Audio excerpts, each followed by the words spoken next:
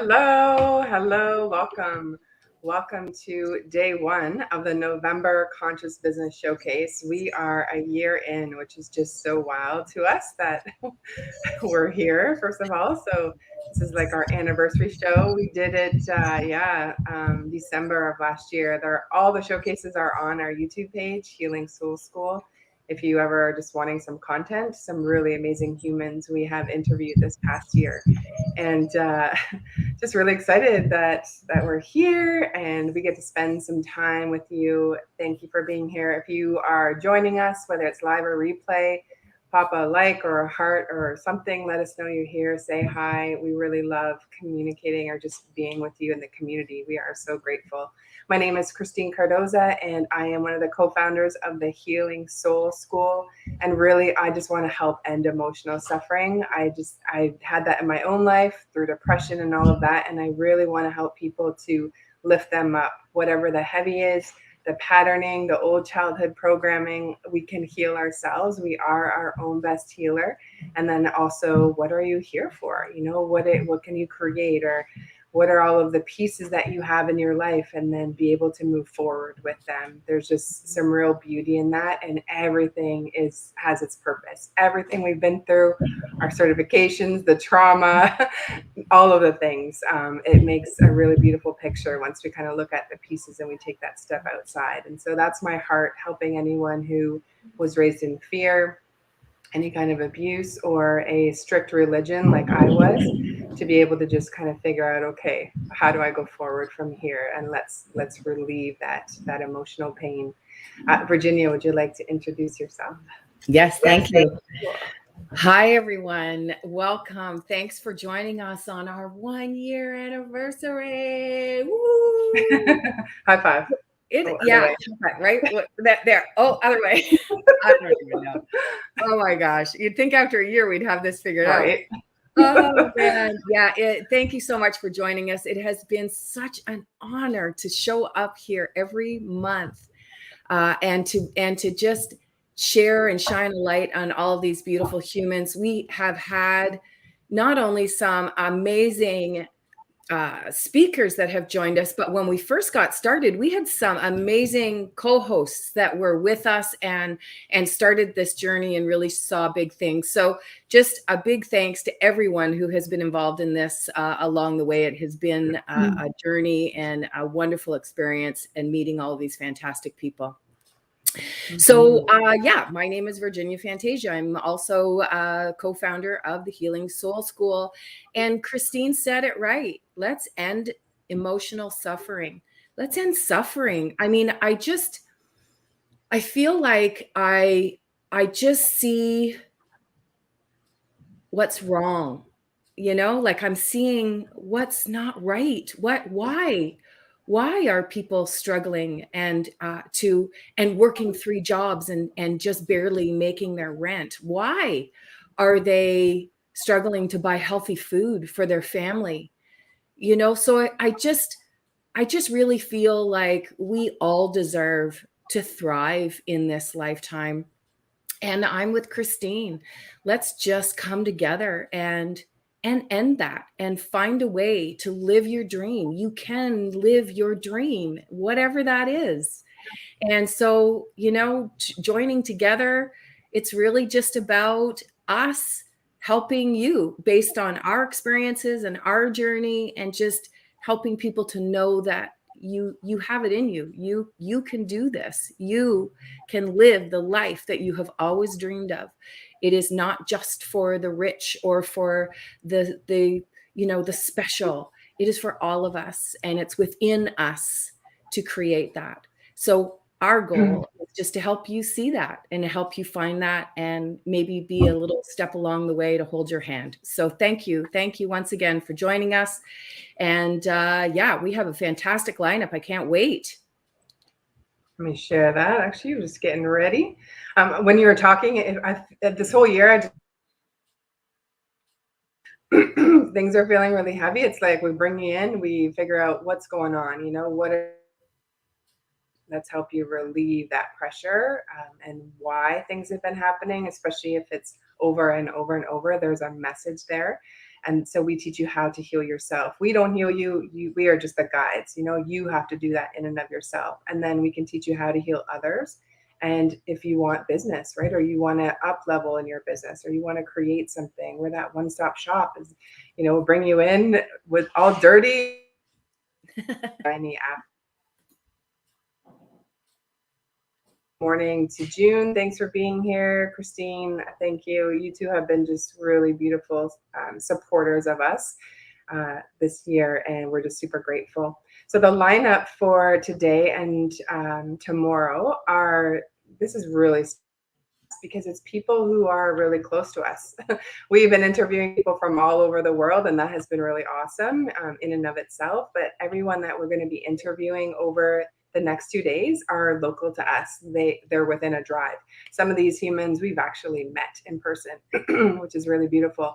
And we're just building community around us as well as who's here. And if you are local, you know us, and you're friends of ours, then these are some people that you can reach out to if it rates. And this is something that whatever their message or their medicine can help you as well. We believe in abundance and that we're all here as community, and we heal in community. We heal together, not separate and by ourselves, as we have been taught. Yeah, I'll leave that as that. And so really today, there's local healers, coaches, people that are really just doing things to help others that are suffering as well, or to help lift their light. And I'm just really excited to share their magic. How the showcase works, if you're new to us, is not, or if you're watching a replay, the first 4 hours are speakers that I have found or Virginia has found. We're just kind of out and about in social media land, and I see someone who's just a shining star. I'm like, wow, can we interview you? It's kind of the process. So if you have a business and you'd love to have an opportunity to share it, please feel free to reach out to me.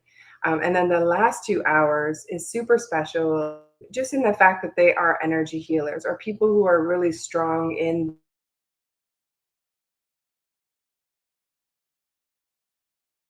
evil, even that we weren't able to have. We were just so scared growing up in this a couple of strict religions that I was a part of. And so I wanted to have a space where you could see energy healing and what it is and how beautiful that you can transform, that we actually have that energy within our own body. And when you can learn some of the basics, you actually can heal your own self, which is really cool. And then you're not dependent on a healer, a medium, a doctor, or anyone else outside of you. We've been taught to look outside of ourselves, right? Happiness, God, everything is outside. But now we're turning in, and that inner consciousness, which really is just self-discovery and an inner awareness of who you are and all your pieces and what makes you tick, that's inside. And that's where we're going, as society.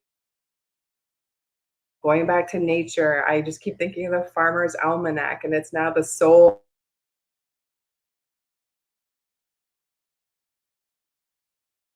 going within. So if you are new to us here at Healing Soul School, some of the offerings that we do have is we teach meditation and how to go within.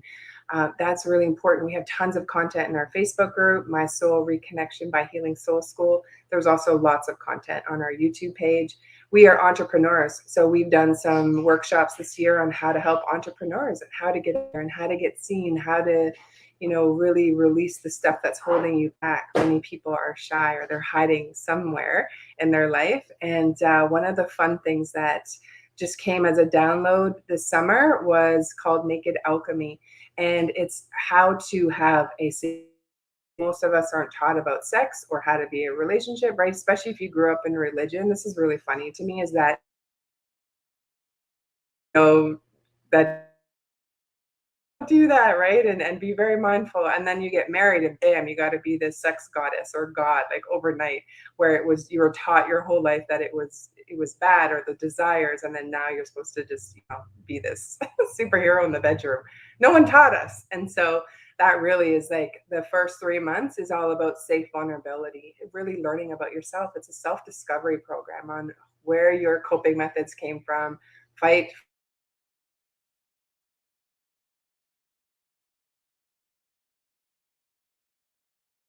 life stuff that we weren't taught, but then also how to come into intimacy with ourselves. So the next section is intimacy. And then sacred sexuality. We have beautiful bodies. They vibrate, they move, they tell us things. But if we're so caught up in our fight or flight, we don't hear or feel the messages. And so that course really is for anyone who was not taught emotional resiliency. Maybe parents were emotional or just didn't have those honest conversations, like many of our parents just didn't know how to.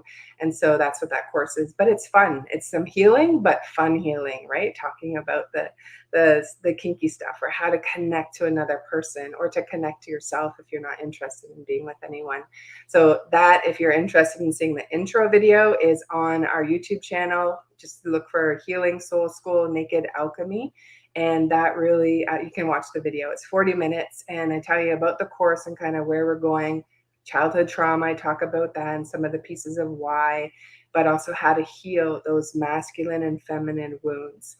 We have said we're a multi-dimensional training school. And what that means is we can go on different timelines. We can move up and down. Virginia and I did a very extensive spiritual course this year through Tara and Gabriel, Tara Antler and her husband Gabriel Thrive. And it's been so beautiful. Like we're taught, about relationships and healing and connecting to our intuition, but also like really deep spiritual soul stuff, where we're out in the universe and astral traveling and connecting and channeling, all those things, which is really neat, that we all have access to.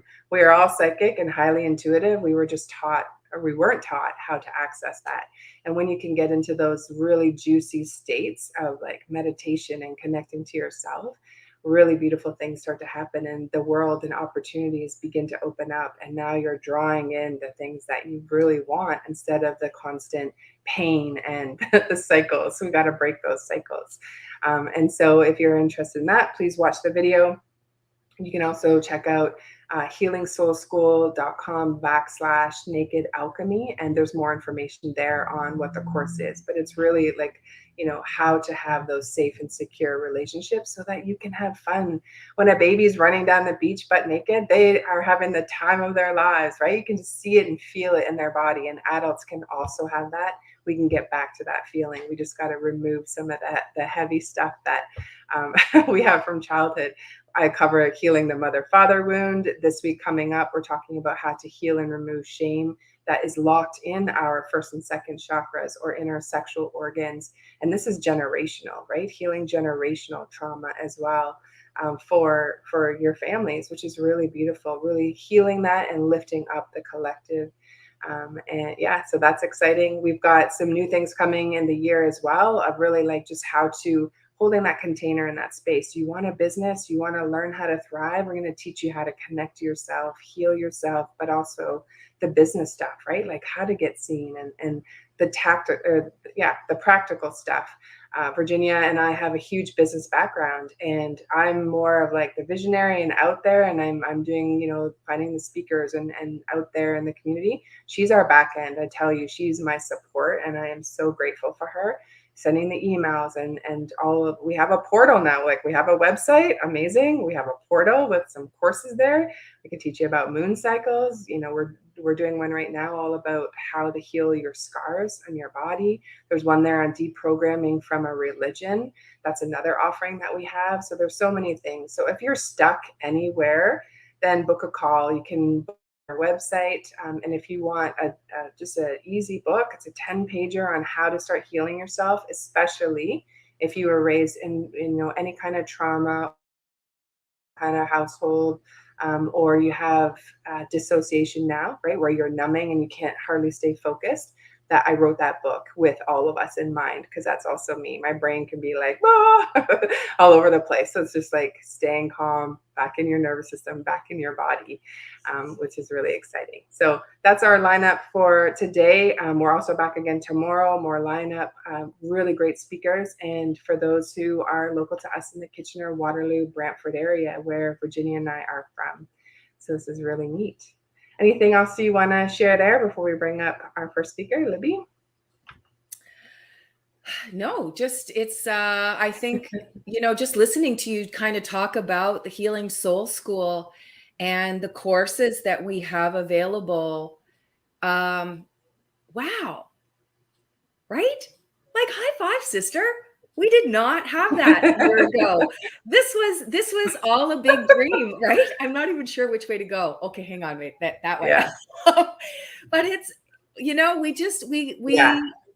this was really a dream. This was really a dream for us to find the best way to help the most people and to be of service, and in a way that supports the community and the people around us. And wow, Mm, here we yeah. are.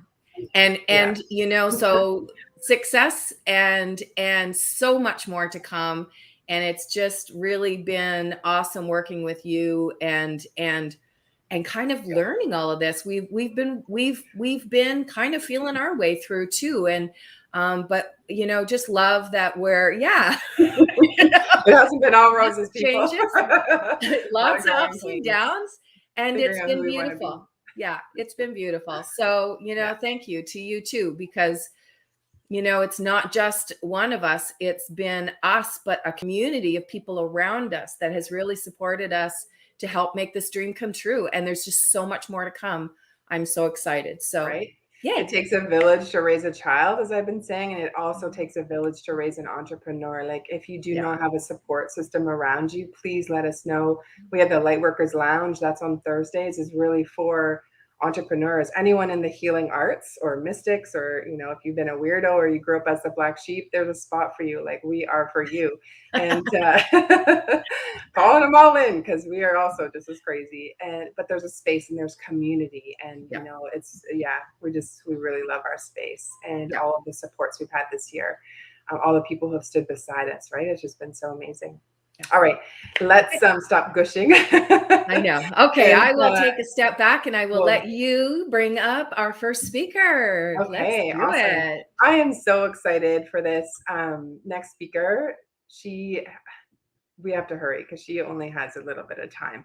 But I really just wanna shine her light, because we both were in Jehovah's Witness religion. So we have come together, and on Mondays we're helping to lead a call. It's called Empowered Healing, and 5 o'clock Eastern Standard Time. If you need any more information, reach out to us. We're part of a bigger group of 8,000 ex-Jehovah's Witnesses that are empowered to move forward, right? It's a very narcissistic kind of religion. Actually, let me bring her up. Hello, Livy. Hello. Hi, how are you? Well, I'm just so excited. I feel like a little kid that you're here, because we normally were on Monday nights, right, on this private Zoom call with people who are looking for help, who've left the religion, and they're just like, oh my gosh, help me, right? I'm still dealing with these things, the mind control, right, the controlling aspects of any kind of religion, and the fear indoctrination and unhooking from all of that. And so this is really just such a pleasure to have you. And it's funny how, like, we're finding each other. I'll be on conversations with people now. It's wild. And I'll tell a little bit about my story, and they're like, oh, I was an ex-Jehovah's Witness too. And I'm like, of course you were. Like, we're just finding each other, right, on how to move and grow forward from that. Tell us a little bit about your story and how you got to what you're doing today as the clairvoyant coach. I love that. clairvoyant While coach. you're doing that, I'm just going to plug in my hard internet, because I saw a message that my internet is wonky. Okay, no problem. So my story, wow. Okay, so it kind of starts off like a funny joke. My mom was a Catholic, my dad was a Protestant turned atheist. I was baptized in an Anglican church, went to a Presbyterian church as a kid, was Wicca in high school, and then fell in love with a Jehovah's Witness. That's So wild. Like, so then became one, married him, was in for 10 years. And so I wasn't born in, and there had been such a range of religious experiences, thoughts, all those things. But I had come from a very emotionally constipated family. And ooh, my mother-in-law was very affectionate, very, just there, supportive, all that nurturing piece that I had really felt like I had lacked as a kid, because I had seen that from other people. And I mean, my parents are loving, they are. It's just yeah, you know, in a different sort of way. They didn't have the skills, right? Yeah. Well, I mean, it was a Who different, taught 'em? it was a different kind of skills, right? And with like very my parents are very scientific, so it's very, you know, meticulous, that kind of thing. So I just was totally attracted to that, you know, bring you in, love you, you know, to pieces. And then once you're in, you realize, that's not authentic. And you know, once I had my own child, it really made me think. And I was seeing how the religion was affecting her and what it was expecting of me. And, you know, how it even affected my husband at the time. Uh, and you know, sort of caused him to be more narcissistic, more controlling, that kind of thing, in order to feel like he had any control in his life. So I just saw so many pieces that I needed to say enough already. So basically, married in, divorced out. And then from that Mhm. point, I was like, I want to heal from this. I've always wanted to heal other people. I've always been the person, the go-to for individuals. And it progressed to me working 20 years in crisis response after I left. and and and from there it was the piece of, look, you know, everyone is sort of spiraling. Like I work for distress centers and victim services, and you'd see the same patterns going over and over again. I was like, there's got to be some way Yeah. to put, you know, like that stop or that piece that helps people get out of that rut. And I Mhm. found that solution focused coaching was it. I started a new program with the Distress Center in Wellington Dufferin back, oh, I guess it's 20 years ago now. Uh, and it was the Connect program, and it was all about supporting people to approach things in a solution focused way. So instead of going into the narrative of what I don't want, what is it that you do want? And supporting the connection to values, supporting those pieces. And the difference that it made was huge. And these are only like 3 or 4 basic coaching skills. So I was like, I got to know more about this. So there you go. I went and got certified as a certified coach. I'm ACC, actually close to PCC level with the International Coach Federation. And, you know, I support those individuals who have come out of those high control situations. Either, you know, it could be the high control religions, it could be domestic violence, it could be, you know, any one of those high control situations, and support Mhm. them really to connect with their own authentic life. Because Yeah. when you're connected to that, man, anything is possible. Mhm. Yeah. That's so beautiful, and I forgot about that, your training, you know, and the centers, right? The distress centers, and like, wow, you know, that's a lot of cortisol for many, many, many, many years of your life, right? Yeah. It was funny because when I was the volunteer manager, I used to train the volunteers and everything, and there'd be times where I would train the volunteer directly on the phone. You know, I would be their mentor on the phone, and they would be like, "Oh, I don't want to be on with Libby because she's a suicide magnet. She always has people who are suicidal on her shift." And I was like, "Why not learn how to be able to support somebody when you've got someone who is so comfortable with these conversations Yeah.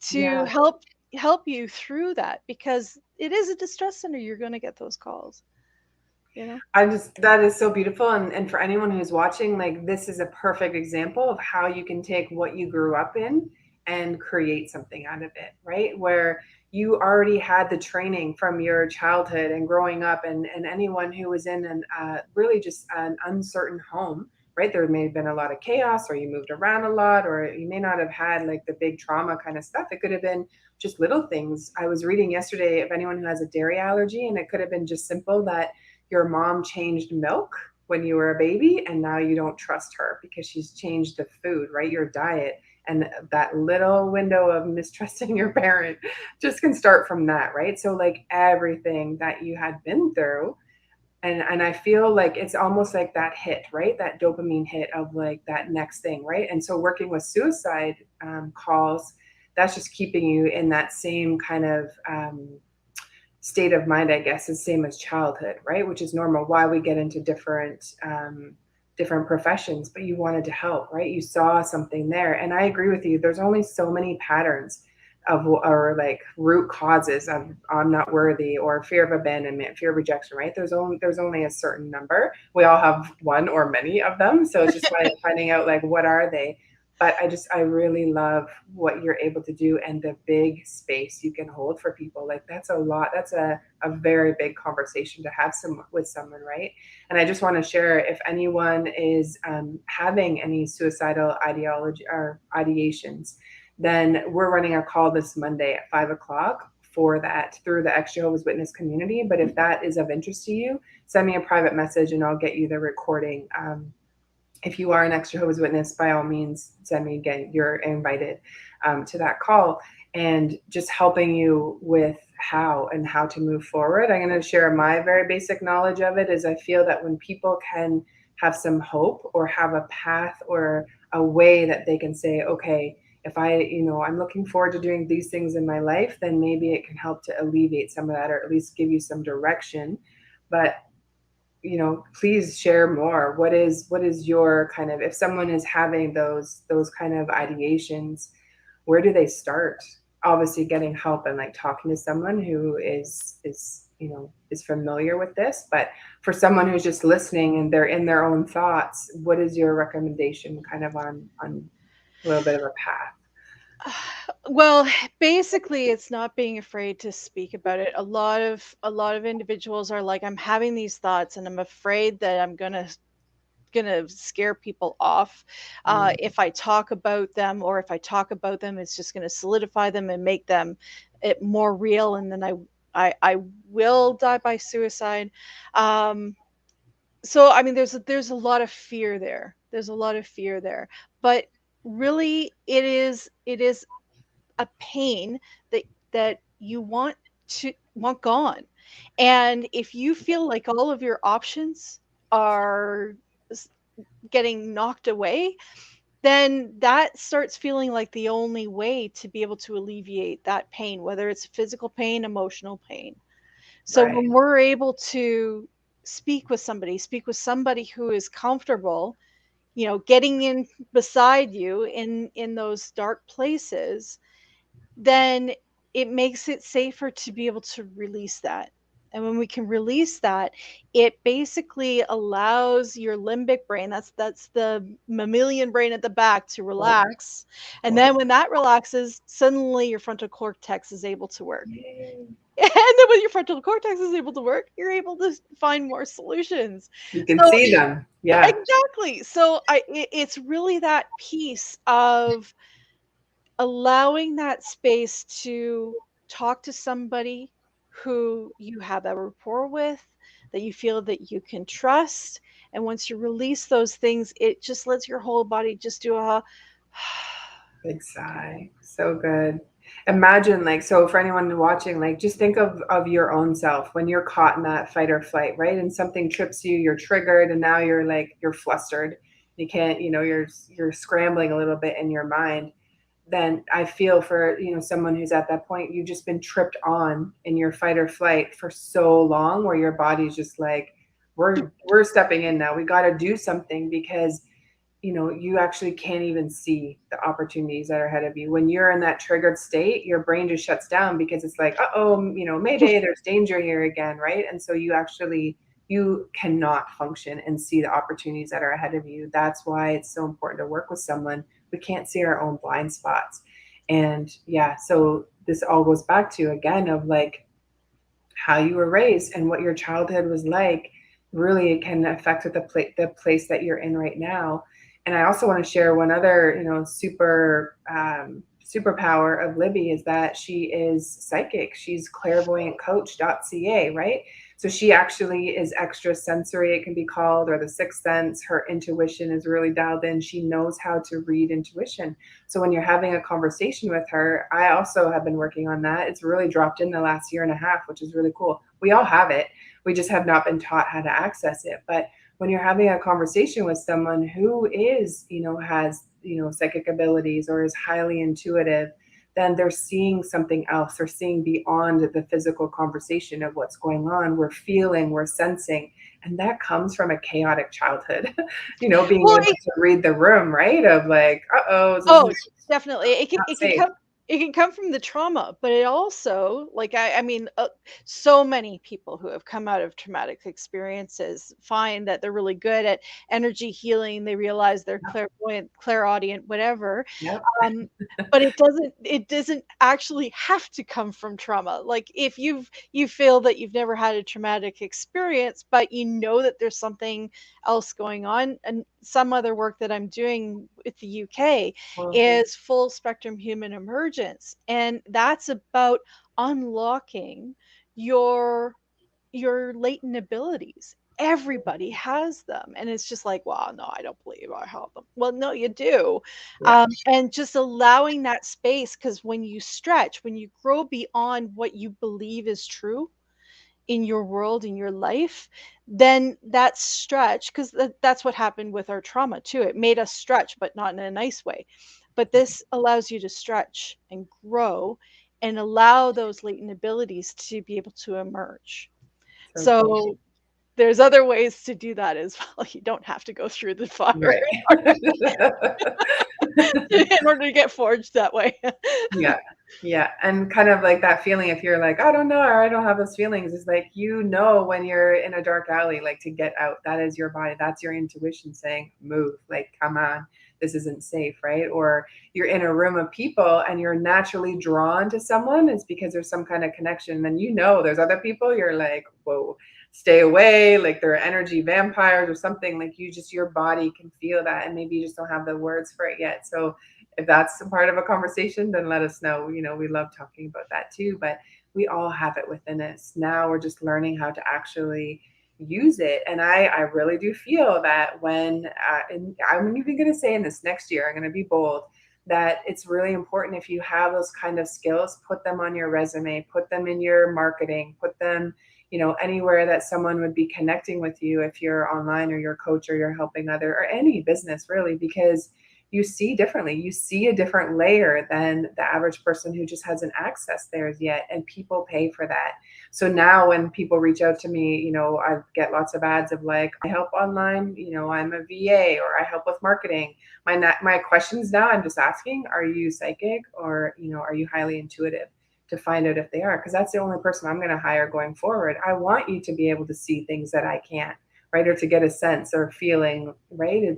And just to be able to have that. So if that's you and you have it, start marketing yourself with those skills, because that is something that people are going to pay for or hire you, because you have that skill. You see something that not everybody does. It's very and unique. and I can understand how terrifying that is, because 2 years ago, when I was like, I was on a business retreat, and I was like, oh yeah, and I get these downloads of questions, and like I've always seen dead people too, but I mean, when I'm coaching, I get these divine download type questions that have nothing rationally to do with anything else, but they Yeah. make a huge difference in the conversation, in the coaching conversation. And I said, and it's like I'm clairvoyant or something. And my business coach just looked over her glasses at me, and I was like, oh no. Now I gotta come out. It's like, oh, clairvoyant coach, that works. But I work with formerly very fundamentalist religious people. That's gonna Right. terrify You them. are afraid. Yeah. But it's those who are becoming aware, those who are ready to change. It really does help to, yes, narrow the niche, but people also know that's the person I want to work with. Just as you Cool. said, I want somebody who can see more, who is able to stretch me further so that I can get to where I really want to be in life. Yeah.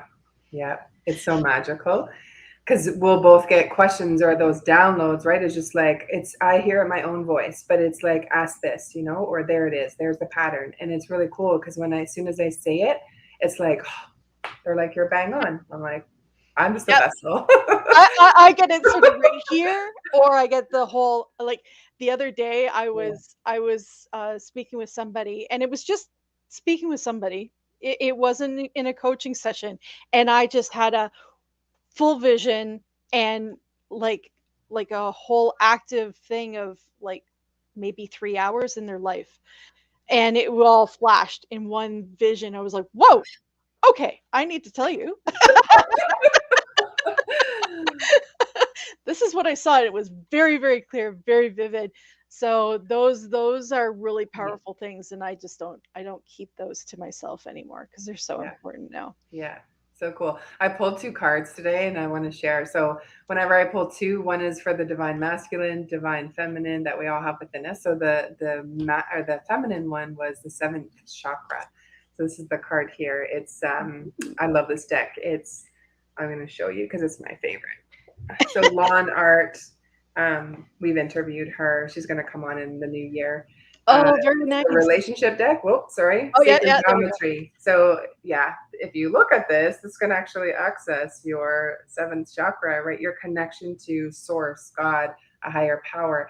And when you've been raised in any kind of religion, then this is, God can be a very disturbing kind of conversation, right? Like he was mean, or we were taught that it was this very judgmental kind of deity in the sky, and I don't buy into that anymore. So with this, is just like for yourself, whatever your expression of the divine is to you, whether it's God, creator, source, spirit, mother nature, just ask the universe, say, show me, like I don't understand, or I have these gifts, or I see things, or I'm seeing visions, or I'm seeing numbers. Just ask the universe, and then find someone who can help answer those questions for you. There is lots of help, definitely. And then the next one for the second one was authenticity, and this is a call for all of us to be in our authentic selves, to what lights you up. If you are spiritual, or you are clairvoyant or clairsentient, any of the clairs, and you have that extra sensory, or that extra, that sixth sense, and you're not loving what you're doing now, maybe there's something more for you, right? Just to kind of get curious and be in that authentic self, because life just gets so much better, right, Oh, when we're in that space. absolutely. I mean, even with the clairvoyant piece, how can I ask my clients to step into something scary that's authentic and theirs, and not Right. do that myself, right? Authenticity is huge, and it is a release. It absolutely allows you to just flow in the world when you can Mhm. live authentically. Yeah. If you're watching, please pop in the chat. Like, do you have any, extrasensory skills? Can you see visions? Do you hear? Some people smell, right? They'll smell cigarettes and then they know that their loved one is nearby. We smelled cake in the house, both my mom and I, around my grandmother's birthday. We're trying to figure out, she's passed on now, but I think it's just that reminder, like, I'm still here. Uh, I get a Polish relative that seems to like to twitch my nose, and I'm like, what is that? Funny, funny. Yeah. So if that is you, or you have those skills, pop in the chat. It'd be just really fun to see, who else has them. Or this is another one that I find so fascinating, is people who had these as kids. They could see visions, or they would tell their adults, their caretakers, and they would quick hush them, or say, like, don't talk about that, or whatever, because we just didn't understand. Or especially from religion, they're like, that's evil, don't do that, right?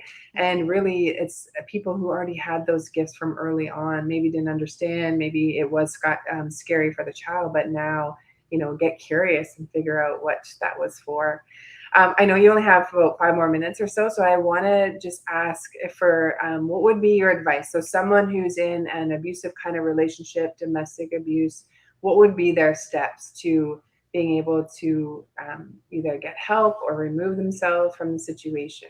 Oh, that's a big one. That's a process, all in itself. I actually have cue card that I made up, and it's available on my website. Cool. But basically, what it is, it's planning ahead. So being able to connect with someone, whether it's a friend, family, victim services, to start making a plan, a safety plan, um, allowing yourself the space and time that you need, moving money. That's a huge piece, right? So moving some of your money into a private account that is not accessible by anybody else, and that can be a scary and frightening thing to do, especially if there's major violence going on, and you may not have control over your own money. Uh, Basically, it's a bigger conversation than 5 minutes, is Right. what I'm saying. But if you're able to connect with somebody, a friend, a neighbor, have some sort of signal that allows your neighbors to know that something is happening and that you need help.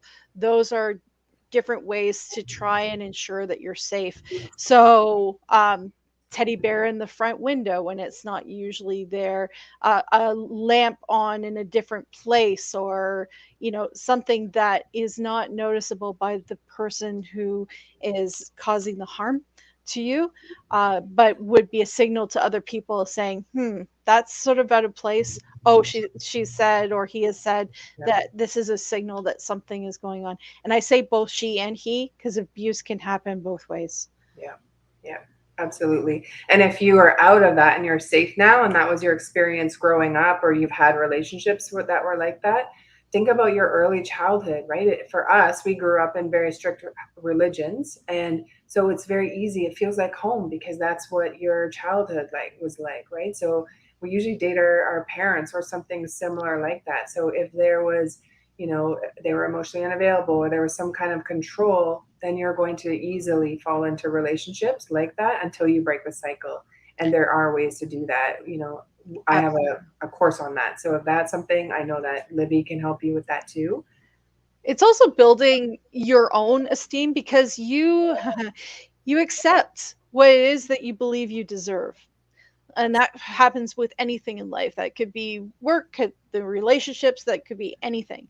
So when we work on ourselves, when we do our own self growth, then we start accepting higher Very good. for ourselves, from our own self talk and from other people. Right.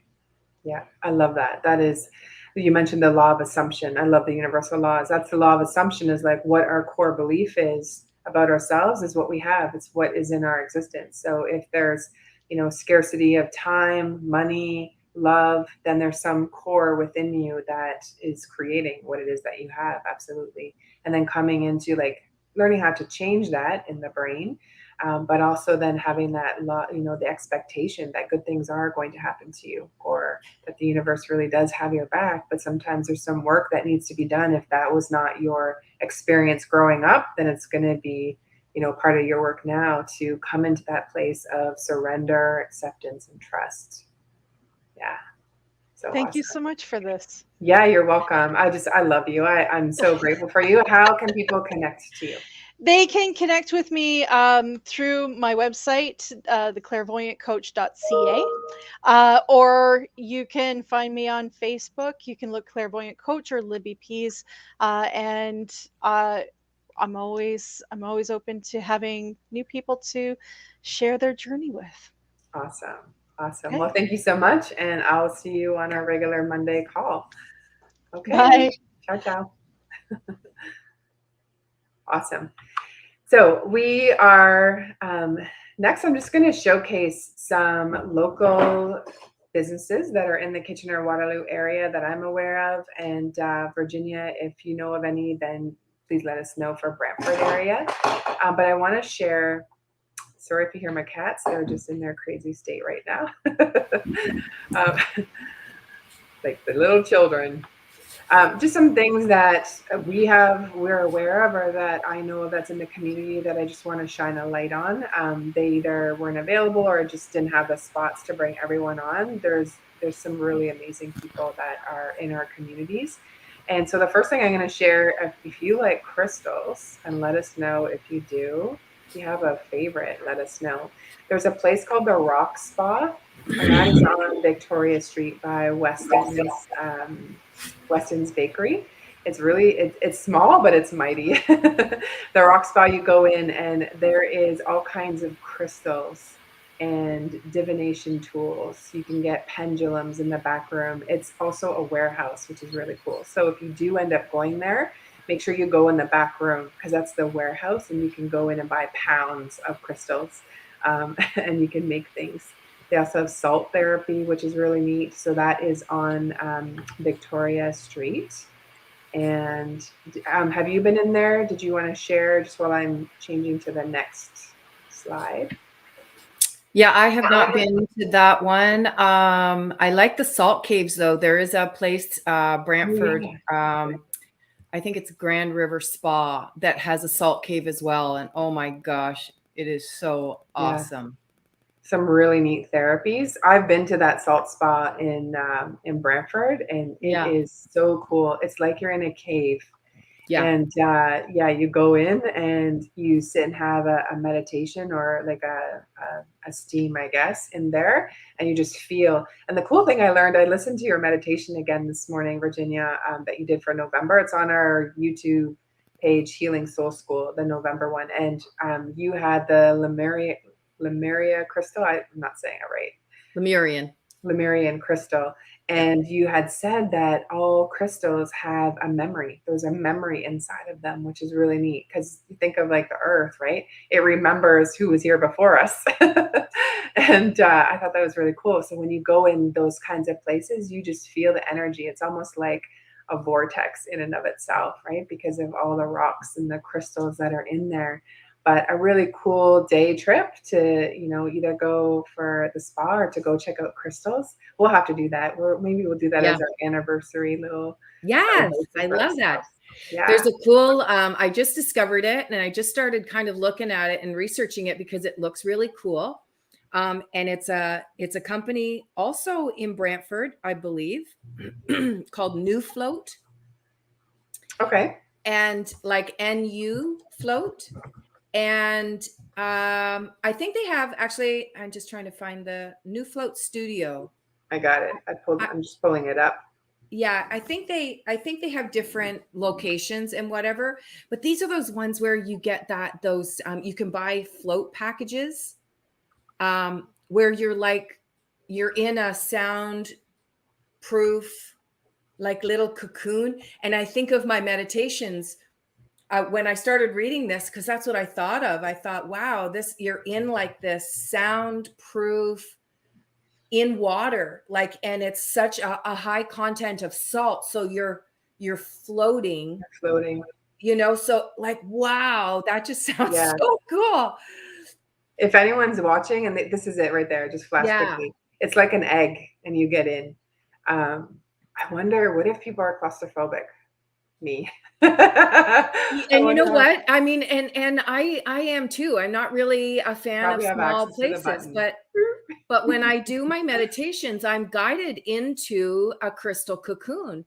And when I'm doing that, I just know that I have the space. I know that it's not a squishy, condensed, so I'm wondering if I can use that to go into something like this, right? That state of I'm safe, I'm protected, I'm in a cocoon, not instead of like, oh my God, I'm in a small space and I'm stuck in water, Here's some packages that they have. I'm trying to show a photo of it. It just looks like an egg, basically. The Rock Spa had it too. I noticed on Victoria. Oh yeah, Street. Yeah, cool. Some really sexy people they got going to their place. Great photos. So you can do that, $60 and go do that float. That sounds really cool. That's something that I want to do. Yeah. Awesome. Okay. Next, I wanted to share another business. This is a wellness center that I was going to I've done a breathwork class. I did my very first breathwork class there, and I cried like a baby because she had us with an intention. I was really struggling with raising a little kid at the time. And so just like all the guilt and the stuff that I was holding on to was really beautiful. But I just want to share. So this is Frontline Forward, and they're near Binghamton's on Shirley Ave. And the training facility of the Titans. How cool. They have a really awesome yoga space. So you can go there. You can have a membership. It's for frontline workers, really is why they built it. The owner used to be a frontline worker. I believe he was a paramedic in that. So it's really neat. So you can work out. There's a workout space. They have trainers and all of that. They have a really awesome yoga space. I just wonder if they have a photo. So if you wanted like a space, or you are a facilitator and you're looking for some space, it is gorgeous. Really beautiful. I don't know where their photos are. Sorry. So just something else that I wanted to draw to attention. Let me see. I think it's under our services. Let's look. Oh, they put a medium on staff now too. That's awesome. Oh, cool. That's Melissa. I bet you. There's yoga. Okay, let me just open the yoga and then you can see the space. Let me show a photo. Here's a good space of it. I've done a couple of workshops in there as well, and she's just an awesome human, the daughter of the owner, and just helping people. They have different, there's also other practitioners that are there. Sorry, I don't even know what website I'm just going to stop sharing, but they're just really neat company. So just another one I want to draw attention to, because they've got all kinds of services, and I see that they've added, which is really awesome. And it's a family-run business. Absolutely beautiful, beautiful humans that are there. So that's something else that's available in our area. And then one last thing that I came across, which I think is just super cool, is there's a lady, her name is Rory, and unfortunately, she didn't have a chance to be able, like, the time to get on with us today, but I want to just draw attention. It's a medium school here in Kitchener, and a lot of her courses, of course, are going to be online now, but how cool, in Kitchener, we have a certified medium school.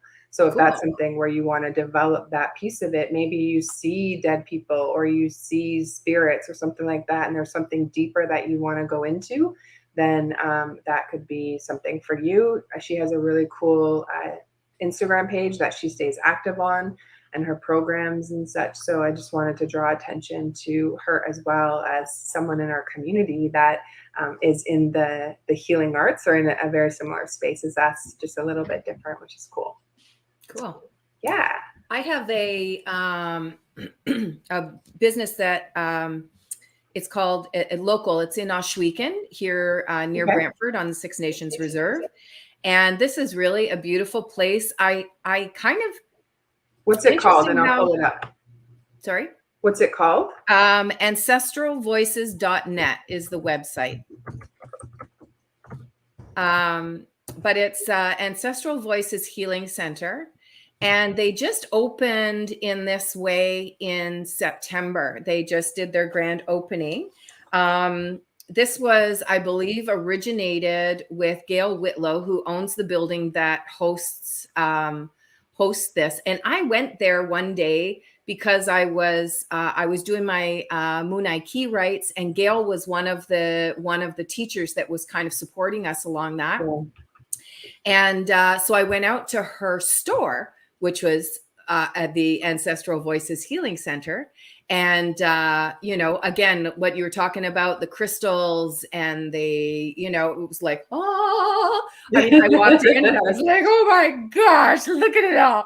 Like the crystals, and they just had some beautiful, like lots of different teas and herbs, and it just felt so homey and so earthy, and I just loved it. And I didn't realize at the time that she was offering all of these different, so they've got, I think, over 30 different practitioners of every type that are working through the healing center and offering so many different things. It's just a really heart-centered wellness center for anybody that's kind of looking for that. And so I'm really proud of them. They're doing a great job with that, for sure.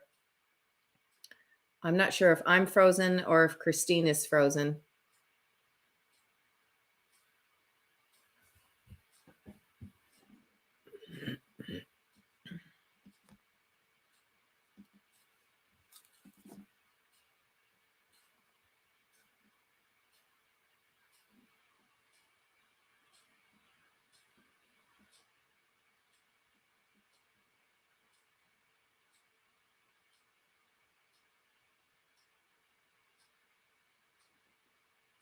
Okay. Apparently it was Christine that was frozen. So yeah, so that Christine had the screen up there. So Ancestral Voices Healing Center. You can find, I believe they have a group on Facebook, but yeah, they just have some really awesome things. I've just got it up on my phone here, so I can't share it on the screen, but when entering Ancestral Voices Healing Center, you acknowledge. Oh, okay. That's just other stuff. Store hours. I'm back. Yeah, I lost the screen, so I was trying to find it on my phone so I could share what it was all about. But it carries a wide selection of herbal medicines, crystals, smudge, and handcrafted items. It was just beautiful. It's just a beautiful store. They're offering, the healing centers offers traditional and alternative healing therapies, native traditional healers and counseling, healing massage, chair massage, hot stone massage, chakra balancing, crystal healing, traditional medicine consults, orthotics, professional foot care, Bowen therapy, reflexology. Like, it's everything. They're really kind of just, in my opinion, taking it all and just offering so much under one roof. So yeah, it's a beautiful place that I'm happy to share about. And I'm glad that I was introduced to and to know these ladies. They're doing wonderful things. And it's a good way to support local. What I've been thinking through, like, for the next 2 days, everyone, is whether you're near us or online bookings and sessions.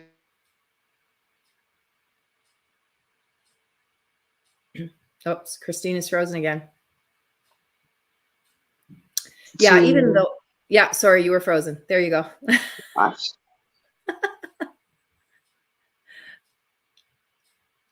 But yeah, so that's what Christine was saying, is that even though a lot of this stuff is close to us and that we can drive to it, they're still offering online courses and online appointments and stuff like that. So yeah, there's just so many beautiful, beautiful things around us. Actually, we had Sage on our show, Sage Ravenstar. I think it was in September, and Sage offers appointments and healings and that stuff through the Ancestral Healing Arts Center. So yeah, it's a beautiful place. Cool. All right. Well, we have our next guest backstage. Are you able to help bring her on? I'm on my phone now, so I'm a little bit more limited. Cool. And Jillian, I found online. Hi, Jillian. How are you? There. Good. How are you, ladies? Hi, good. Jillian. Very good. Good. So excited that you're here, and I love what you're doing with. I'm not going to, take away from what your story is and what it is that you do. Virginia and I, we trade off the interviewing because it's too much to be live for 6 hours for us. So Virginia is going to interview, but I just want to say, like, I love what you're doing and the assessment that you have online that I know that you'll talk about, and just like ways of helping people to heal, like getting to what's going on in your body and finding that root. I just think it's so beautiful, and I'm just really excited that you're here with us today. So thank you. Very much. And I'm honored to be here, and I'm happy to have connected with you. And I look forward to speaking with Virginia as well. So awesome. Okay, we'll take it away, ladies. Thank you. All right. Hi, Jillian. Very nice to meet you. You too. You too. Happy that you're here with us. Yeah. So, let's just dive right in. Tell us who is Jillian? And I love the title, first of all, Root Cause of Health Issues. So let's get right into it. Excellent. Okay. So a little bit of backstory about who I am, how I got started. I have been an athlete my entire life, very, very passionate. And I went through the conventional path of what you are told. I did a lot of training. I did my schooling, and it was very conventional oriented. You eat this, you don't eat that. This is how you treat things. And I found myself getting more and more ill as time went on. I didn't know how to address what was actually going on. So it it just escalated and escalated. And during that time, I kept, taking my own advice that I was taught, and it wasn't working. And I continued to give that advice to others, because that's what you're trained to do. If it's not working, it's probably your fault and you need to try harder. So that was probably about 10 years of my life. I don't want to use the word wasted, but I wasted doing that and continued to get more ill. During that time, I was diagnosed with hypothyroidism. I had my gallbladder removed. I was on high dose anti-inflammatories because I could barely walk downstairs. And this is an athlete. I shouldn't be in this condition, quote unquote. It shouldn't affect me. I was supposed to be the epitome of health. And I was really sick, but I wasn't dying. So I just continued to push through and take the conventional advice. And it wasn't until the point where my mom was diagnosed with terminal cancer. And that's when I really started to take things seriously, because that was, well, now somebody that I really care about, she was given 2 months to live. How does somebody go from being healthy to being taken away from you within a matter of weeks? So I really dug in. I put my career on hold.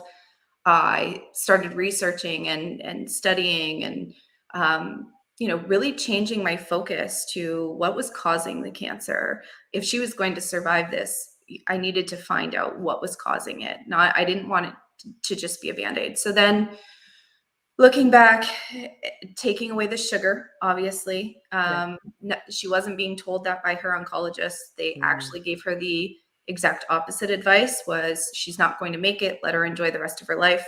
And it was, I've had many arguments with her, not just her oncologist now, but, ones that are still doing the same thing. It's in all of the literature. It's in all of the data.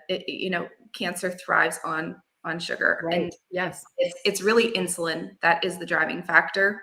But obviously sugar is the driving factor of insulin. So it really, I didn't know a whole lot about it, but I did know we need to remove all the sugar. And we did that on day one, just take it out. And as I was learning, we implemented more strategies. She went through the conventional approach to cancer, which she did chemotherapy. She had masses in her lungs. It had also spread to the fluid. So it was everywhere in our body. And then as we continue to go through the removal of toxins, she was a 30-year smoker, and she hadn't smoked for 20 years, but that toxin was still there. We had lived in a moldy environment when I was young. She was full of arsenic. I had done some testing. She had arsenic all over. So that's not really a surprise. Every lung cancer patient that I've ever worked with has arsenic in their lungs. So it's not being addressed. Every single one has been poisoned with arsenic. And cadmium is another one, but typically arsenic gets stored in very toxic amounts. So we started trying to remove those things. She went through chemotherapy, didn't lose her hair, didn't have any illness. We were supporting her immune system, supporting her body. At this stage of the game, it was to the point where before she started chemotherapy, we took her to the Bahamas. Very last minute, the second she got diagnosed with terminal, they put her in palliative. They weren't even going to try. So we took her to the Bahamas because she had never been and she wanted to go. And it was kind of an end of life, celebration. And then she came back and she hit chemo hard, and we started making those adjustments. But while we were on the cruise, there was no sugar. We took everything out. So, this is supposed to be your dream vacation, and she's not allowed to eat.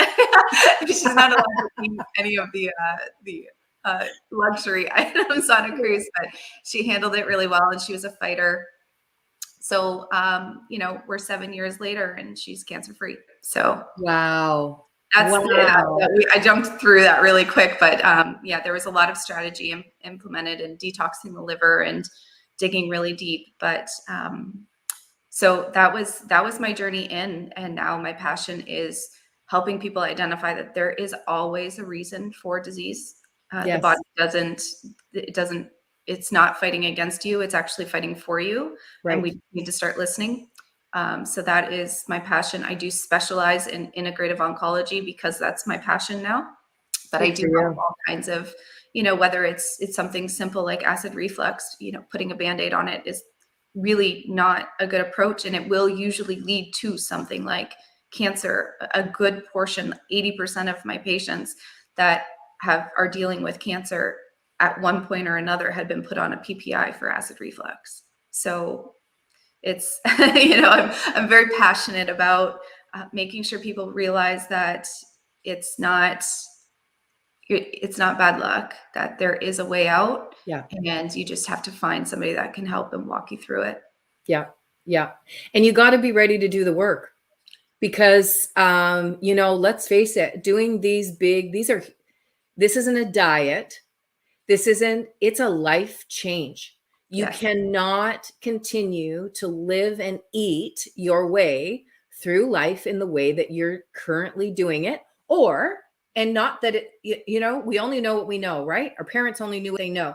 That's right. We learn from what we're taught. Just like you said, you were taught that this was how you dealt with injury or when you weren't feeling well and whatever. And my journey is very similar in that I tried their way.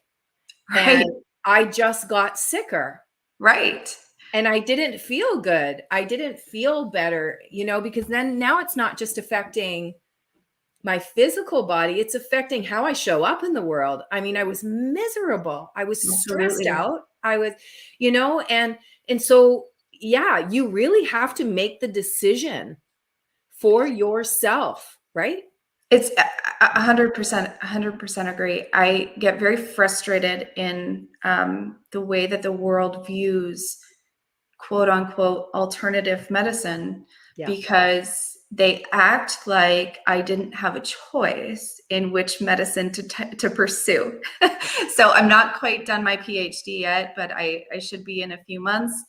And when people say, well, you're not a real doctor, I have to step back and just chuckle, because I had a choice of which type of doctor I wanted to become. Right. And I'm a very competitive person, and I don't like feeling like a failure. And I was feeling like a failure when I was on the conventional path, not just in the advice I was giving myself, but in the advice I was giving other people. It didn't work. Right. So you can continue to do something that fails, or you can find the better path. And I think that's what people aren't really understanding. And I will say it's becoming more and more prevalent, and people are starting to realize what's being shoved down their throat right now is not, I mean, look at what's happening in the world right now. Exactly. And I'm very outspoken about it. I think it's dangerous, and we're going to be in a lot of trouble in the next 5 years. Yep. And people are starting to wake up, but not enough. And it's really scary. Yep. And I would say even the doctors and the nurses are being told to be 100% behind this. They've got to see that this is not a good approach. And we're human beings, and we want to believe in what we've stood behind. It was really a rough few years for me after realizing I had been lied to for almost my whole life. I was angry, and I had to find a way to kind of get that under control and find a way to help people, as opposed to be bitter about it, because it can be, once your eyes are open, you can't unsee it. So that's what I try to tell people. And you were exactly right. You don't know what you don't know until you know it. Exactly. And with the frustrating part, the part of that journey for me, like you said, when I was seeing a homeopathic doctor, I was seeing different holistic practitioners, and they were telling me all those things to do in my life. And I was struggling so hard, because it's not just me. It's like, and it always came back to food. Yes. And I was like, well, I have 7 people in my house that I cook for every day. One can't do dairy, one can't do peanuts, I am just not even factored into this picture. Right. How the hell do I cook Like I'm cooking Exactly. 7 different things. You know what I mean? Like I just, it was so hard for me because like you said, we are told that the Canada Food Guide is the end all and be all of what we should be eating. So when I looked at what I was eating and I was making, maybe I was choosing whole grains because that's what they told me. I had to get away from white bread or Right. whatever. Well, for me, those whole grains still turn to sugar. They turn to sugar for everybody. You're human. Right? So it was like, so it was really, it's a process of understanding that. So even though I thought that I was making all of these healthy choices for my children and my family, I don't know that I was really helping them because That's right. you're trying. And it wasn't until, just like you, I got sick. I started having, I was having a lot of stomach issues, but then I started having gallbladder attacks. And at the time I was living in Panama and I was like, hell no, I am not getting this out. It's telling me something.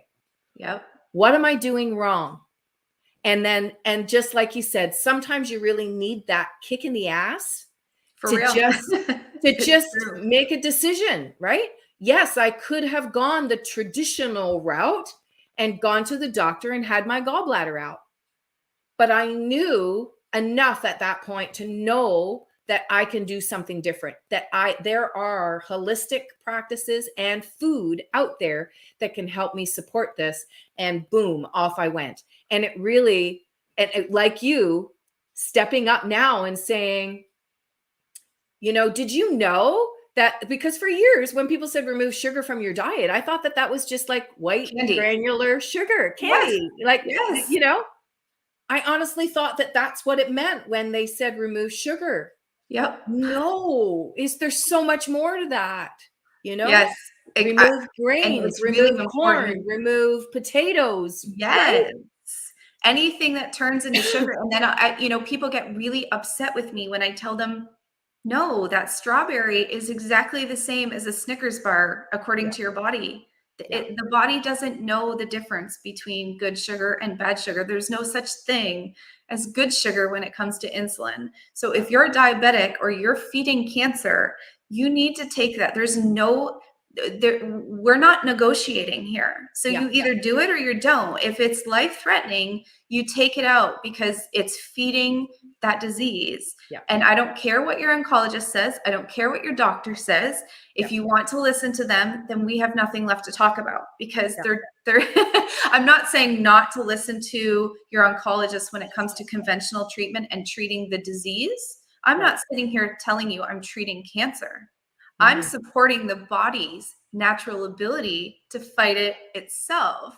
So you can do the conventional therapies. In fact, I encourage that because cancer is a very, very, it's deadly.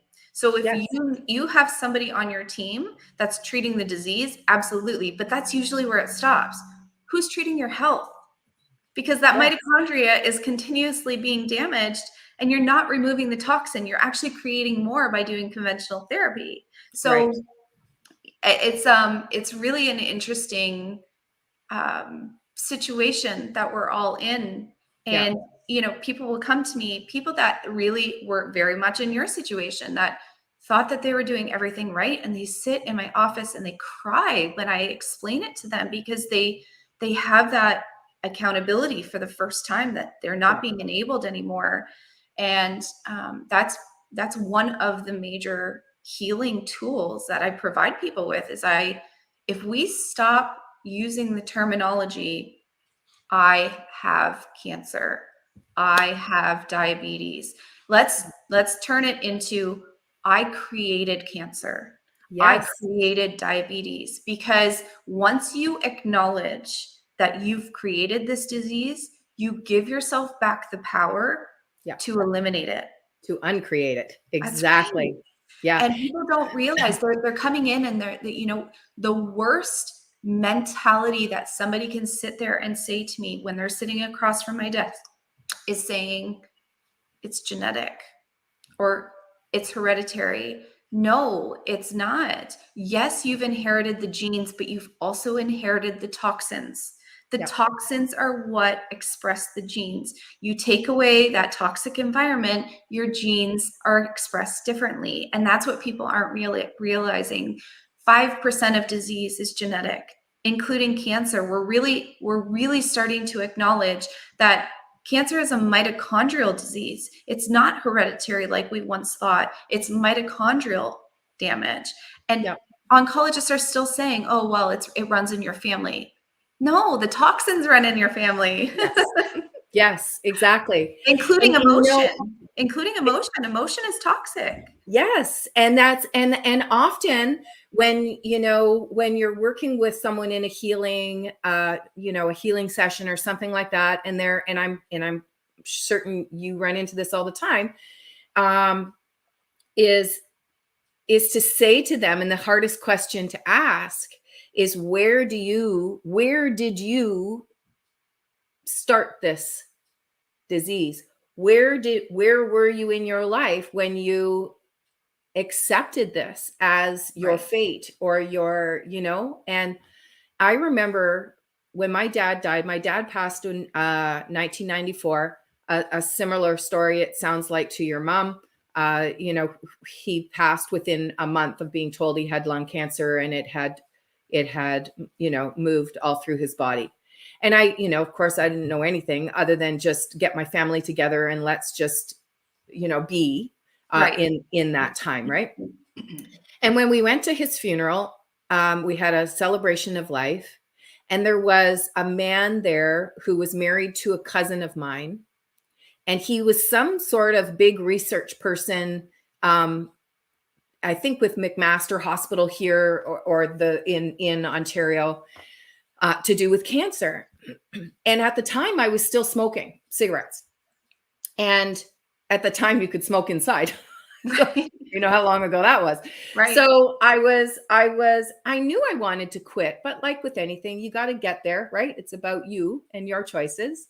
Yeah. And so I was having a cigarette, and this man, whom I don't think I had ever met prior to this day, said to me, "Did you know that the daughter of a father who dies of lung cancer has a 100% chance of getting lung cancer also?" And I just stopped and looked at him, and I'm thinking, who the hell do you think you are? And I took a big fat drag off my cigarette and I said, hell no. Like, don't you attach that to me. Right. And I don't think I realized it until much late, probably until these last few years of my own healing and stuff, that he tagged me with that. Yep. And that there was a period of time that I accepted it. That's right. And now it's like, no. That's right. And so, yeah, you don't have to choose that, that's so beautiful. Like it's a choice. Yeah. And people are being enabled that it's not in their control. And I'm going to bring it back to what we're going through. I won't get super political about it, but what we're going through today and being forced into injecting your body. I have spent the last 4 years of my life detoxing those very same chemicals. I don't have a gallbladder anymore because conventional medicine convinced me to get rid of it, like as if I didn't need it, and I didn't know better at the time. So my detox ability is already suppressed because bile is our number one detoxifier, and I don't have that ability to produce it anymore, or release it, I should say. Yeah. So it's, when you stop trusting the people that are telling you they know better and they don't, it becomes enlightening. No, I know that my mom used to smoke. My dad used to smoke in the car with me when I was a child. I was in that environment. I used to do fundraisers in bingo halls where smoking was still legal. Yep. So here I am as a 14-year-old kid, fundraising in the bingo halls, inhaling all of this secondhand smoke. So I was never a smoker myself, but in reality I was. So yeah. I know what's in my body. This is accountability. I'm not going to blame. I know it's there. I know what I did. I need to take precaution. I need to stop eating the foods that I once lived on and I thought it was okay because I was an athlete. I'll just burn that off in calories. No, it's not calories in, calories out. You can't burn off poison. Right. Exactly. So exactly. it's, you know, it's, and when I first got into this and I learned all of this stuff, I thought, wow, I know so much. I'm going to help so many people. Yeah. And that was a big kick in the ass because people don't want it. They don't want to hear They it. don't want the help. So, and I feel like for the first couple of years, I really wanted to push my agenda, and I use the word agenda, but it was a healing agenda. I really wanted people to know. And then I backed off because people have to want it.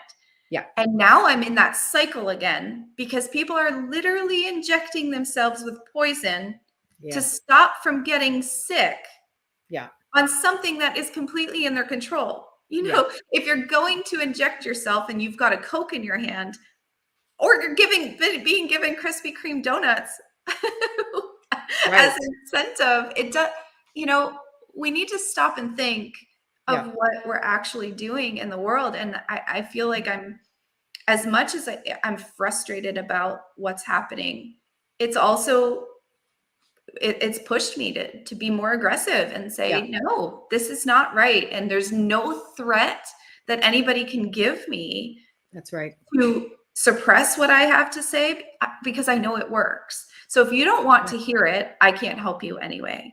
But there are people out there that do want to hear it and they just don't know where to find the information. So that's, you know, I love what you're doing. I love that we can have these discussions and help people understand, you know, where do we go from here? Yeah, because you're right. And that was a really frustrating part of my journey too, was as I was healing and learning this stuff. I mean, I would say to people and to my own kids, and I'd be like, you truly are what you eat. That sounds like such a one-off comment that we've all heard. Yeah. But you really are, you know, like, and just little things. My son will say, one of my boys messaged me the one day and he said, wow, I just went to get some x-rays on my ankle because it was swollen and, you know, and blah, blah, blah. And I don't know why I don't remember, you know, injuring it. You know, I don't know what's going on. First thing I said to him, look at what you have eaten or drank in the last 3 days. What have you done?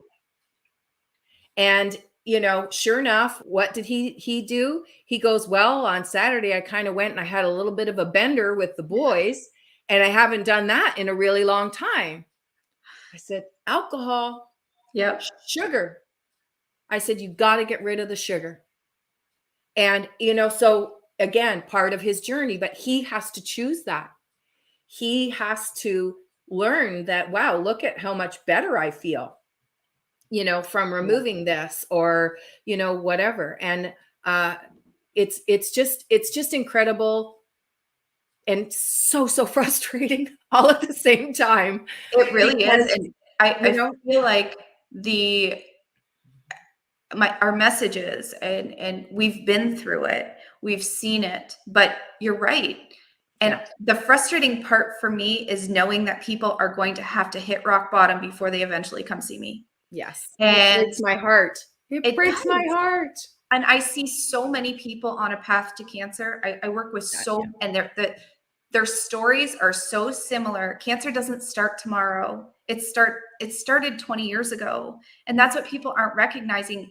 I'm seeing the symptoms and they're saying, oh, no. I've seen my doctor. My acid reflux is under control. They've put me on Nexium. They've put me on whatever the next drug is, and it's under control. No, it's not. It's suppressing a physiological body need, and it's going to turn cancerous because that's your body's first line of defense you no longer have.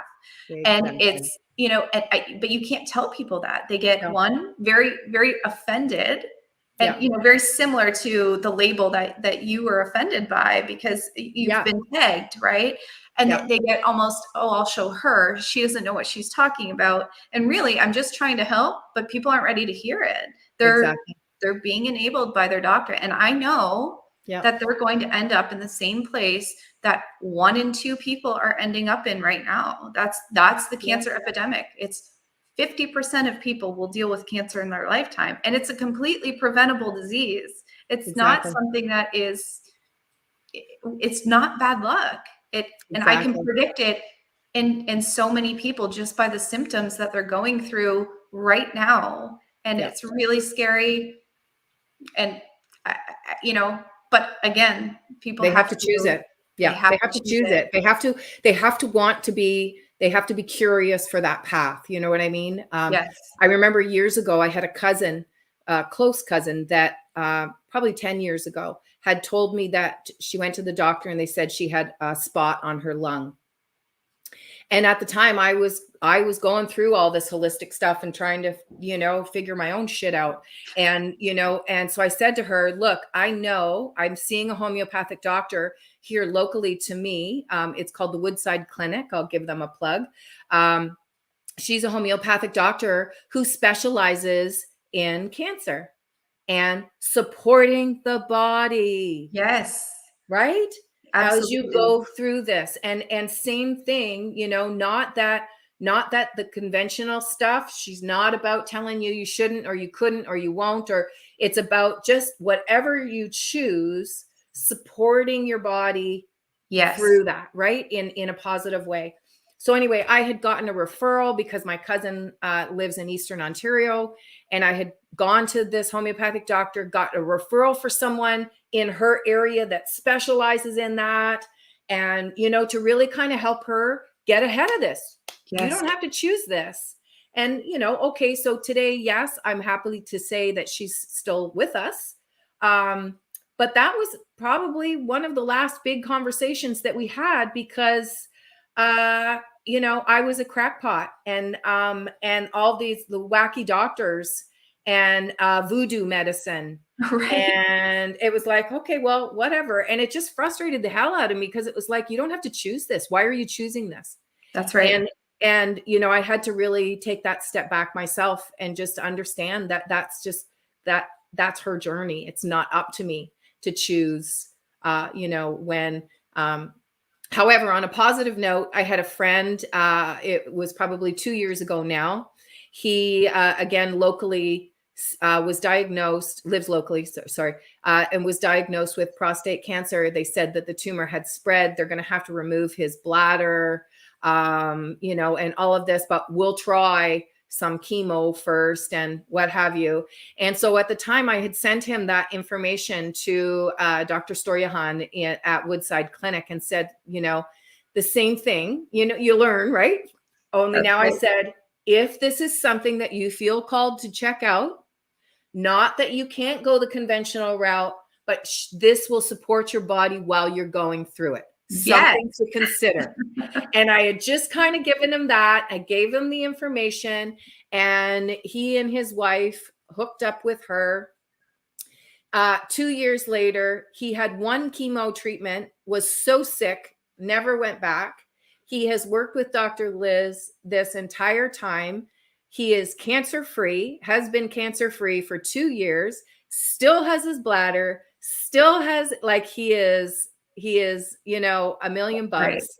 And he is so grateful for just that one small connection to help him through it. It can be life-changing. Yeah. Getting the right people on your team can be life-changing. I'm working with a patient right now she's had an incredibly rough go. She has had pancreatitis. She's had a liver transplant, bile ducts removed and repaired, ulcerative colitis for the last 3+ years. She's full of infection, full of toxins. I suspect that she's dealing with Lyme. So we keep running all of these labs. She's been in and out of the hospital multiple times over the last 2 years. They keep telling her nothing's wrong, nothing's wrong. So eventually I ran my own labs. We just got a bunch of labs back. She's got H. pylori, she's got C. diff infection, she's got all of these infections the last time she was in the hospital, and then she got diagnosed with cancer. So yes. So she's been on this constant journey, and The surgeon just told her, oh, we have to remove your colon. It's going to help with the ulcerative colitis. We have had the ulcerative colitis under control for about 2 years. Her inflammation has been completely reduced. She was going to the bathroom about 30 times a day, and now she goes a normal, solid consistency twice. Her colon does not need to be removed, even though that's where the cancer is located. What needed to be removed was the toxic infections that she was constantly dealing with. So she finally just went into the hospital in an emergency mode again. I had just gotten her GI map back. It's full of C. difficile, like through the roof. They finally found it and addressed it. And now she's not having any issues anymore. And they realized, oh, we didn't need to take your colon out. She had her colon surgery scheduled. Then she canceled it after we had the communication. I said, you do what you want. You have that conversation with your doctors, but that's a permanent, that's life changing right there. Yeah. And she is so grateful she didn't let them take her colon out. Oh my gosh. And all it was infections that weren't being addressed. And that just goes to show people, you know, they knew she was working with me. So they kind of had a fire under their ass that they knew that somebody else was watching, which is why they started to dig deeper. But how many people out there are not, they don't have that support system in their back pocket. That's right. I'm not a surgeon. I'm not a gastro, but I know that there's always a cause. So when somebody needs to have their colon removed, what's causing that disruption? And I knew that they weren't looking at that. They said, oh, you have some kind of viral infection. What viral infection? Yes. They just blame everything on a viral infection. Right. You know, it's it baffles me the way that people accept this as the way that it's supposed to be, you know, when you go to the hospital over and over, and then you finally come to somebody like the two of us, this is where, when you finally reach your breaking point, but it shouldn't get that far. I really believe that in the next 10 years, there's going to be a switch, and it's going to take, it won't come easily because there's a lot of pushback. But I really think that this needs to be a functional approach, needs to be the primary approach, and then a referral should be needed to get to a prescription approach, because it doesn't make sense the way that we're doing it. It really doesn't. Yeah. The prescription should be the last thing, last thing that is given. There are so many other alternative medicines and that can make such a difference in advance. And I could sit here and talk to you about this all day. This is such a great conversation. I'm so happy to share you with the world, because up till now, I've only really had Dr. Liz that I've kind of pushed people towards, right? But not everybody has their person, that, because at the same token, I do believe that there's a connection energetically. You need to believe that this person is on your side. You need to believe that, you know, that they're supporting you and stuff like that. And so I am so happy that you have shown up in our school to be able to share you with the world. This is fantastic. And Christine's doing magic in the background there. She's got her website, reverseinstitute.com. So she was saying that you have an incredible assessment that's on your website. So and I'm assuming this is also the best place for people to reach out to you. But tell us a little bit about that assessment real quick. So it's just an NEQ. It actually goes through 320 questions, and it at the end of the assessment, it gives me an indication of which body system is struggling. Is it your liver? Is it your small intestine? Is it your thyroid? Is it your adrenals? Where is the problem coming from? And it goes through everything, whether, you know, do you need sunglasses at night? Do you get a headache when you're in the hot sun? Do you wake up at 4 a.m. in the morning? Everything is a symptom. Your body is so smart. It's trying to tell you something, and it's really in depth, and it can give you, and it's free. So awesome. If anybody wants to kind of learn a little bit more about what their body is trying to tell them, they can fill out that assessment online. Love it. And we just have to get out of the mentality that, you know, oh, that pain or that headache or that sneeze or that nasal drip or that, oh, well, that's just part of getting old, or that's just part of, no, stop. That's right. Let's stop suppressing it. Let's start Yeah. listening to it. Yeah, exactly. Well, your website looks fantastic and full of some awesome information. I mean, I'm just glancing at it as Christine's scrolling here.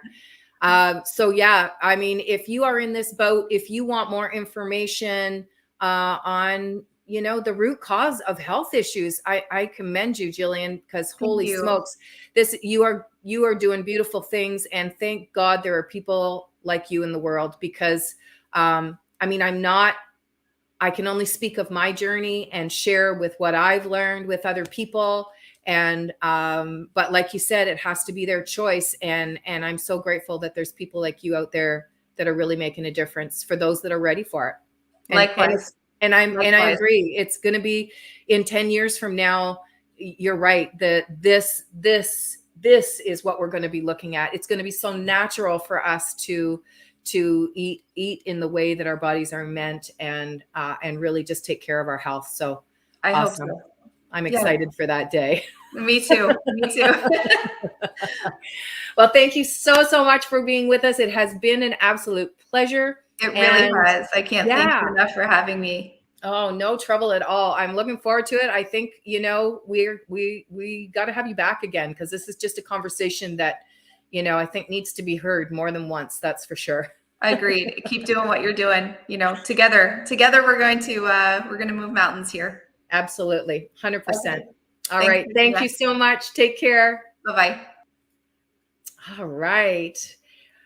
Wow. What an awesome conversation. That was just beautiful. Oh, thanks, Christine. Christine's in the background. I have Helen Murray in the background. I'll bring her up to the screen. Hi, Helen. How are you? Oh, you're muted. Hang on. Let me see if I can unmute you. I got it. Sorry. Okay. I did that so I was quiet in the background. Yeah, no worries. I know I do that too and then forget. Yeah. But I am doing well. Thank you. Thank you. And thank you for having me on today. That's awesome. Yes, you're very welcome. So, let's dive in. Divine abundance versus your money shadows. So when I was reading a little bit about you, I was interested in kind of who you are and what you do and how that came about. So I'm not going to be a spoiler. I will let you kind of dive into you and your story. Tell us a bit about you. Well, if you had asked me 6 years ago where I thought I would be in 6 years, it would not be where I am. That's usually the case, isn't it? So my story sort of consciously began 6 years ago when I was downsized from my job. I had worked for that company for 14 years, started out as a part-time reception, and had every position except one by the time I'd left. And I was director of operations and running the company when I was downsized. However, I would have never quit because the pay was incredible. Yeah. The perks were incredible. I loved the staff. I loved the job I was supposed to be doing. The problem was I very rarely got to spend time doing that part of the job. And so I was working 6 a.m. till 11 p.m, 6 days a week, so that I could do the job I loved. And then I did all the other stuff at home at night. Yeah. And I was traveling. I was on the road every day, 12 offices in southwestern Ontario, and I had to visit multiple per day. And and phone calls, and my boss was, he taught me a lot. I never want another boss. He also taught me that. Yeah. And so, when I was downsized, the whole world kind of thought I should be really upset and angry. And I just wasn't. I was so happy and so full of relief. And I always say, be careful what you ask for, because the day before I was downsized, I sat in my van in the Woodstock parking lot of the office I was supposed to be at. I was supposed to be in dealing with the staff and doing stuff with them. And instead I was in the parking lot on the phone with the owner. And when he finally hung up 2 and some hours into the conversation, I just screamed at the top of my lungs in my own van, like, I don't know how much more of this I can take. Yeah. And the next day I was downsized. So, Yeah. you know, the universe gives you what you need, not always what you think you want. Yes, exactly. However, it didn't take very long to realize I wanted it too. Nice. So then I was getting ready for my daughter's wedding. She was getting married the following year in our backyard, and our yard had been sort of ignored for many years. And so I took the summer off, and then in the fall, I kind of thought, what do I want to be when I grow up? And I've had that conversation. I had done some business coaching through the job I had been at when I was downsized. And so I thought, so I kind of searched what's something I wrote down all the things I loved about all the jobs I ever had. Mm-hmm. And then I kind of went searching, what job is that then? If I take all these things that I love, what job is that? And it was coaching. Nice. And so I thought, well, if I'm really serious about that, I'm going to hire a coach. So I spent an incredible amount of money on a coach and worked with him for 9 weeks and could not believe the transformation that could happen in such a short period. So I immediately signed up for their certification and was on my way. And I just love being a coach. I think I've always loved to teach. And in a coaching position, I get to do some teachables, but the coaching just is my soul. Yes. But then I started to, I went for a Reiki session and I fell in love with that. So I went back and got certified. And then Reiki just opened up a whole other world to me, spiritually. Nice. And so I began getting messages and I started doing card readings and I was having a lot of fun with that. And then I realized the cards were just a tool. I really didn't need the cards and things were coming to me without the cards. And so I started doing psychic readings, and then I fine-tuned that because I am a money coach. That is what I specialize in.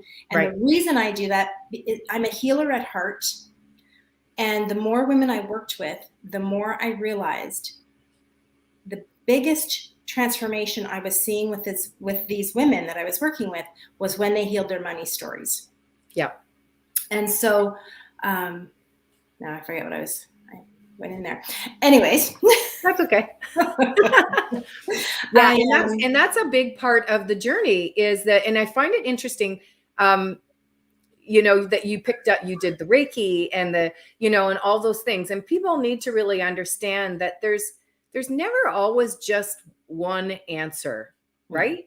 Mm-hmm. It really is a journey, and we are meant to learn these things and experience these things because it's those tools that we may not understand. I'm sure at the time you didn't understand how that was going to benefit you, but you were drawn to it and you were curious, and look what it did for you, right? You couldn't have predicted that, but it's, so it really is, and kind of brought you along the way. And then you started reading cards and you started, so, and then I love how, I'm sure it didn't always start out with coaching women to help them with their money story. It probably started with just coaching in general, but you've honed in on that because we all have that special us, that special gift within us. And sometimes we don't always see it, but as we're coaching or healing or doing the things that we do, the people that need our special sauce are drawn to us, and it just starts to kind of come up, and because it's as much a part of your journey as it is a part of theirs. Absolutely. Right? Yeah. Yeah. And so then I started playing with my abilities and seeing what abilities I truly did have. And so I started doing money readings. And so now I can go into people's energy and find your number 1, your number 2 money block within seconds. Oh, cool. Very cool. I can also do a reading where if you tell me where you have pain in your body, I can tell you the money issue that you're feeling at the same time because of that pain. And so those things have evolved. And then then I got comfortable with saying I was psychic. but still for some reason not comfortable saying I was a medium.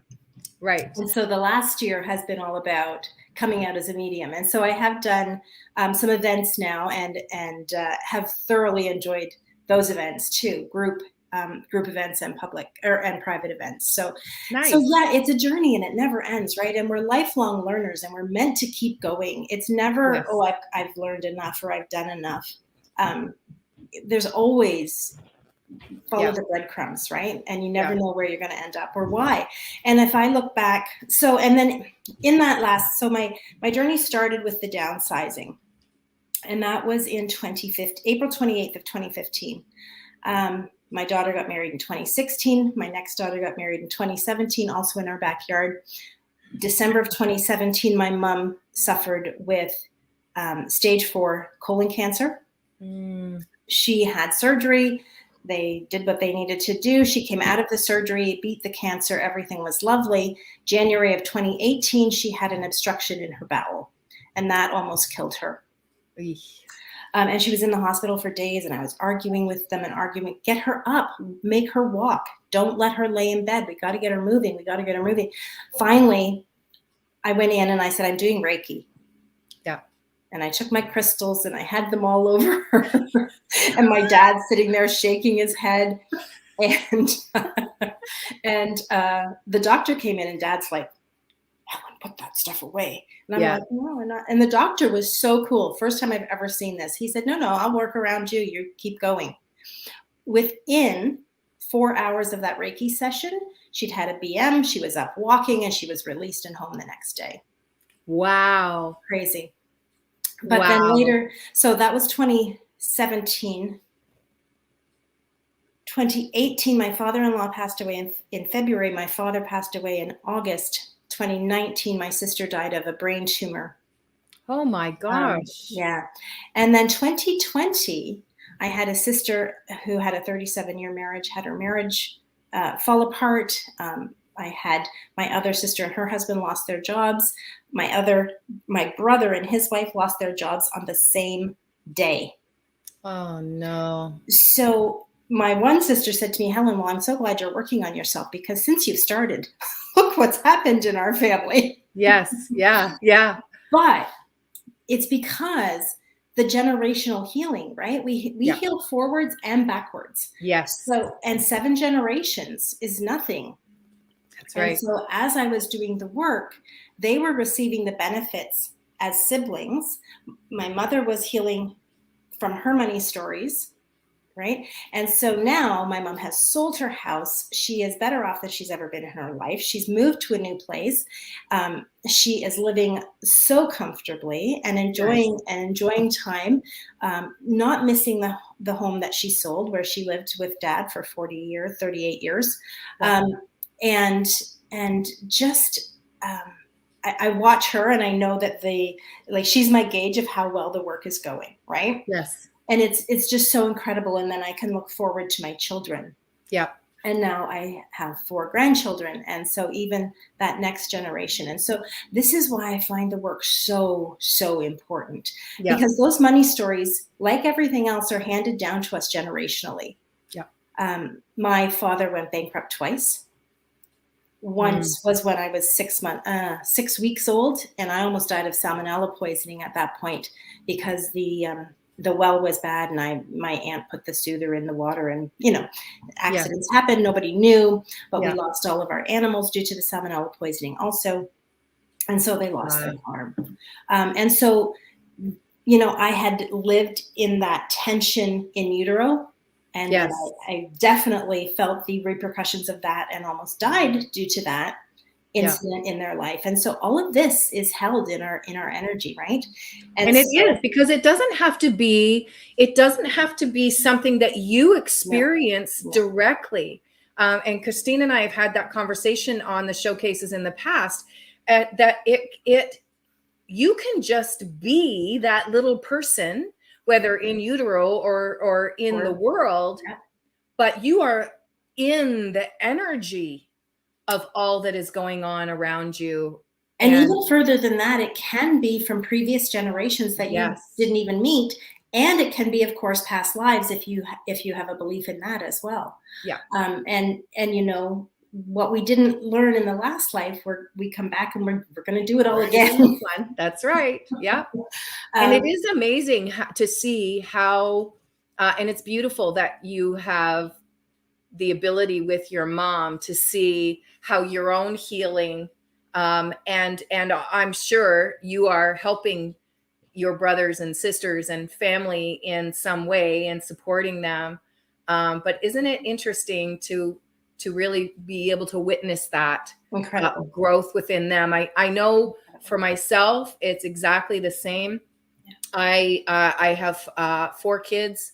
My oldest son struggled. He struggled in school. It was just always, you know, I just felt so bad for him. I didn't know what to do because I was too busy trying to survive, you know, and so now that I've been able to go through, you know, the last 10 years of really kind of my own journey of healing and letting go of the reins of control, that I can control how his healing or his journey is going to be, you know, and this goes for my other kids as well and family members, letting go of that control, and just the control is in here, what I choose, what, you know, the healing I am doing.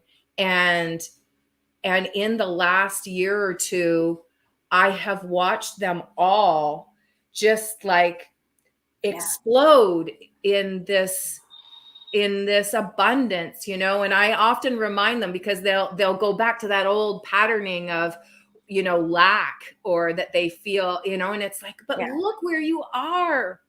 Look at what you did. Look at the last 6 months. Look at the last 12 months, you know, like whatever. Right. And that's incredible. It is. And yes, they have done work, but you're absolutely right.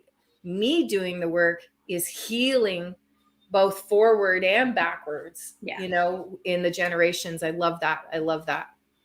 And it's so important, because sometimes people will come and not realize they even have a money block. And then they can't think of anything that should be causing that. And the thing is, it doesn't have to be, right? There's big T trauma, little T trauma. There doesn't have to be something huge. Your parents maybe had an argument one time about not enough money. Yeah. And, you know, you took that in and you've carried that forevermore. Exactly. And so, there was nothing that really happened in your life to make you have money trauma. Yeah. But money trauma is real. We all have it. And we don't have to keep it. Exactly. And something else that I'd like to say on that too is, there's this thing happening in the world where we get a badge of honor if life is hard. And if we are able to do hard things. And I see this so much with parents of young children. She can do hard things. Yes, but why do we want her to? Right. She can do easy things too. And she can choose to do things and make them be easy rather than hard.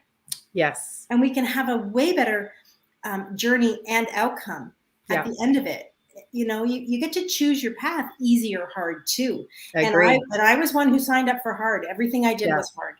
Yeah. That was one of the hardest things for me to let go of, was that I didn't have to work hard. I didn't have to be tough. I did, you know, like all of that. And I see it's a real narrative right now for especially moms with young daughters. And I think, please, please, please don't sign them up for a life of hard. Right. It's interesting because I have 2 granddaughters now, and they're with me for part of the day, every day, Monday to Friday. And I just love, my husband and I have lived in Panama for 8 years. So this is our first year back in Ontario. So I am loving being close and having them around.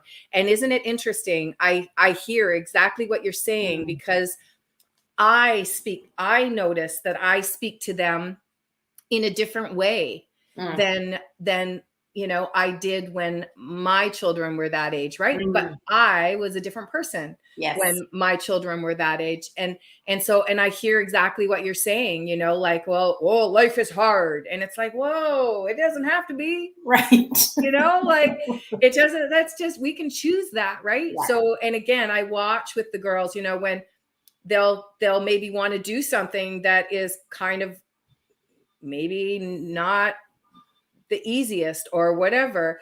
So instead of saying, no, don't do it that way, I say, okay, well, yeah, you could do it that way, and this might happen, or you could do it this way, and kind of just letting them know that there's a choice. And I don't know if I'm right, but I just feel like and to look at things with curiosity or as a challenge, but not that it has to be hard, right? Yeah. It's that, and it's really getting that badge. Like if you can do hard things, boy, you're going to go places. Yes.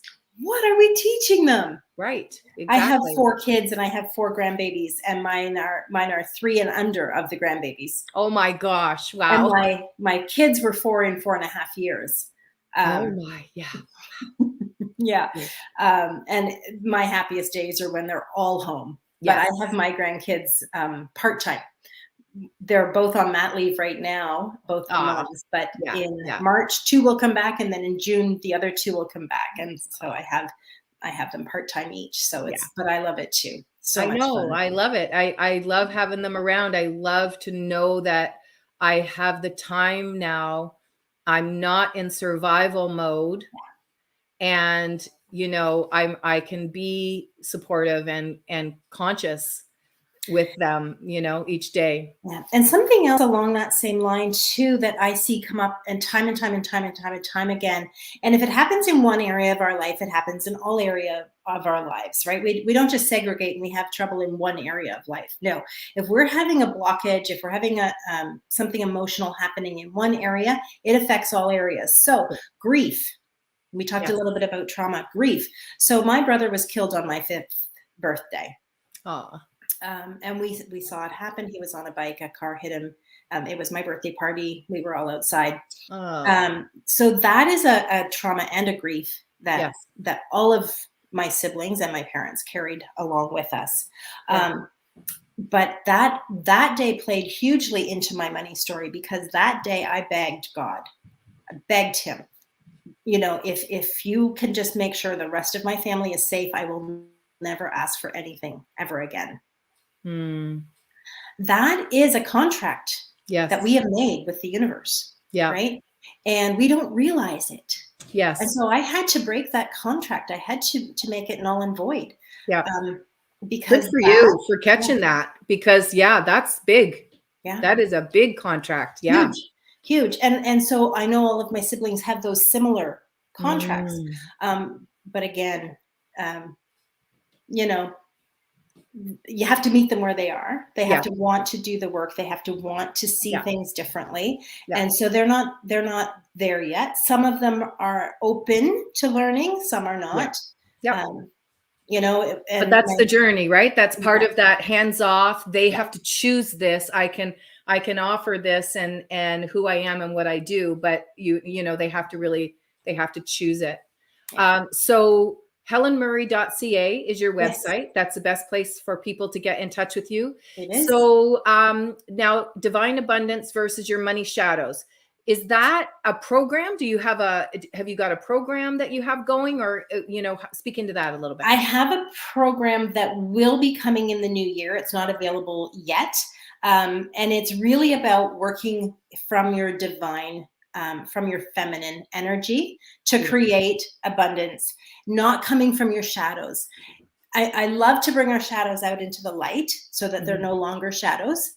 Because if we keep them hidden, if we refuse to look at those, if we think they're bad or evil, that's when they control us. But when we shed light on them, when we bring them out into the world, when we make friends with our shadows, we realize we can control them.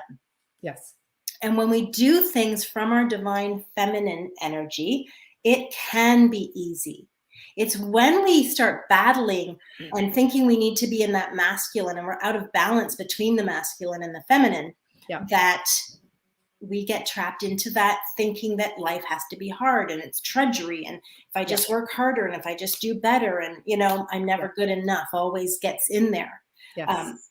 But if we just can settle back into that divine feminine energy, that is when abundance flows. And it is meant to be easy, especially for women, when we are in our divine, in our feminine. Yeah. Excuse me. it can flow. It can be fun. It can be creative. And that's been a huge part of my journey too. Learning to have fun. That's not something that ever came easy to me. And that sounds silly to a lot of people. But I've always been the serious one. That's just, and I'm always looking back, hindsight is 2020. It's only been in the last few years I've said I'm psychic. My mom is psychic and she had abilities her whole life. But after my brother was killed, she shut them down and did not. So it wasn't sort of taught or handed down to me as it was not to her, because nobody in her mother's generation owned those abilities. Nobody stepped up and said, yes, I have abilities. Right. Her grandmother did, but she was very young when the grandmother passed. So it's definitely, in my family line, in our lineage, but it feels like starting over again because there were 2 generations who didn't own it. Yes. My mom and her mother's generation. So, so a program is coming. So watch for that. Awesome. It will be, I think, an 8-week program. I like to keep them short and sweet when they're a program like that. I also offer my one-to-one coaching and readings of various assortments too. Awesome. And that's all on your website. I'm not sure if the readings are, but anybody can contact me either by PM or at my email, which is info@helenmurray.ca. Perfect. That's so awesome. That's great. I love it. I love everything you're doing. Keep up the magic, because you're doing great things in the world. It really is a time that we all need to reconnect with that divine feminine. And when we say divine feminine, we don't mean just women. That's connecting, right. Men need to connect to their divine feminine. We need to approach life in a different way. And we're being asked to do it through the divine feminine and trusting that. So I'm loving everything you're doing. Thank you so much for being you. It's so awesome. Christine, she'll talk into that divine feminine. Actually, I think that was last Naked Alchemy class. I was giving you some woo, woo, woo in the background because I was like, my jam. Yeah. Well, I also enjoyed your last speaker because part of my journey has been food as well. I'm following medical medium and doing all of that. And my health is, it's funny. I was never a sick person. I've been sick, seriously sick twice in my life. I've had a handful of colds. I've just never been sick. And yet I've never been healthy. And so food has really, it started, I quit smoking, I gave up coffee, and then food was the next thing. And this was all part of my gifted abilities. Once I became psychic, I could no longer, like my body just would not allow me to continue smoking or to drink coffee. It was just that simple. And so I quit these times so quickly and so easily, where I'd quit smoking 8 times in total. So the previous 7 times were hell every time. Where this time I had no cravings, no emotional upsets, nothing. So the metaphysical piece behind smoking is it's a self-care act. So when we do that, then replacing a self-care habit can slowly move out the smoking part. It's super, super fascinating. Tell us just quickly, because we have our next speaker available or ready as well. How did you become psychic? Like, when did you know that it had started to come on? Because we all have it. It's just, I'd love for you to share your story. So for me, it was through Reiki. Okay. I just went, I took my Reiki certification, and instantly in the certification, before I got there, I already had energy coming from healing energy coming from my hands. And then while I was in the certification in level 1, I was already receiving messages and downloads. And then it just, when my dad was ill, and when my dad was alive but passing away, because he was very ill, when I had him on the Reiki table with his cowboy boots and all, because he would not take them off. Go Dad. I got a message that let me know he was dying. And I think that was the moment I knew for sure that none of this was made up, because that is not something I would have ever told myself. Yeah. So amazing. Wow. Yeah. Thank you. Thank you. Thank you both for having me on. That was awesome. Yes, thank you. Keep shining your light, sister. Thank you. Let's see if I know how to get out of here now. I'll help you. We'll help you. There we go. That was awesome. Beautiful morning so far. We'll pass the baton. I don't know which way I'm going here. There we go. Passing the baton. Other way. Oh my God. I'm on the other side now. Okay. I will pass the baton and let you take it from here. All right. I'm just going to change up some banners. I'm very excited for this. We just have everyone. We're excited to share everyone. Veronica is coming up next, and let me just bring her up. Hello. How are you? Pretty good. Can you hear me? Can you see me? Good. Your sound is just a little bit quiet, so I know you're a quiet person anyways. A little bit more volume, if okay, just on your voice. I just shout out. Yeah. Awesome. So I am going to give you the floor. So you are talking today about music therapy to influence the chakras. And you and I had met in a healing circle here in Kitchener at the Open Mind Wellness Center. And we're going to have them speak as well this weekend. And I just want to say, like, I love your magic and who you are. Like, you're fun. It's almost like you're a fairy, right? It's like you have this fun, jovial kind of energy about you. But you also are very observant. You're watching the room and like watching, who's there. And it's like, to me, it's like you have this secret.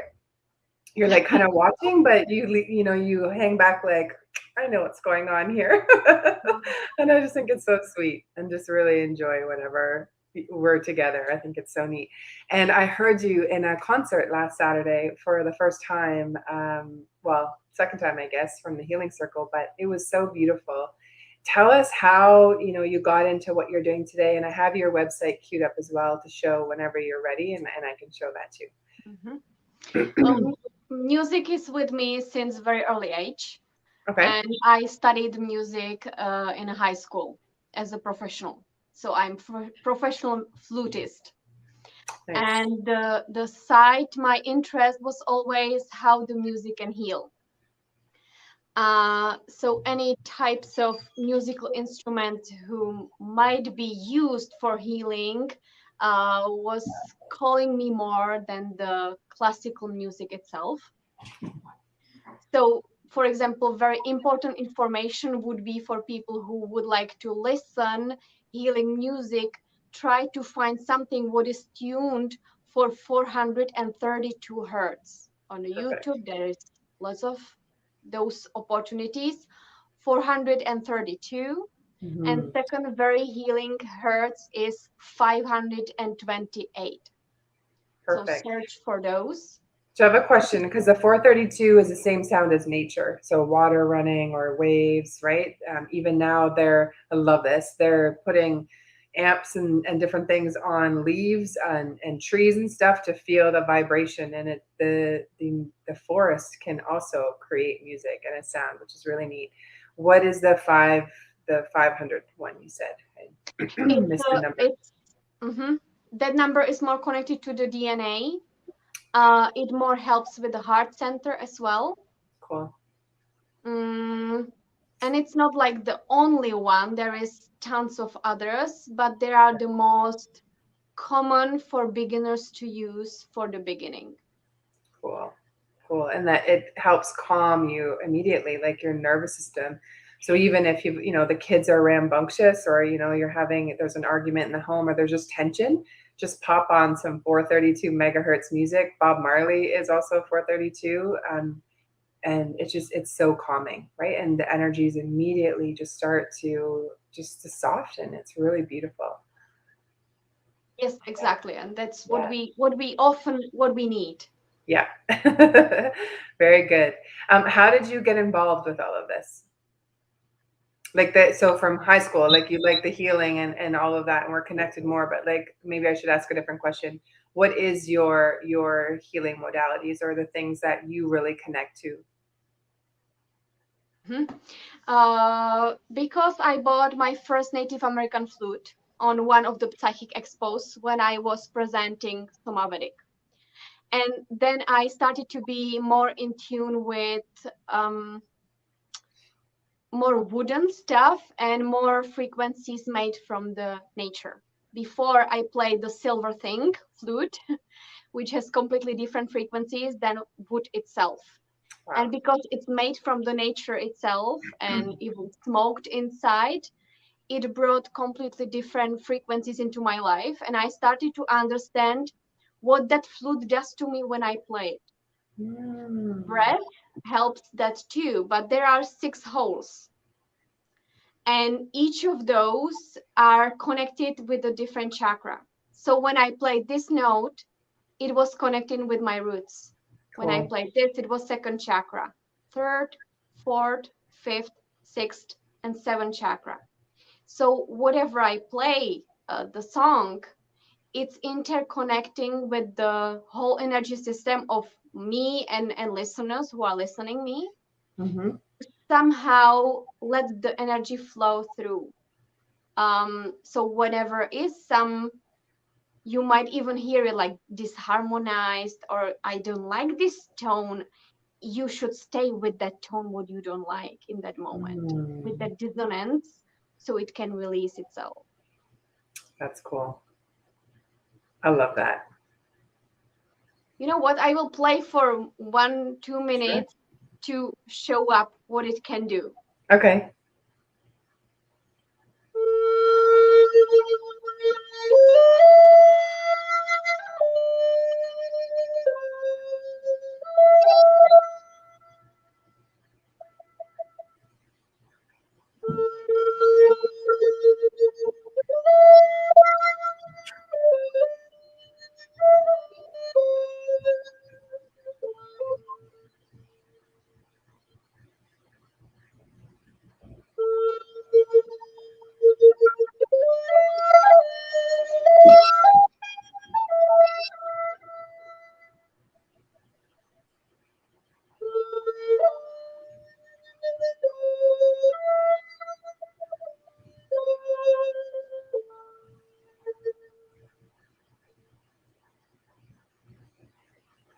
I have even the story behind this flute. I bought it on a full moon, and the following day I felt urge and call to make the video inside of the woods. So I prepared myself and walking with the video and mobile standing, and I started the recording.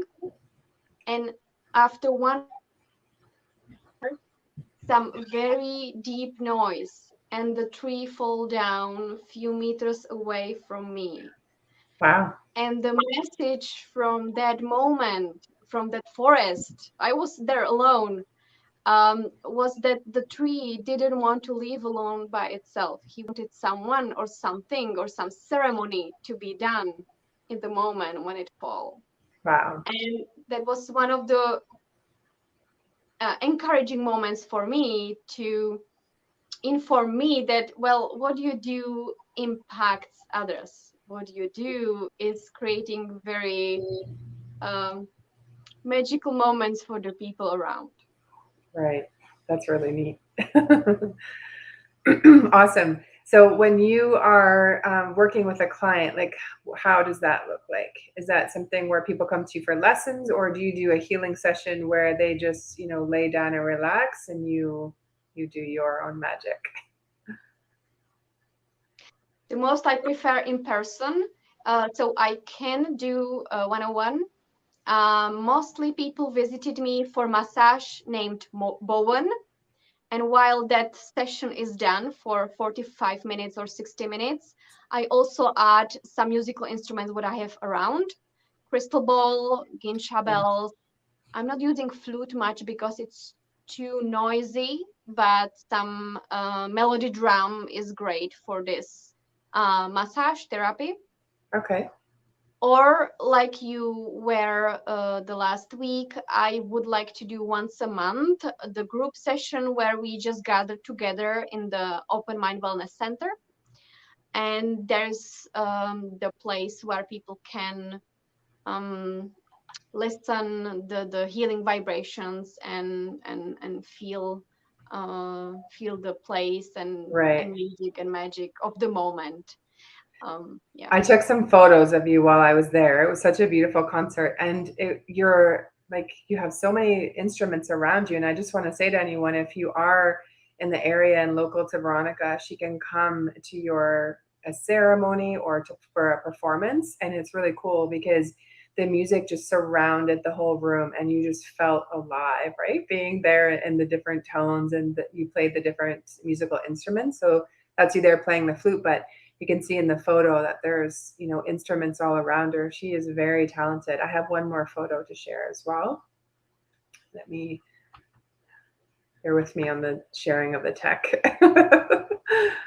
I got to figure out how to switch from one to the other instead of coming out of it. So let me just share the second one. You are still in a certain way more skilled than me, because this technical world is magic for me. Yeah. And there you are playing your drum.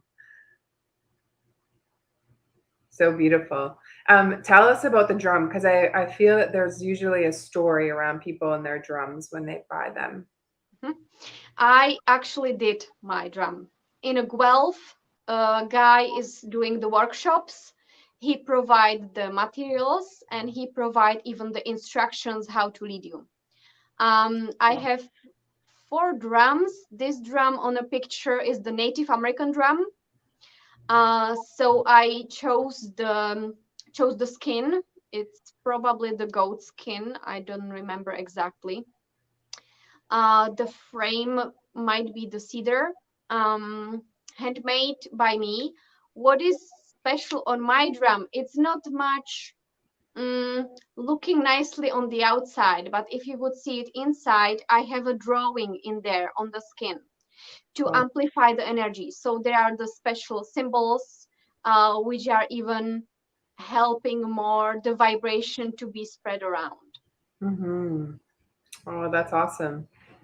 So good. And for open wellness as well, there at 7 o'clock, usually every other Wednesday, there's a healing circle, and there's different healers in the community. We've been meeting, and people are taking turns kind of sharing their medicine and what they do. It's really a beautiful space. And so if you are local to the area, there is a Facebook group called the Healing Circle, and you can find all of us are in there as well if that's something you want to connect to.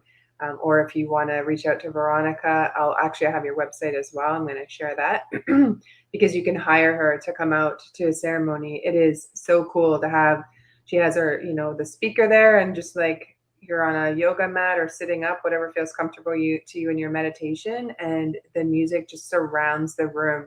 I want to say, like, it's very neat for even birthdays, right? To have a group of, or just a woman's get together, a Friday night, getting together and just, you know, sharing that time together, which is really beautiful. Let me show your website here too. Thank you. And from my other skills, I mentioned the Bowen, which is massage therapy. I also studied Reiki, so I can do distant healing or in-person healing. Okay. Music is part of my magic too. And I also studied the hypnotherapy courses, past life, life between life, and even the basic therapy, the hypnotherapy. So it's possible even to make one-on-one sessions with me if you would like to dive deep into the womb area, or even behind to visit some lives what we don't remember in current life. So clearly, as we would, if we would be in spirit form. Right. I love the saying, find me where the wild things are. I resonate with that, definitely. And there's her calendar. Your website is just really beautiful. What are the lights that you have there? Somavedic. It's based on a crystal technology. Inside are precious and semi-precious stones, and they are put in specific order, so they are releasing energy from the unit out. It's really feng shui generator in certain way, because the vibes what is creating into the environment, it's neutralizing the effects of the geopathogenic stress. So if we have any digging under the house, of if we don't have a good sleep, we are probably sleeping on some water streams or some crosses. And to neutralize it, we can sleep in different position or move the bed, or we can have some devices which helps us. Right. Somavedic helps with that, or Somavedic as well is neutralizing the electromagnetic influences on a body. So if we have a Bluetooth, if we have 5G, 4G, any kind of EMF, electromagnetic field, it influences us because it's coming through us. To neutralize it on a body level, the Somavedic helps with that too. Part of the Somavedic magic is it can structure the water, which means water in the nature is coming from the very deep down, and it needs to really force to get out. It's also going around the stones. It's touching up the earth, the air. It's touching the earth. It's touching the environment, Right. and that water is energized. So the spring itself is energized, and we lack it from our tap water. And to energize the water, we can pray in front of the water, we can give the Reiki, or we can structure it by some notes. We can write some notes under our cup or drinking cup, or we can leave it nearby, something what helps to energize that water, to bring more value into that water what we drink. And we are 70% water, so we can influence ourselves very much. Right, right. That's so neat. And so then would someone, like, let's say someone had base chakra, someone who really maybe didn't feel connected to the earth, or they didn't feel like they belonged in their family, some of the root chakra things, money, safety, feeling like you belong. So it would be the color red. Would they purchase one of those? Do they purchase all of them? How does that work? Mostly the Somavedic works on the all spectrum of your being. So even though you would choose, for example, the green one because you prefer structured water, after certain amount of the time, it helps you go through. So even though it might start with your hand center because it's green, after a while, it starts resolving another related issues around it. Neat.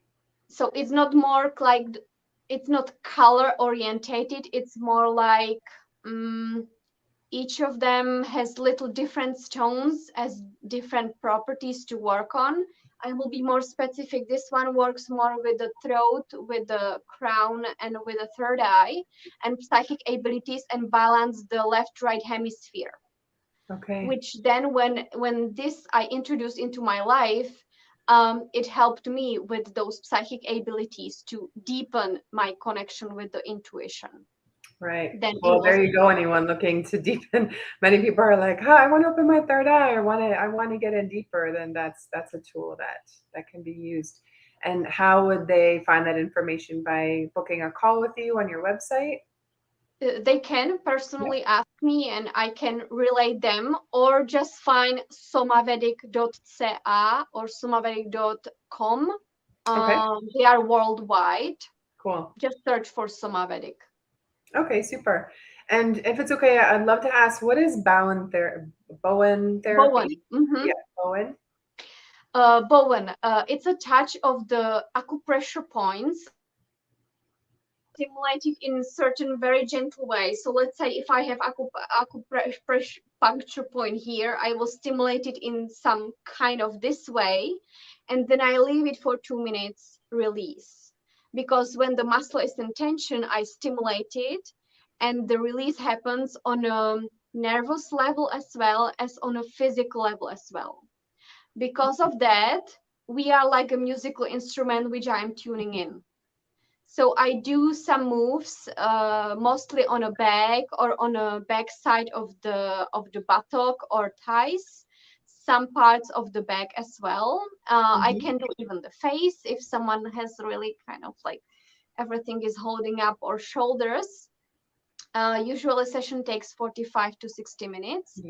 It's similar like osteopath when person is lightly has the has the clothes on, the light clothes, just Right. very easy pants, and through to touch and stimulate the muscles. Yeah, and people mostly like, even when I include the music, to get person into very deep relaxation, which the relaxation is part of the healing itself, because when the person is relaxed, the healing occurs much easier, much faster, much deeper, and in a in a more levels. It's not only the physical touch to be involved. Right. That's neat. From your experience and from all of your modalities that you have, can someone release the traumas that they have, or like maybe some of the harder things within, without having to go and talk about them again or to re-experience? Does your medicine help to release some of that out of them? I would say yes. Mhm. More is the question, the client or person who wants to come, they need to ask the question, what would like to choose. If they are more touch person, if they are more physically active people, or if they prefer to be touched, they would probably choose the Bowen because it's touch orientated, and then it helps, that touch helps with the emotional level as well as a side effect. Or if someone is more mind orientated, they would probably ask for the hypnotherapy session, to go and deal with the mind and through the words and through the questions, to go and resolve whatever they would like to resolve, because through the mind we resolve the emotions as well. And if Right. someone is more like spiritually orientated, then the music is more there, I would say. Even they they are not only one or one, they interact with each other, but more is the what is the first basic need of that client who would come, if they prefer to work through the mind first, or through the spirit, or through the body. Very cool. Wow, you are well-rounded, helping heal the whole person. So based on that, the person choose whatever they resonate. But for me, it was, I needed my own healing. That was the reason why I chose the modalities to go through, to try them, to experience them, to feel them, because my body needed heal. I chose Mhm. Bowen because my mind needed to train and to know more, or to understand the subconscious part. I chose the hypnotherapy. Right. Or if I needed to kind of expand myself, then there is more of that music part. Very good. So the best way to reach you would be on your website for people. And then do you have any upcoming events that people would be able to attend or reach out to you for? Yes, I have. In December 18, full moon Saturday, I plan to have another event in open mind. Okay. I might add more of the touch as well, the Bowen treatment for the group session as well to do. Mhm. This is so far only like the idea what I might provide that day, but I never know what's gonna happen that day because Right. I come and it's all improvised. It's not, partially it's prepared, like 10-20% is prepared, but the rest of it is just flow of whatever the group needs, or whatever Right. the surrounding is asking me for to in certain way provide. Right. And how does your psychic abilities come in, or your, like, because you're multisensory as well. When did you first start to notice that? The most consciously I noticed it since 2018, when I started with the Reiki and hypnotherapy.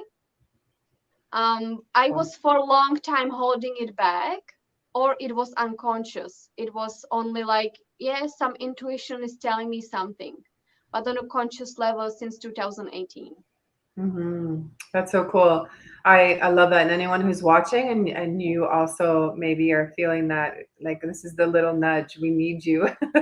We need everyone, to come that are able to help from, this different avenue, or something that's different than mainstream way of medicine, or things we're used to, because they're so beautiful. And I love everything that you pull together, right? With the music that people, it touches our soul, music, right? And so just really beautiful how you can incorporate all of that. It almost becomes more like an experience when someone comes to see you, right? Yes, they're going to relax, but there's more. I feel it's just an entertainment aspect to it as well.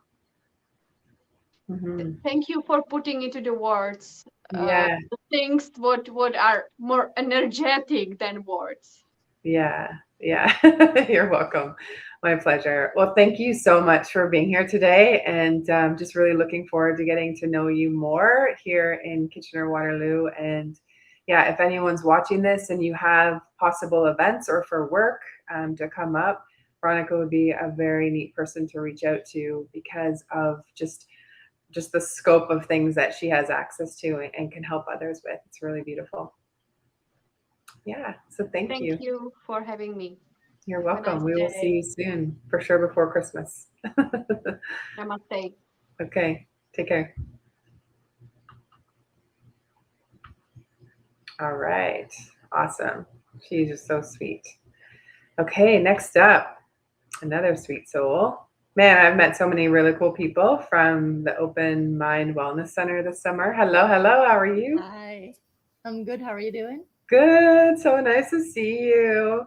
I love this because these are healers and definitely they have their own magic, but they're not so used to being on video and interviews. I'm like, come on, I'll interview you all. So I'm so grateful, and people definitely need what you are doing, and I'm super excited to share what it is. First of all, like, tell us what's your spiritual story? I always love hearing these because then I think others who are watching and go, oh, that, that resonates, or I feel that too. Because, people who have those psychic abilities are highly intuitive. Those are people that I really do feel we're going to be hiring, those who are open about it, right? And saying, here, this is what I do, coming out of the woo closet, I call it, to share what it is. Because, the area of finance is definitely something that people just either have never learned, they don't understand, can be scary. And so through your story, maybe just share how you came to doing what you're doing today. Well, first of all, thank you very much for inviting me and having me here. I'm very excited to share my life story and what I do with other people. So I think I should start at the beginning in about year 2001, so 20 years or so ago, where I was given an opportunity to retrain to something different that I've never been doing. And I didn't know at the beginning, I didn't know what it was, what I wanted to do, because there was nothing really there for me. So I found a school that I wanted to attend, and I took their list of courses and I crossed them one by one, the ones that I was not interested in. And then I was left basically with two, one being bookkeeping and the other one being a travel agent. And even though I had no experience previously with anything that had to do with bookkeeping or finances or economics or nothing like that, I was like, I wonder how this happened here, right? And we already know that there is no coincidences. Things just happen the way they are supposed to happen. So basically, the bookkeeping was brought to me this way. I crossed off everything that I didn't want to do, and there it was, right? So I signed up for that, and I went to school for the bookkeeping, and I was in love. I started, like, ever since I started the school. Thank God you were in love. It was so exciting to me. It was so how the numbers have to balance on both sides, like it was all very new to me and very appealing. And Wow. I was really good at it because it was my passion. I found out that it was my passion. So then I worked in that field for, well, now it will be 20 years, but for about 10 years before it came up to my spiritual awakening. And that, similar to what Veronica was saying, I always knew that there was something there, that I had the intuition that we all have it. So why not me, right? Yep. Everyone has intuition.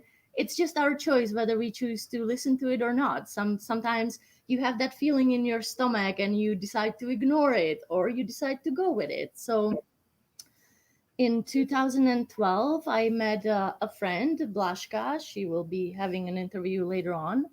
Yeah. And she basically brought me to all this spiritual, intuitive. She started inviting me to different groups that she was attending and to different gatherings. She organized some of it herself. And that's basically how I came about being very intrigued and wanting to know more and wanting to learn more. And then it started with my first course being Reiki. And then I took body talk course, and then I did matrix energetics. And then I started looking for a way to combine these two, because I think the bookkeeping is very, it's something that's right there. That's something that you can touch. It's numbers. It's very um like comparing to the intuitive being, like you feel it, you know that it's there, but it's Right. just, it's on a feeling basis, where this is, the money is more materialistic. Right. So combination of these worlds, the money world and the intuition world, basically brought me to my intuitive bookkeeping and money relationship healing that I'm presenting here today. That's so awesome. And like for anyone who's watching and you are a small business, or you have, whether you have employees or it's just you, definitely take down Sylvie's information and have a conversation with her, because she can help you. And so it's not just about sorting out the finances and all of that, but she's intuitive and psychic. So there's going to be things that she sees or she feels or she gets downloads for your business that are going to help you, which is so amazing. And I want to say, like, I manifested you, because I have been on the hunt this whole year. We've interviewed probably over 150 speakers, and I was like, Source, bring me someone who understands like the logistics of finance and bookkeeping and how to do that, because many people don't know how, especially creatives or healers or mystics. We want to help people, but when it comes to the finer details of paperwork and taxes and all of that, we either never learned how to do it, or it's like a pain point for a lot of us. And so you are just so needed, and definitely in this industry. Tell us about, I'm really curious about your topic. So how does this, the intuitive bookkeeping we get, yep, and understand that. What is the money relationship healing portion? So the money relationship healing portion is about your relationship with money, how you attract money, how you look at money, because we all definitely know. You said at the beginning that people don't have the education when it comes down to money, and Right. that was probably meant by, we don't learn that in school. Like, unless you Right. go to a specific school, you don't learn that in school. But we all do get educated on money, starting in our own family, right? We all Yeah. heard it from our parents. The sentences that they chose to put on us when we were little. Oh, money doesn't grow on trees, or you have to work hard to make money, or like all kinds, whatever your parents were telling you, that's what you basically believe then about money. Right.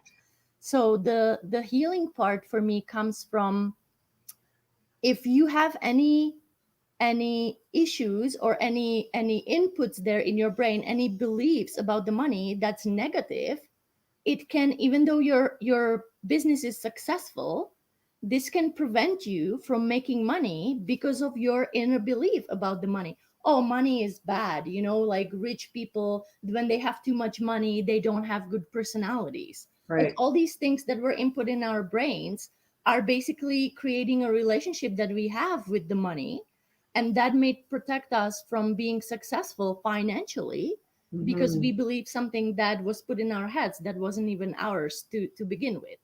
Right. So that's where I come from with basically using body talk. I can or your own experience. Like, usually people know what is it that's stopping them from becoming successful. But if you don't, there is ways to tap into it, and using the muscle testing and using body talk, I can come up with where the problem lies, and then we can together fix it, and hopefully replace it with a more beneficial belief that will help you be successful in your business.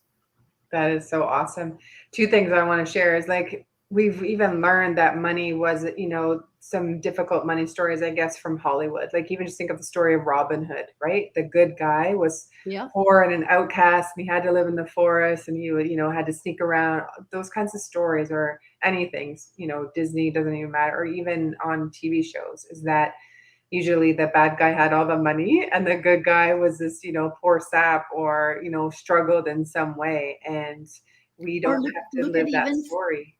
look at even Cinderella, who was like really poor, coming from Yeah. like a poor family, right? And then she marries into money. She marries the rich guy Right. but she was probably quite capable of making her own money because she was so good, right? Yeah. Yeah. That's so funny. Oh, I had a thought. I just lost. It's going to come back. But yeah, really just, even look, when you think about what your beliefs are and how you view money, it doesn't even have to be from our parents. I mean, most of it's going to be from our parents, and not even the words they said. This is what's so interesting about energy, is that you just have a feeling. So as you were a baby, or there's some fear, or maybe mom and dad were really young, or they're just, they grew up in a strict home, they get married, now they have this kid, and they're like, oh my gosh, are we going to make it? Can we pay the bills?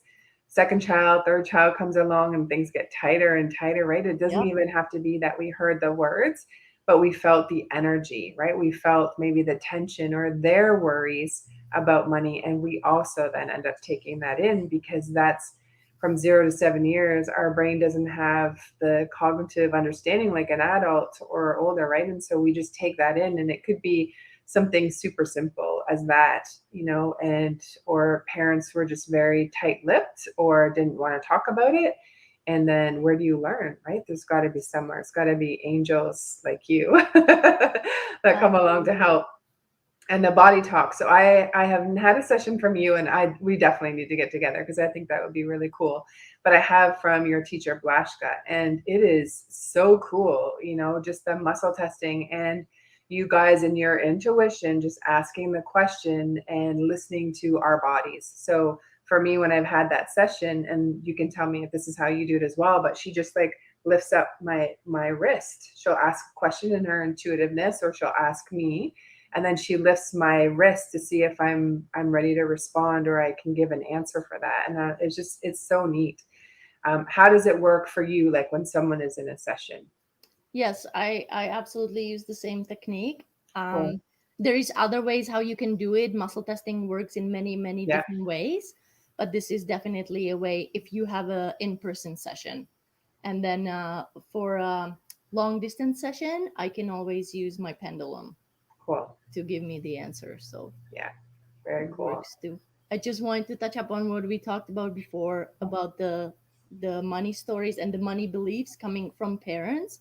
Okay. For me, like my thing was that when we were little, my mom would give us tasks to do, and we would get paid for, like, if we helped her with something special, not something that was our regular thing to do, but if it was something special, then we would get like a bonus, right? You would get a little bit of money. So for me, the belief that this transformed to is that you have to deserve the money. So then if money comes to you in another way where you didn't work for it, you feel guilty, and you're like, I don't deserve this. So that was something that I personally had to work on, to basically allow myself not to feel guilty, and to be like, no, you don't have to, like, you do deserve the money no matter what. You don't have to work hard for it. Sometimes things just happen and money comes to you in another ways, and that's okay. Wow, that, what's so crazy, and you're shifting something in me, because I feel like I want to barf. Like, just as you're describing that whole feeling of the worth, right? Of being worthy for it. Yes. And that was allowance, Goosebumps all over. yeah. Totally. So I will go and clear that later too. But like, holy, that is just so impactful. This whole deserving bit. And there's many people, especially if there was love scarcity, or parents weren't emotionally available. Money is also tied in that same thing, and it's our masculine energy.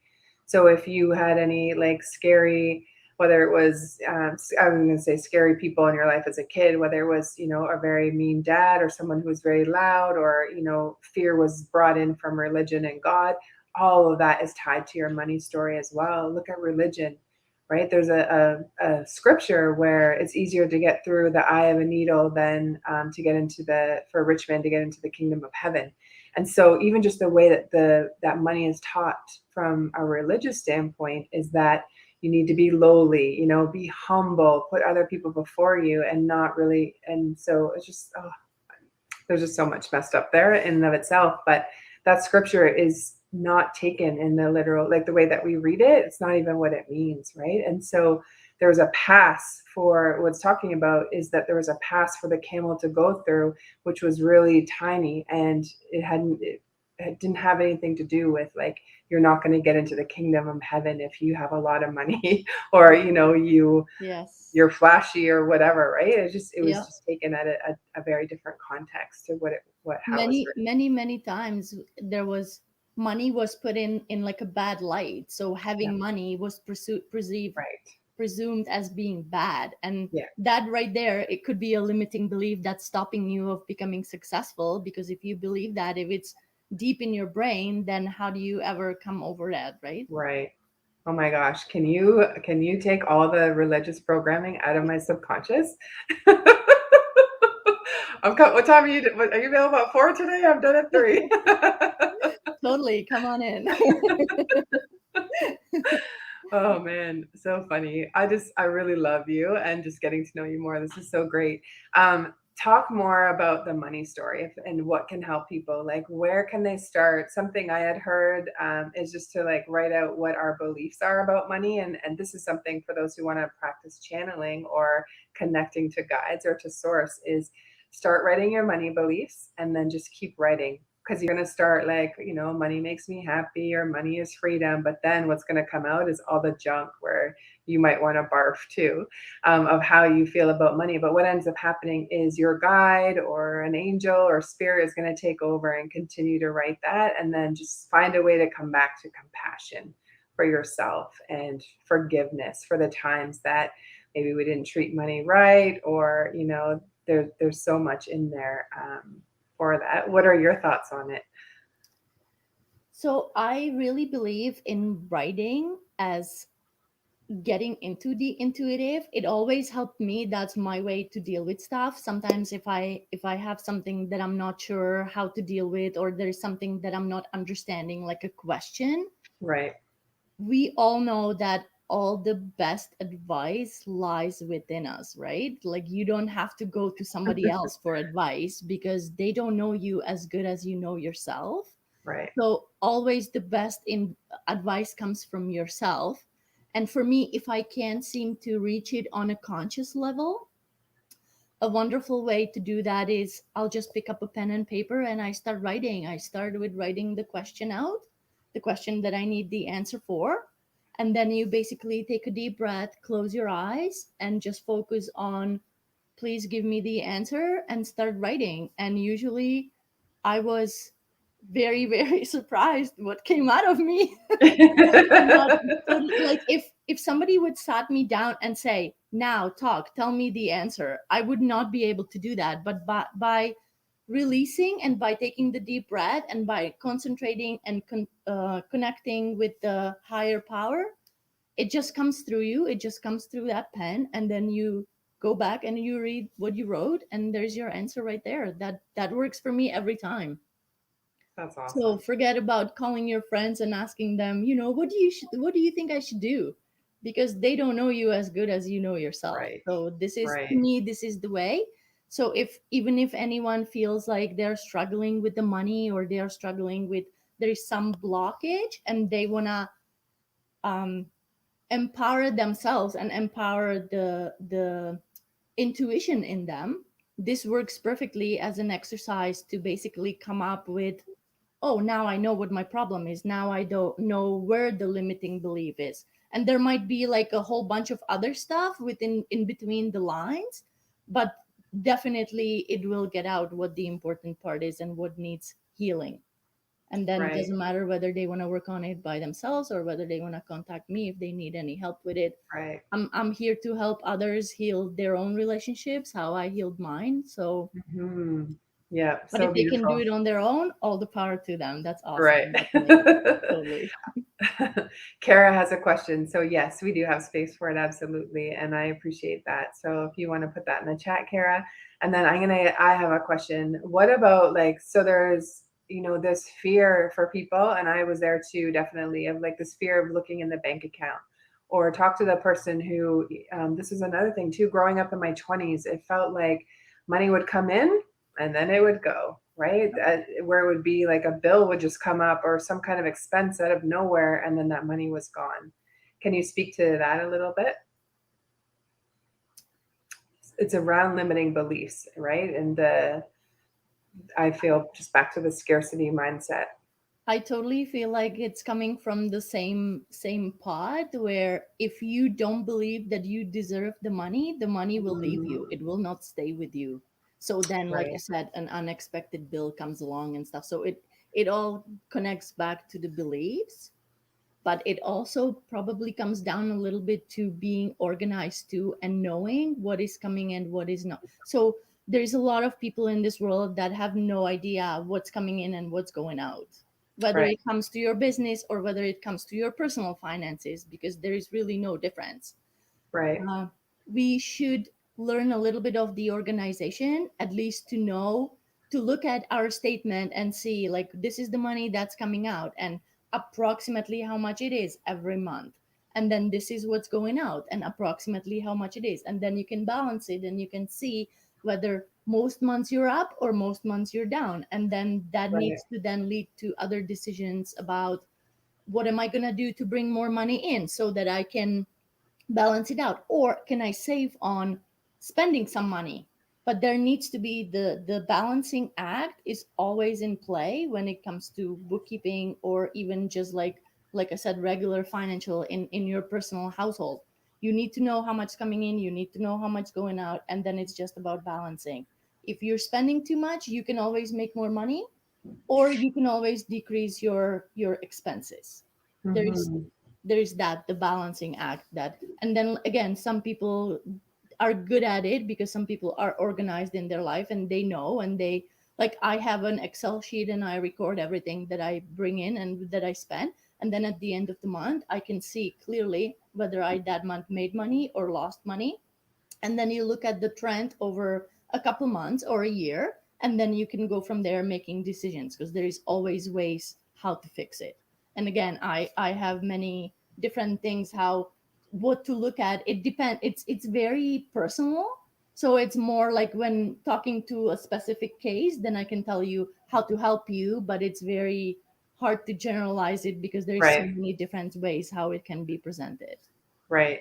I'm giggling here because it's at the end of November and there's a fly in my house. Like I don't even know how he survived so far, but I had two last week.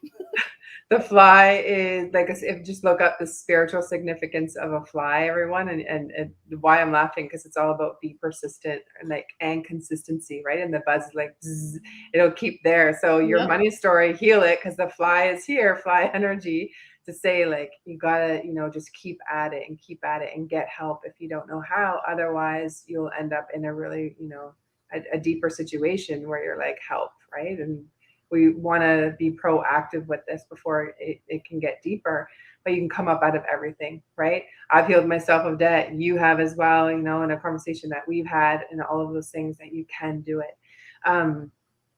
There is Kara's questions here, so I'm going to read that out. So she is saying that she is, and thank you, Kara, for sharing, 29K in debt, and a person in her family has offered to gift her the money. Her initial reaction is to say thanks, but no thanks, because I don't want to feel like I owe this person in the years after this transaction. But it will take 3 to 4 years to pay this off, and thus it would change my life drastically. Any advice on that? I would totally not be opposed of accepting any help that anyone is offering, because they're offering it because they want to offer it, right? If they didn't want to offer, they wouldn't offer it. So if they're offering it to you, they want to help you. And again, coming to the beliefs of, oh, now I'm going to owe them.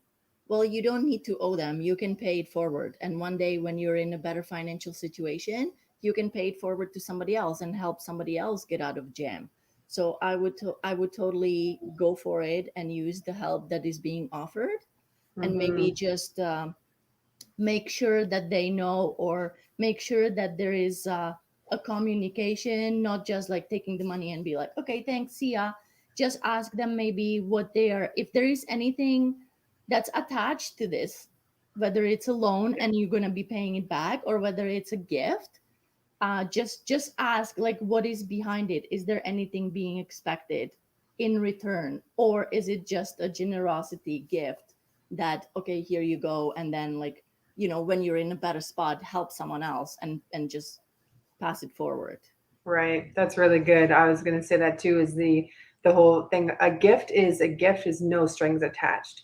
Totally. But it's really, this is your opportunity, Kara, to speak your boundaries, right? And to speak your truth, and before accepting the money, with super gratitude, right? So much gratitude, but just saying, like, I just want to clarify that this is a gift. My understanding is a gift is no strings attached, because I don't want it to create any, ill feelings between us, or this expectation of, I needed to pay you back or something like that, where it's going to come up later. That, is what is the gift, right? Does it mean that you're giving it to me? Are you wanting some money back? Being very clear in that, in the expectations, and having that open conversation, being open in your safe, vulnerable, feminine, that you can ask those questions and then get a feel for it. Your intuition, you already know, if it's a hell yes or a hell no. But it is going to be around that piece of just like what those expectations are. She can also put in place the writing that I talked about earlier, and kind of like ask that question to herself and then see what comes up, because there might be other things that maybe are blocking this transaction from happening. So if they come up, then she can deal with them before this happens. Like if there is any doubt about whatever might come up, any of the beliefs, then it can be cleared before the transaction even happens. So I would strongly suggest doing the writing. I'm going to go a little deeper, because I know her, and I might even know who the person is, and like, think about, is there a soul contract between the two of you, where there could be some tension around this money, and you can rewrite the story now, where you can accept it as a gift, and there isn't that uncomfortable piece, but you have to be very open and clear and listen to your intuition and what it's saying, that the money could be received as the gift, whether you're paying them back or not, that the boundaries are very clear around it, but also that, you're in a position of being open, and there is something around the feeling of not wanting to owe them. There is some mindset work that needs to be done on that too, because, where does that come from? And it's family, right? So with family, it can be a little bit trickier, but really just to unplug that you don't owe anyone anything, and just standing in your own true values and authenticity, and owning that, of like, I don't owe anyone. If they are offering it, you're right, it's because they want to help, and out of love, I would say. Just some thoughts for you. She's saying thank you, thanks for the suggestion. Awesome. Good. Actually, I have one last question before we wrap up here. For people that you would help with bookkeeping, what is the idea, or the ideal way for them to present the information to you, or to get help? Kind of walk us through how that works. And for any entrepreneurs that are listening, if you are doing card reading, or you're a mystic or a healer, this is going to be really good information. And Sylvie's a really great contact for you. And this is how you can get help with the business side of your business. We're not meant to wear all the hats, definitely. And if this is a piece of your business that you have a harder time with, please get help, because it will take thousands of pounds of emotional weight off of you just by having someone in your corner around a piece that you don't understand. And Sylvie has a very big, kind heart. We are more than happy to recommend her. And so tell us, Sylvie, how does that work? So I would strongly suggest not to wait too long. If that's something that is really, really scary to you, like, doing your own bookkeeping and stuff like that is scaring you, just don't wait. Because I've had clients in the past that there was some obstacle on their route, and they didn't know how to overcome it. So they started ignoring it. And then last year, I had a client who didn't do his taxes for 10 years, because the 1 year somehow got very difficult for him and he didn't know how to deal with it, so he put it away. And then if you don't do 1 year, you can do the next and the next and the next, and then it starts like just snowballing on you. So same thing with the bookkeeping. It's the same thing. If you don't know how to do something, just reach out and get help, because if it starts snowballing, then you're in a really bad position, and then mistakes will happen. It will cost you money when it comes to government and submitting, your forms and stuff. So I do have I don't know if we are still having time to get into it, but I do have a plan in things, like for things that I will ask you, what's stopping you, what's your problem, where are you struggling, and then I can either help you through these things and set you on the way of doing your own stuff, or if you are totally scared of it and don't want to have anything to do with it, I can even do it for you or suggest somebody else to do it for you, the bookkeeping. So it doesn't have to be your burden if you feel like it is. But we can also overcome that, and it doesn't have to be a burden. So Right. it's your choice. Right. See how magical she is? It's not just doing your book work, she's helping you around the mindset piece of it too, because and I've been there too, right? It's easier to just push it aside because it's this big scary thing. Like as soon as I started working from home, I was now 100% commission based, and I was running 3 businesses, and oh my gosh, like my brain does not do great with the detailed work. And so to figure out the commission and all of that, 3 businesses and the taxes, it was so overwhelming. And I finally got help, because what happens is, even on a deeper level, is we start to self-criticize, shame starts to set in, right? There's a bigger piece of that, and probably energetically too. This could be another conversation for another day, but to really get that help and to get in there so that you're not carrying that inner shame or judgment, right? And you To can never release let it. go. If you don't finish something and it stays Yeah. on your list of things to do, it's always in there. It's always nagging. You should Yeah. be doing this. You should be doing this.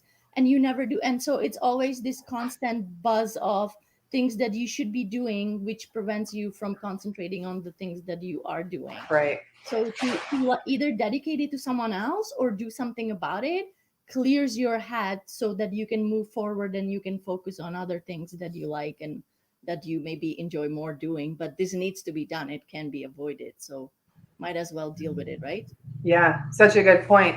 Because with the brain, I'll just give you something, like an easy example that I use is with garbage. Like, let's say you got to take out the garbage. It's garbage night, and you keep saying all day, "Oh, I got to take out the garbage." Your brain does not know whether you did it or not physically, but you're still expending the same energy every time you think about it. So just go take out the freaking garbage, because then it's off your plate. And it's called Eat the Frog. There's a video on YouTube of like doing the hard thing first early in the day, or that client call that's really difficult. Do it first and get it off your plate and off your chest. And so I want to invite you, if this is somewhere where you struggle, invest in yourself, and maybe a Christmas gift to yourself as you book a session with Sylvie, and even just like the energetics behind your money story, right? And clearing some of that, because I just see you like walking away, all chipper, right? Like it'll just take so much weight off you if that's something that is a struggle for you. Awesome. Thank you so much. I know we will definitely have you back on again and be in conversation. So we just really appreciate you, and your email is all there, and people can reach out to you on Facebook as well. And if you're in the local area, she pops up at the local healing events that we go to. So definitely someone to connect with.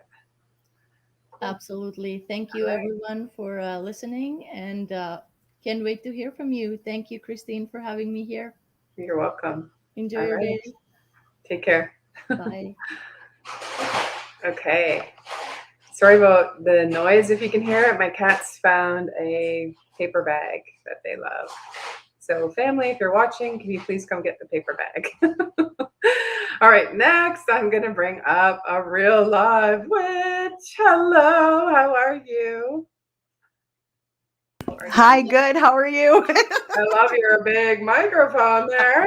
Thank you. Yeah, it's I don't think it was quite in the picture last time. I think I've so adjusted over a little bit. Yeah. Awesome. How are you doing? I'm doing all right. November, it's been a month. Am I right? Yeah.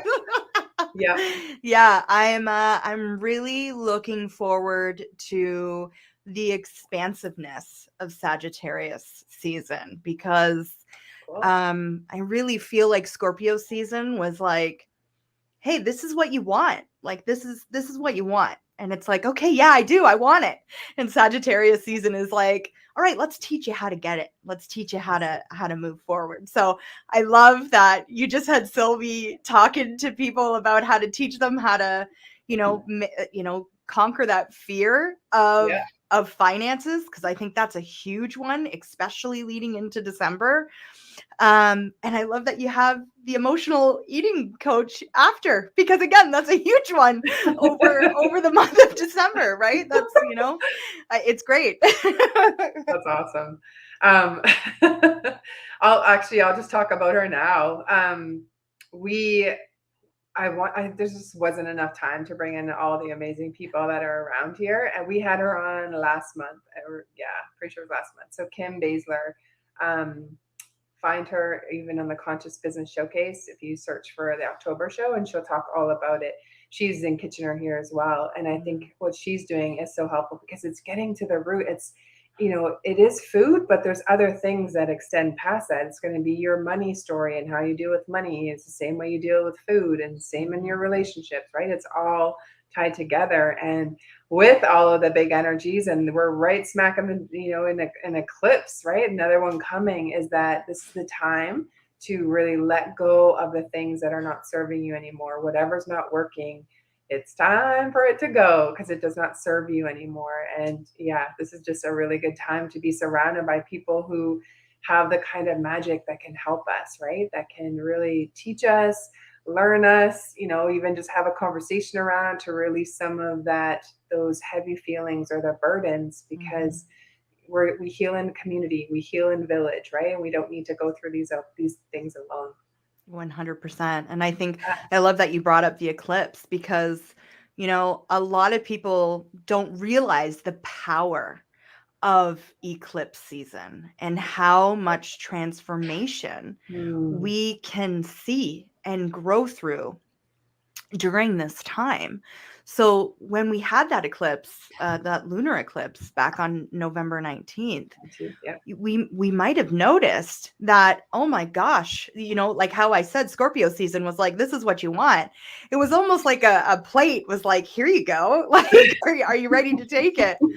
And then that inner voice comes in and goes, oh, wait, I'm not ready. I'm not ready for this. Right.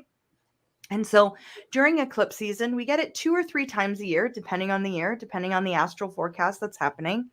It acts a little bit like a retrograde, and it kind of shows us all the things that are keeping us from that beautiful plate, that has not just, chicken and potatoes. It has amazing, beautiful red bell peppers and broccoli and carrots and all these root vegetables, right down to the bottom.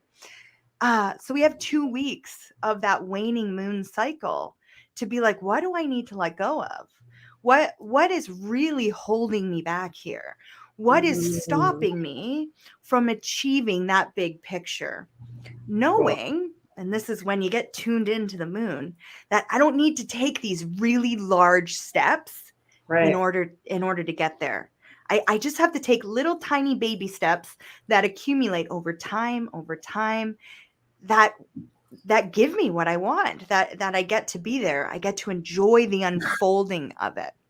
And so this new moon that's happening in Sagittarius on December 4th, what it's really kind of presenting to us is, how can you have fun with the unfolding, right? Where can you have fun with letting go of what truly is no longer serving you? Not really paying attention to the actual letting go part, but more concentrating on where does my bliss, where do I feel in alignment, and move there, instead of being like, this isn't working, being like, what is working? What have I achieved? Where have I come? Right. And so, it's amazing. It's really throwing me through a loop in a great way. It's opening me up in a great way, but it's definitely, if I can give any advice during these, especially this next week leading into that full new moon. Rest. I've been hearing from so many people. I feel like I have a string of bad luck. I am so tired. I cannot get the energy. And again, it's like concentrating on that negative of I'm so tired. Well, rest. Like if your body needs rest, then rest. Yep. Well, yeah, but then then the momentum will go. Maybe the momentum needs to go because Yep. you're being asked to rest. Allow the universe to bring you what you want Awesome. instead of going, I need to get it. Right? Mhm. So anyways. I love it. And I want to mention, because I grew up where astrology and all of that was taboo. And so for anyone who's watching, I just want to kind of bring it in the Cole's notes. Is that what I've learned? And you can definitely tell me, because you know way more about this stuff, is that, first of all, the word abundance, it's a wave. That's frequency, that's energy, it's a wave. And so there's a time when we are in expansion mode, and there's a time when there is a constriction, right? And so we move back, and that's the time that we're in right now. So it's not the time to be launching things, it's not the time to be out there. This is your time for rest and figuring out, okay, what doesn't serve me anymore. I feel like, I'm spinning 8 plates. Okay, what 3 plates need to go, right? So that you're in a calmer place, you're able to see the opportunities because you're not stressed out, all of those things. And same with the Mercury retrograde. A lot of people are afraid of it, but it's a time of introspection. It's like, okay, what is asking to be released? Instead of being like, oh no, here comes another, retrograde, and being afraid of it, lean into it and go, okay, universe, what are we going to get rid of so that I have more room for abundance, for that, when I'm back in expansion mode, that more can come in and I'm trusting, right? I think now is really a lot of people, especially if you've got money stories, back on the money stories, like if you are not able to trust source, spirit, creator, God, the universe, you're really going to have a hard time through this, these next, I would even say a couple of weeks. Yeah. And getting to that place of, even a mantra can be, okay, I'm open to trust, right? Just surrender to not knowing, and just say, okay, source, show me, universe, I'm here. Like, I'm surrendered. What is the collective need? What is my business need? What does my family need? And just coming from that place of beautiful surrender, instead of trying to hold on to the struggle rope that is, burning you or your hand, or, you're getting cuts on it because you're holding on too tight. It's like, you have to let go in order for more to come in, and then that abundance to draw in. And the universe just drops things in. It's so beautiful when we can get to that place of calm. I have a story. Last night I was chatting about money, and this is me doing my own work, right? And not getting back into my old money stories. And so I just surrendered in the moment because I could feel it coming back. I'm like, no, you stay away. I don't need you. And so I took some deep breaths into this place of calm, and I just trusted. I'm like, source, I know that what is meant for me won't miss me, right in there. And I got a message out of nowhere. I haven't heard from this person since May. We didn't even have a conversation about me helping her. And she's like, I need some help. Can you help me? Right. And so now there's a prospective client coming in, and it's just so beautiful because I just surrendered, and I just said, okay, and I'm just in this place of expecting great things to happen, but also not trying to do it myself or trying to fix it. Right. Yeah. Yeah. And I think too, it's amazing going back to the astrology, or even if you want to look at it as the wheel of the year, right? Okay. Because astrology and astronomy used to be one and the same. And then about 2000 years ago, they split, and astronomy became more of a science, and astrology became a pseudoscience, right? So our month is actually Moonth, right? Moonth. So way back when, before we had the Gregorian calendar, we followed the lunar cycle. We would chart the moon to be like, okay, I know that on the 4th full moon of the after snow falls, I need to begin planting crops or tilling my crops in order to bring abundance in for the next autumn, right? If you want to break it down even further, if you follow maiden, mother, crone, right? That kind of thing. We are in the crone phase of life, in the wheel of the year. The waning moon, which is what we are in currently as well, right? When the moon goes from fullest into that, it starts to disappear and goes invisible to that new moon. That is a crone phase of the moon. So we're asked to reflect. We're asked to go into deep resolution within ourselves. So a lot of people are going to wait until December 25th, right? Oh, it's Christmas or Yule or, however you decide to celebrate, to really start contemplating, what do I want to bring in to 2022? Now is the time to start doing that. Now is the time to be like, what did this year bring me? What, right? That instead of that lack mentality, that abundant mentality, and go, what did the year bring me? Good, bad, ugly. What did it bring me? What do I want more of?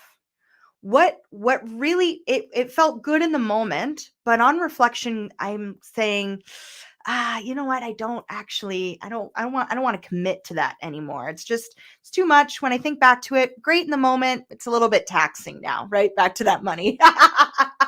Because if we start seeing money, our time, and our energy all as frequency, we then get to tune in further to ourselves and be like, all right, this is where I want to let go. So, we hear a lot right now about how people don't want to go back to minimum wage jobs. Well, of course not. Over the last 2 years, they've really had a chance to tune into their energy, and they're realizing my time is valuable. And so if I'm trading the currency of my time for the currency of money, I want to make sure I'm getting what I deserve, right?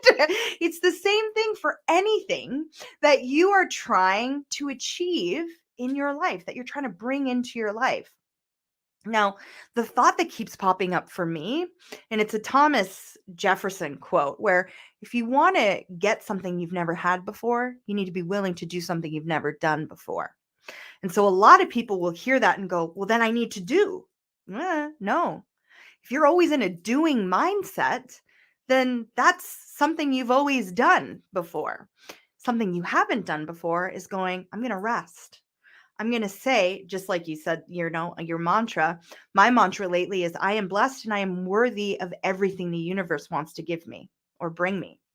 And allow that to come forward to you. I find a lot of times when people, so the new moon coming into December 4th, the new moon is a really great time to set intentions, not just, a monthly intention, but you can also look big picture. And I would recommend starting to think about big picture. What do you want to bring in 2022? What's that going to take? What's that going to really energetically take from me? If you're looking solely at the big picture, I want $5,000 a month coming into my bank account. Wow, that's a lot of work. Are you frequently, right? That frequency that's running in your body, are you going to be able to accept that? Are you going to be open enough to receive that? And so, yeah, that money mindset, that's nice. But we also need to make sure that we're energetically ready to receive that. So we need to take small steps in order to do that. So I got in a little bit of a tangent there. I love it. And if you're good for time, like we'll just go straight to one, like till 1 on the hour, because I could hear you all day. This is so good. So good. I love the words you're using, because currency and frequency, right? And just getting into that language, this is what we're going to normalize going forward, right? The moon cycles, and where is the moon, and where are you in your month? Because this is so helpful when you know that it's the waning moon. So from full to the new moon, and I'm learning, so correct me if I'm saying anything that's like wonky, then it's that time of constriction, right?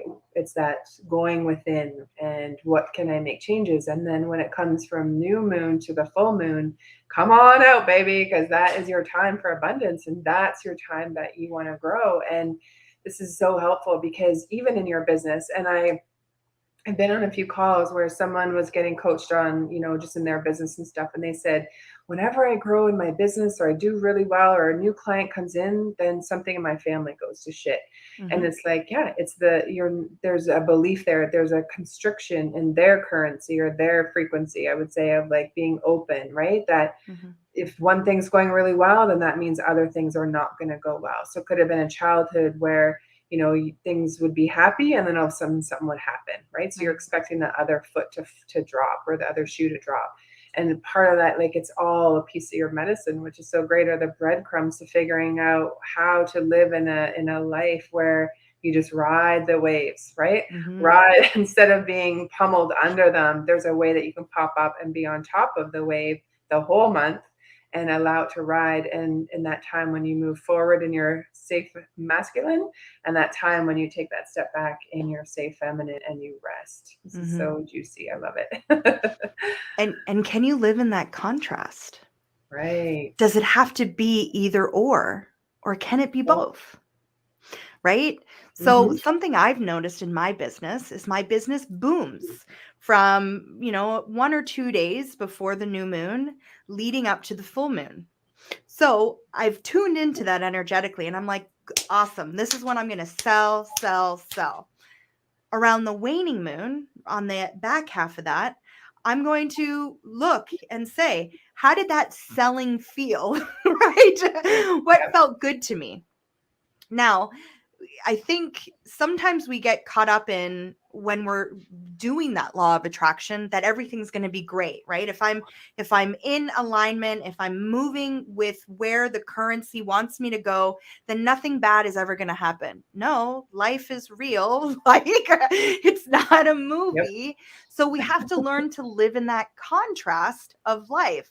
When things are happening in our business or in our lives that we're achieving what we really want, and grandma gets sick or mom gets sick, or, you know, all of a sudden the car breaks down, are we switching our mindset to, again, that lack of, I must not be in good alignment, and that's why this happened, right? Karma must be coming in some way. Do I think karma is real? Yeah. Do I think it's paying us bills, like some people might say?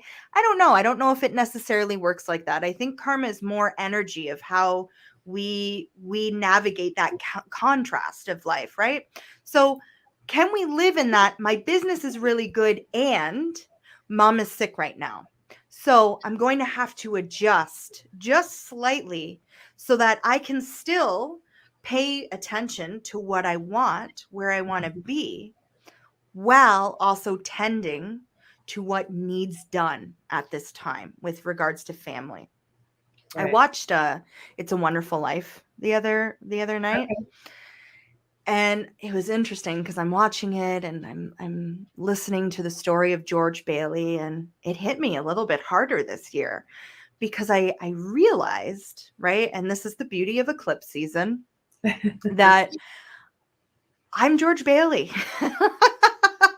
I was constantly giving up dreams, right? And I think this is the difference. Are you giving up a dream to satisfy someone else's need out of duty, loyalty, whatever that looks like? Or are you bending a little bit of your will in order to make yourself happy and others happy? So George Bailey, right? If you know the story at all, no spoilers. I mean, it was 1940. If you haven't seen it now, sorry. But he's constantly out of duty and delegation, switching his currency from what he wants into where his loyalty lies, what he feels is best for the community, right? For his people. And there's nothing wrong with that.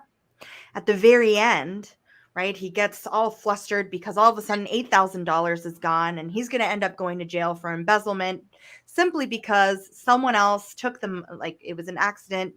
Anyways, and he's on the bridge, and all of a sudden Clarence shows up and takes him out of life and says, okay, let's see what life would have been like without you here.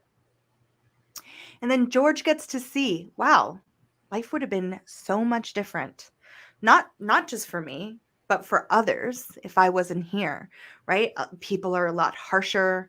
They're a lot, in the literary world, it's called fifth business. You play fifth business a lot in other people's lives. You don't realize the impact you're making on their life. You're creating a ripple just by simply being you, just by simply putting yourself out there. So George, Mr. Potter is saying, no one's going to help you. No one's going to get you that $8,000. finally he realizes, okay, I want my life back. You're right. I made these sacrifices, but I made these sacrifices. No one asked me to do it. I did it. And I did it because I love and I cherish my family. And I was meeting and rising to the occasions that life wanted me to meet and rise to. And I met them. And so he gets home, and all of a sudden the police are there, right? And they're like, okay, we're going to take you to jail. There's, you know, what do they call a press person ready to take his photo. And all of a sudden everyone from the community comes, and he doesn't just get $8,000. He gets like $40,000. And I mean, in 1940, that's a lot of freaking money. You know, that's probably like 100,000 or more today, right? If we're looking at currency, if we're looking at frequency. So yeah, did he make some sacrifices? Of course. But in the end, what he ended up doing was creating so much abundance in his life that he got to call on that. And I think that's karma, right? He got to call on that and say, I need help. I've helped you. So it's time for you to help me. And there you go. Right. And it came back. And going back for, I like how this kind of ties into the conversation with Sylvie. There wasn't strings attached when he helped, right? But there's also nothing wrong with saying, hey, I need a little bit of an oomph. And it doesn't mean that one person paid back $8,000. Everyone gave a little bit of what they could within their energy, within their frequency, in order to give back and save them from jail. And I mean, even the cop at the end gave him some money as well. So I mean, when we look at the moon, right? And when we look at that, and when we look at the contrast of life, because life is full of contrast, where can I be in alignment, but also see that life is still moving? And instead of having life drag us along and going either or, I get to say, this can be both. And that's okay. Right? Right. Anyways. That's so awesome. And Virginia says that she loves you and your magic, and you have such a beautiful way of explaining things. I agree. This totally, everything that's happening right now, I'm going to say I manifested this too, because there was a meme that was going around about how mean George was. Or it was the grandpa, but I thought it was tied to Willy Wonka, which it is, but I didn't understand. And this really has just come in. And so I just want to say thank you, because there were some learns in there for me that I was meant to hear today. And you just watched a movie and you didn't even know, but that definitely was a story that was meant for me in a few different ways. So thank you for that. Yeah. Awesome. I love how that works. So good. And yeah, tell us more about like the shadow and the moon and how all that is connected. If I can just share one thing first, we got a new deck. So my mom got a moonology deck. Nice. And so the card that she pulled for today was the new moon in Virgo, and it says, trust that all will be well. Mm-hmm. So for any of you who might be, feeling the heavies right now, whether it's in your finances or love or work or all of the things, just put that out there. Just surrender that everything will be well, and that it's going to work out in its favor somehow. Yeah. So the shadowy aspect of the moon, and I love that card depicts the blackness that the moon is, because the shadowy aspect of the moon is that waning cycle. It's when the moon is turning invisible. It's dissolving in the night sky, right? So during this time, as we go inward, and we realize, right, it's again, am I willing to do something I've never done before in order to get something that I really want? This can stir up a lot of emotions, right? Especially if you are a menstruating person, and you are on a bleeding cycle where you bleed on the new moon and you ovulate on the full moon. And even this is where the contrast of life comes in. If you're bleeding on the full moon and ovulating on the new moon, you're going to have to kind of adjust this a little bit, but just keep that in the back of your head. That's it's a lot. But so during that cycle where you are post-ovulation or full moon into that waning cycle, what happens to a female, right? Well, she gets right mad. The thing the things that were once tolerable in that, yeah, exactly, that Scorpio Dragon tail lady. comes out and is ready to just whip, right? So the things that were tolerable during that new moon to full moon phase are no longer tolerable to her. In society, we would say that's a shadow aspect of self, right? This is something that often menstruating people are told, dim that down. Ooh, you're hormonal. You got to watch yourself, watch your tongue. Why? Why should I watch my tongue? Literally, my inner shadow, my inner crone, my inner wild woman is saying to me, I have put up with too much BS for too long. I have swayed out of alignment far too much, and I don't want to tolerate that anymore.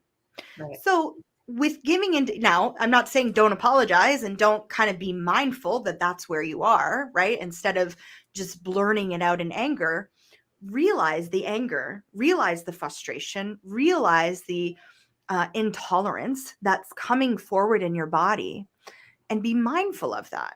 Okay, I'm angry right now. And there's a difference between being angry, right? Because I'm a Scorpio, and I'm a Taurus as well, a Taurus moon. Yeah. So that sensual part of myself can be quite fiery, right? And can really come from the depths of my belly, and it can be intimidating. Right. And so it's saying, I'm holding this anger, but I'm not angry at you. I'm angry because I've swayed too much. And so I'm going to have to say, no. It's tuning into that shadow that we get to look at that new moon leading, and that phase is called the waxing moon. So we wax on, we wane off, right? During that waxing cycle, where we get to go, all right, is my crone, is my wild woman going to tolerate this? If the answer is no, then my maiden, who is quick to people please, who's quick to step into that over-giving feminine energy, who doesn't really like to receive, she's in that mode of giving instead of receiving, we get to again live in that contrast and go, you know what, next week is not actually going to be a good week for me to do that, because I know that I'm not going to be in the energy that I can actually hold what needs to be held.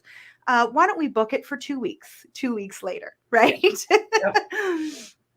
When we start to tune into that, when we start to really see our shadows, not pushing them down, not going, I shouldn't be angry right now. I'm not being a very nice feminine person. So I'm going to stuff that down. That anger is sacred, right? We're actually stuffing our sacred self down into the depths of our womb. Why do people have, and I mean, yes, there's a plethora of medical things as well, but when I really started tuning into the moon cycle and focusing that on my own feminine energy, my menstrual cycle started to ease up, right? I wasn't experiencing as much cramping. I wasn't experiencing that intolerability as much, because I was able to say, you know what? This is really frustrating me at the moment. I'm not frustrated with you. I'm just frustrated. So I'm going to have to say no. And can we pick this conversation up later? Yeah. As well, if you're not menstruating, if you're just not a menstruating person, if you're male, or you've reached your Saturn return, following that moon cycle, just new moon to new moon, you'll be able to see that your tolerance level does dip as that waning moon cycle comes. Because again, you're being asked to come into that rest. You're being asked to allow what you've set up in that waxing moon cycle to actually come to you and evaluate, is this something I energetically want? Or do I need to tweak it a little bit or completely let it go to shed what isn't, right? Mm-hmm. A lot of times the emotions or the actions, that sensual self that we kind of, what is sensuality? It's creativity, right? And what is stifled most of all in society? It's creativity. Don't be creative. fit in this box, be a sheep, move this way, go that way. Let me You can't make branch money it. being creative. Yeah, exactly. Oh, yeah. So allowing that to come forward. Again, understanding the contrast of life, because here's what happens when we get creative. I need to be perfect, right? I need to make sure that if I'm executing this plan, I have all my ducks in a row and I know exactly how to do it. Well, no, I know that I'm going to make mistakes. I'm a human being. So I am going to be a little bit too snippy and have to go back with my tail between my legs to my husband and be like, yeah, I'm sorry. You're right. I was a little bit hormonal. So I'm just going to eat some chocolate and I will, Probably in the bathtub. yeah. I'm going to make sure that, I'm listening a little bit more to my maiden and mother so that my crone isn't furious. What is crone? So the crone is like the older crone. age. Yeah. Sorry? It's like an older woman. Okay. It's a less desirable way to kind of call a woman of distinguished nature. But that's how within the moon cycle, that's what we call it, is the crone. Personally, I like it, but a lot of women are like, please do not call me a crone. Just like so like a grandmother, someone who has reached their Saturn return, which is postmenopausal. So you're no longer bleeding. Yeah. Right. It's so romantic the way that you like express these things. Virginia said too, Saturn return. Love that. Yeah. It just sounds so nice. I love it. Thank you. I Cool. appreciate So it. the crone, because you mentioned, so there's the maiden and the mother energy, right? And then the crone and what was the other one? The inner warrior. The wild woman. Wild Yeah. woman. So when you're following the moon cycle and when you're really starting to tune into the moon cycle, you'll only hear the three. Maiden, which is that new moon to the first quarter moon. Mother, which is that first quarter moon to the full moon, right? Think about full belly, pregnancy. And then you'll hear crone. I like to talk about the wild woman, and that's that section between the full moon and the third quarter moon, where things are really getting intolerable. We're like, yeah, no thanks. I don't want this. Our crone, she's very wise. She's very reflective. We'll have a lot of memories during that time. She is the storyteller. She allows us to hear in a way that isn't judgmental. It's just, here's the story. I'm going to hand it to you, and you do what you will with it. Allow your maiden, your mother, your wild woman to do what it will. Oftentimes in society, we see, maiden, mother, crone, all as separate beings, but we live these, especially as menstruating people, we live these every single month. So we have access to wisdom and intuitive wisdom. We have access to energy, that young, youthful energy every single month. We have access to that nurturing nature that mother brings, that giver, right? It's when these things are out of balance that we start to see that contrast of life of either or, that we're like, I have to sacrifice, right? Going back to George Bailey, I have to sacrifice what I want in order to give people what they need, right? But instead we can go, I can be both. I can do both. And it's okay.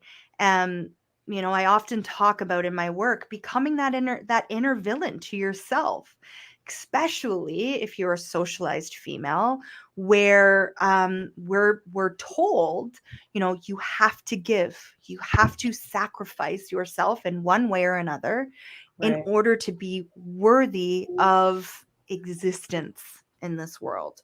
And so when we tune into the moon cycle, when we really tune into our own inner being, we get to go, no, I'm allowed to say no. I'm allowed to say, so for instance, the other day, my friend said, I really want you to download Bitmoji on your phone because I'm doing Christmas gifts with everyone starring as a Bitmoji. And I was just like, yeah, no, thanks. And she was like, well, why? Don't you think it'd be fun? And I was like, to be honest, I deleted that from my phone a really long time ago. I really don't want it on my phone. I think it's a great idea. I just don't really want to be a part of it. I'm happy to exchange Christmas gifts with you, but I just don't want that. And some people might be like, it's something so very simple. I know, but at the same time, I have enough apps on my phone. I'm going to forget about it. And then I'm going to try and take a photo. And it's just, you know what? There's a whole other story there. The end of it is no thank you, right? And so it's becoming that villain internally, because trust me, I had a whole like, maybe you should just do it, it's okay, it's just one little thing. No, my inner being said no, so I'm gonna say no, right? Yeah, anyways, so yeah, that's a little bit of, that's a shadow aspect as well, right? Boundaries are huge within a shadow aspect. Yep. And that is really what our crone, what our wild woman teaches us, is where we need boundaries, what we want, where we need boundaries and how to execute them. Again, sometimes, especially when we're first learning boundaries, they might come out very harsh and very snippy, kind of like that Scorpio, and with a story behind it. Right. Where when we get really good at boundaries, it can just simply be, no, thank you. Done. And that's it. And the story that is told is not my story. It's someone else's story. And it's none of my business either. Yep. Love it. Agreed. Mm-hmm. Virginia said that she's in Brantford. So she says the old crone in Brantford loves this chat. I love it. Yeah. Agreed. Giving yourself permission to say no and not feeling like you have to provide some giant explanation as to how you came to that decision. It's just no, not for me, and thanks. And I like this is, you're just giving us permission to be in those spaces and to be in those cycles or the phases, because there's even times, right, where we'll say something or we'll snap or we'll feel like, no, I don't want to. And this guilt or this feeling like we need to do it right for the person, but we don't. It's honoring ourselves without an explanation. But also now we can understand why we feel the way that we do in the month, and that we're not crazy, or, all of the different things that we've been told, even in the PMS, time, so to speak, of that cycle. It's our body's natural way of going within and removing or having boundaries of things that aren't working anymore. It's that, the spring cleaning, I guess, or the fall cleaning. There's a time for that. And it's so beautiful that it's expressed in the way that you shared it, because it makes sense. And you're like, oh, okay, I understand, where I am, where the moon cycle is, and I'm not losing my mind. No, definitely not. And when we tune into the moon, we get a chance to really see that, to really understand that, because we have a visual, a tangible representation of what's happening internally to ourselves. And again, we can extend that out to the wheel of the year. Right now, we have a visual representation of what we're being asked to do: shed, let go, hibernate, plan for the year ahead. Right? If we were farmers, right? Or if we were back in olden times, yep, we would be. Can we be Vikings? Right. Yeah. We would be conserving our energy so much, right? We have daylight really from like 9 to like 5:30-ish, right? For the next little while.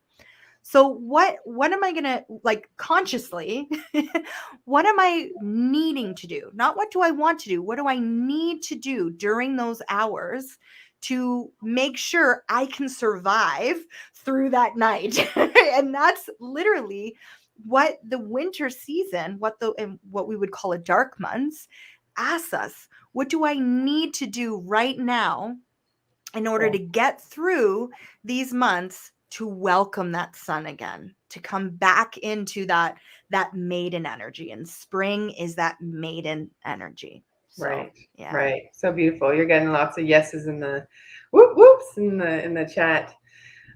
So true. When we can learn and just learn about the moon and the different things that speaks to us. It's like before the internet, before religion, what our ancestors did and how they connected to themselves. And it's such a beautiful way to be in sync with your body, but also in community, right? Mm-hmm. That when you are in that one phase where it's time for you to go in, then you're a little bit quieter. You're not out there, or, maybe taking on as many social things, or or even in your business, because you just don't have the energy to do it.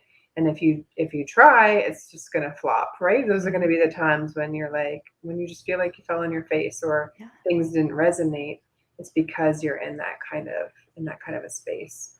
And it's interesting because over the last 100 years, menstruation has been a shadow aspect. But before, our communities would know when our maiden, mother, and crone phase was happening. We'd have run-tents where we would literally all convene with other women in order to share stories, in order to, talk about husbands and children and other women. We used to gossip, really gossip. And it wasn't a sense of, I'm talking badly about someone else. It's, I need to get this off my chest. Right. I need to get this out of my energetic body. I don't think ill will of this person, place, thing. However, I can't have this stored. And so as we've started to kind of come into this industrial era, we've started to say, ugh, menstruation is yucky. We don't talk about it. Menstruation is something that is just for the woman who's having it. But our communities used to know, so that, oh, Karuna is really kind of starting to go introspective. Oh, well, the moon is here. Okay, she's going to be entering the red tent soon. So we're not going to demand as much from this person as we would when she's in her maiden phase. Why? Because we know that it's going to get snippy.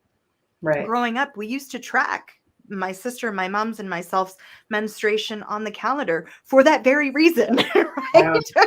So that dad or stepdad was like, okay, I know that this is not the time to get in an argument, because that made We're going on a 5-day retreat. Exactly. And so as we kind of step into those shadows, realizing not just shadowy aspects of ourselves, but what shadowy aspects do we have in society that actually needs to be brought to light, that needs to be said, this is a sacred time and we should be honoring that. So yeah. An idea just dropped in. So this is for whomever is listening. Christine, maybe this is for you. She's taken the Moonology course. This could be a course that could be created for couples, right? So that the man also understands, because men, like, where else they're not hanging out, necessarily in our chats here. So where else can they learn that? Or the woman to learn it and then express it to her partner of, hey, this is how my cycle works, right? So this is for us to learn. It is our responsibility. But I think that would be a neat class, is to explain the moon, but from a relationship standpoint, so that, we can understand each other, and when we're going to be, wanting to be social and going out, and when it's like, that's order takeout. Yeah, exactly. Or you need to cook. Yeah. Yes. Or book vacations, like, for real. Like this is the time when when to book the times you're going to launch something in your business, when you're going to take your vacation, all of the things based on that schedule, because of the energies. And it's just going to hit better. You're going to feel better. You're going to feel alive. Yeah, there's so much juiciness in there. We have a 3-module class on the moon cycles in your business and how to use them. I love it. It's just something new that I've been learning this year. And I really do feel like we are all going back to that natural way of living that farmers knew, and that whole farmer's almanac I keep mentioning. But we're going to the soul almanac, right, of how to really live here as multidimensional beings along with Mother Nature, and not fighting against her. Right. I love it. Yeah. I love it. Yeah. So good. Great. We have just about 10 minutes or so. Would you like to do a card reading or two? Maybe one. Let's do one for the group. Yeah. I could talk to you forever. So let's do one, if that's all right, for the group. All right. So let's see collectively what we need to know, what we're letting go of. Sorry, let me take off my mallet. And while you're doing that and you're shuffling there, I'm curious, because you mentioned the 3. So the maiden, the crone, and the maiden, mother, crone. Mother, crone. Okay, where does wild woman fit in there? So wild woman, it goes, for myself, it goes maiden, mother, wild woman. So this would be when you are premenopausal, when you're menopausal, right? Think about your mom when she was going through menopause. You were like, do not talk to her ever. Like, just let her do her thing, right? You're hot, you're sweaty, you're like, you don't know when a hot flash is just going to come on. That's that wild woman phase. That's that maiden and wild woman are very similar in their energy, where even if you're a menstruating person, you might feel a little bit more where during your mother phase, your ovulation, you're wanting to be intimate with someone for the fact of creation, where in your wild woman or your mother maiden phase, you're wanting to be intimate with someone just for the sense of intimacy, for sensuality, right? You're really like embodying this like entire being of who you are. And so when you are premenopausal or menopausal, you're in that phase. You're really like, okay, I'm living each moment instead of each day, because I don't know what's going to come next, right? So Right. it does allow you to be a lot more present, and tune into where you are. And that in the moon happens between the full moon and the third quarter moon. And then the crone is the third quarter going back into the new moon phase. Gotcha. That the wild woman, that it just reminded me of even empty nesters, right? Of being in that space of, now who am I? And I've given to everyone else my whole life, or for the kids that 20, 30 years, now it's my turn. Yeah. Right? I'm gonna look after me, kind of that energy. I have a funny story. I'll probably get killed for this, but when we were kids, so our moms were in that phase of, you got to be careful what you say. And at family events, we would, the cousins would get together and we would put bets on whose mom would lose it first.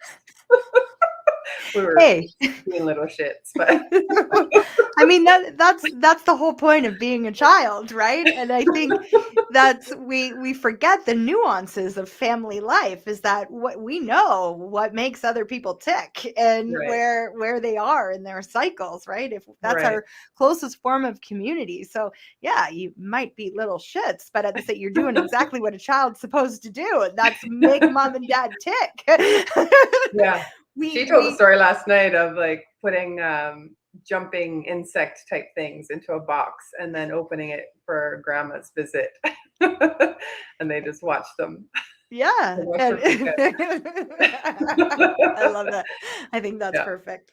Okay, so for the collective, interestingly enough, we have the Knight of Wands that's showing up. And this is, I mean, we are technically currently in that wild woman phase.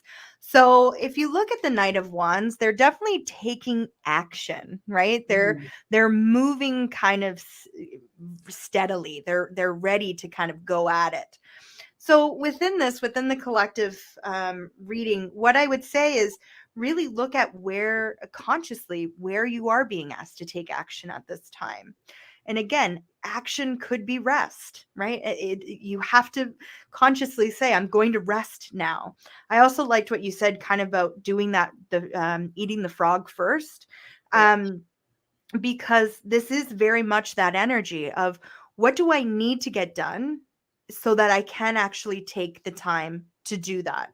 And that doesn't mean like, do I need to do the garbage because the garbage actually needs to be done today?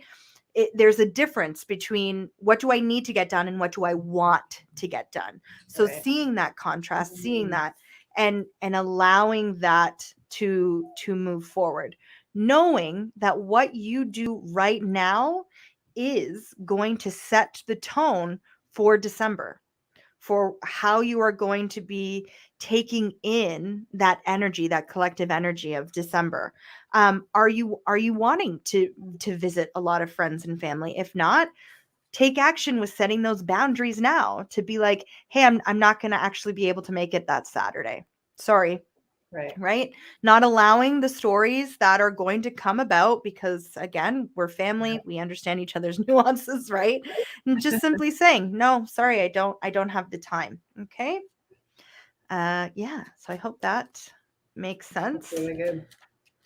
Do you want to pull a card for 2022? Do you have Sure. an Yeah, idea let's for see. 2022? Yes, 2022. It's going to Jupiter. be a very interesting winter for sure. Yes, I agree. We're going to, in 2022, winter is going to be, we're going to see huge contrast. It's going to be like, yes, yes, yes. Ooh, no, no, no. Yes, yes, yes. No, no, no. And so it's learning to live in that contrast, learning when we're playing on our emotions, right? So when things are down, are you going to spend money that you don't have? Are you going to eat food that you don't really need? It's more of an emotional thing. Or are you going to allow that shadowy aspect of yourself to come forward, not trying to soothe it, just saying, you're allowed here. You're allowed to be here. You're allowed to sit with me.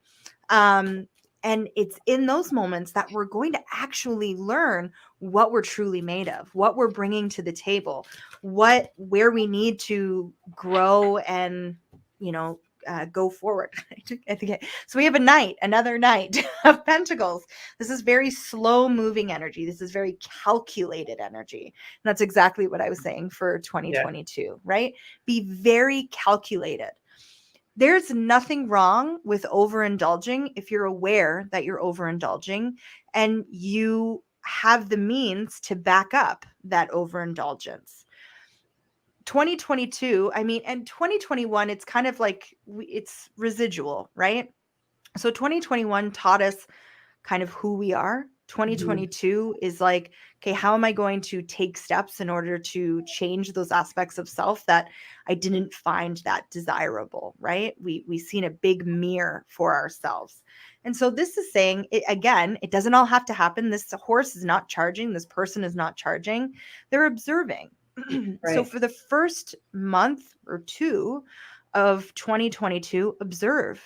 What is possible this year? What am I trying to build? If you are making New Year's resolutions, are you restricting yourself? You're cutting everything out. And then you know that in 2 weeks, 3 weeks, you're going to fall back into that same pattern, right?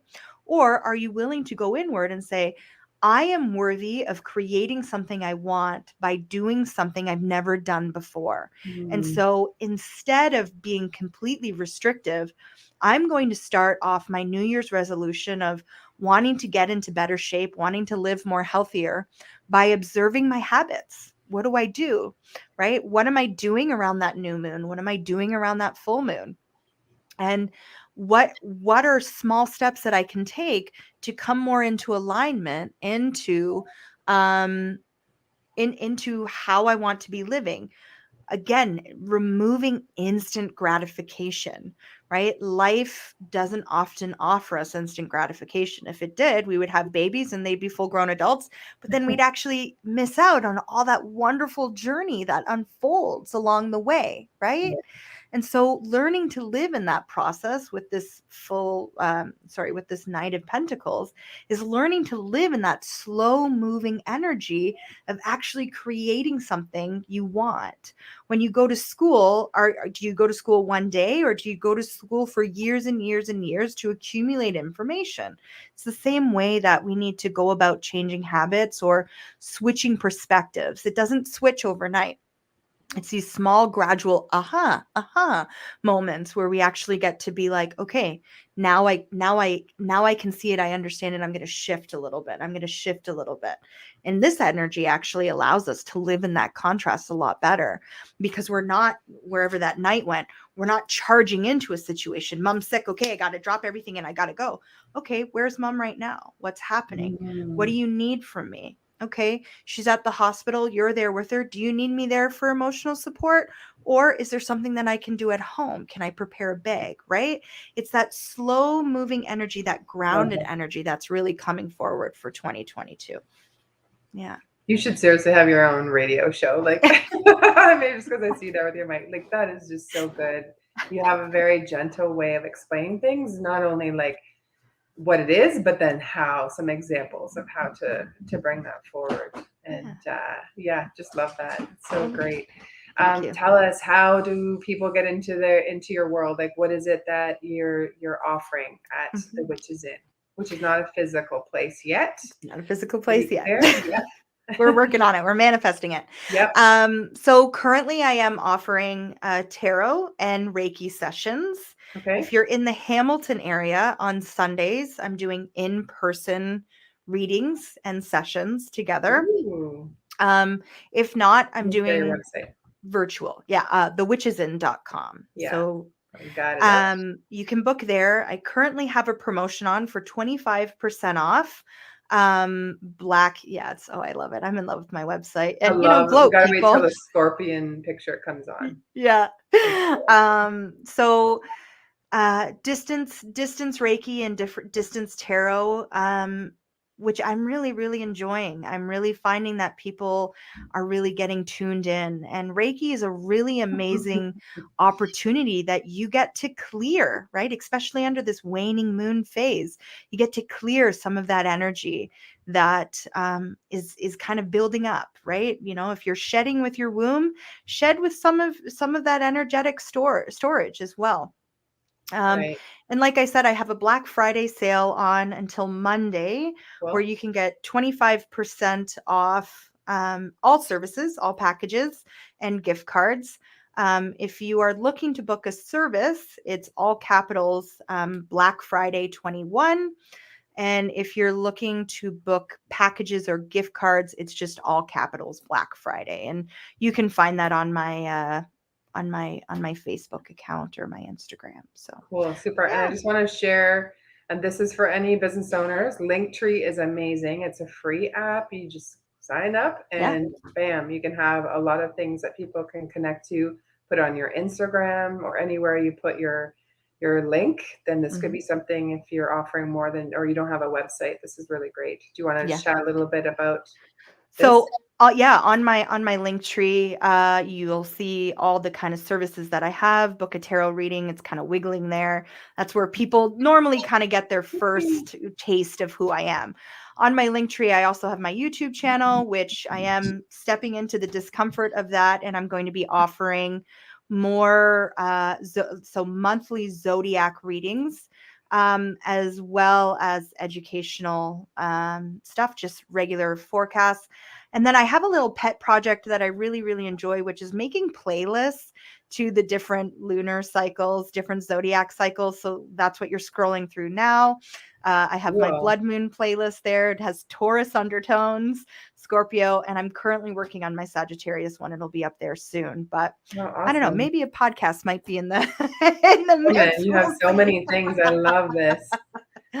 So good. I'm glad that Virginia put this in. I didn't know that you had one, so I'm glad, because I think this is really cool to see. And I just want to point out, like, everyone who's watching, instead of buying, another sweater, another toaster for Christmas, support local. Like, if there's a speaker that really resonates with you over these next 2 days, purchase one of their sessions.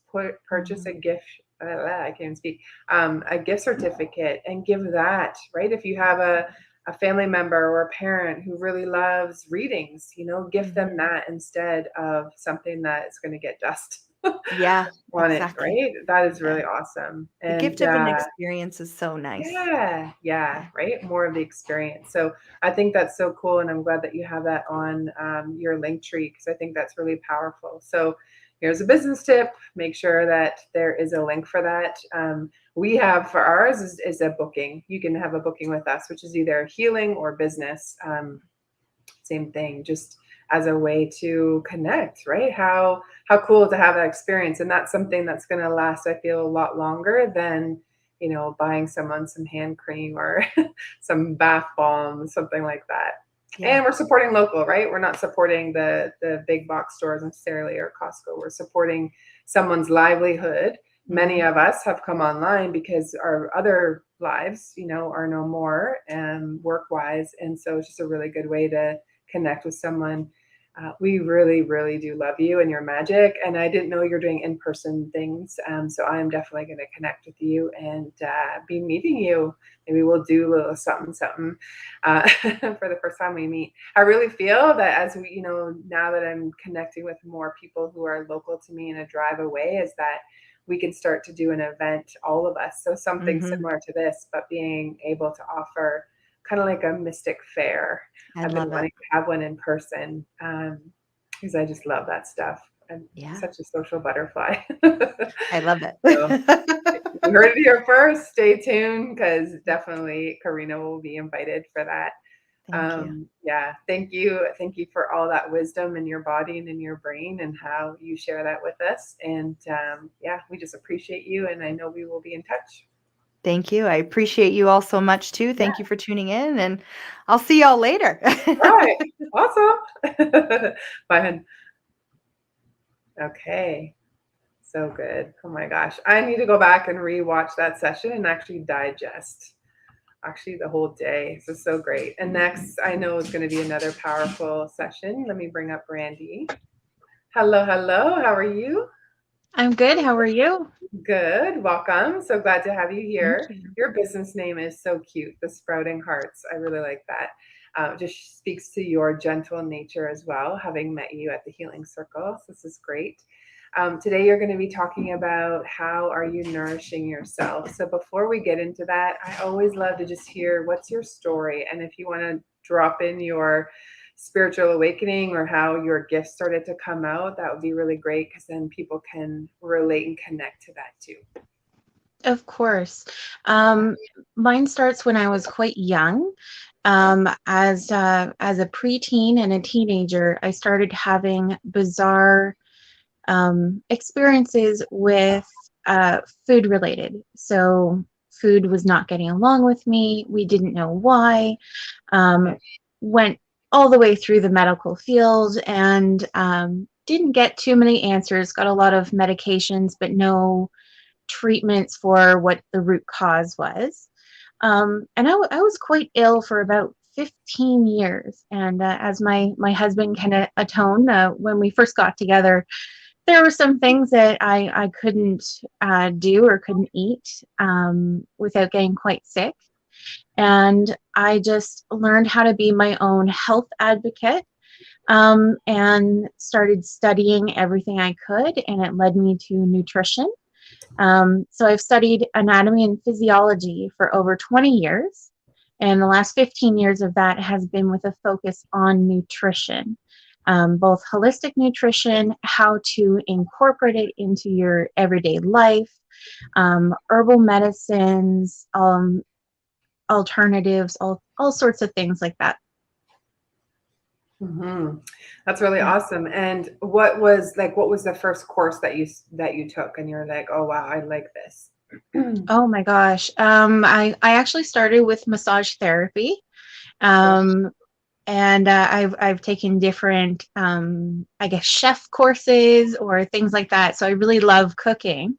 And I was trying to figure out how to connect the preventative medical with the practical. And I came with nutrition and teaching others how to do that.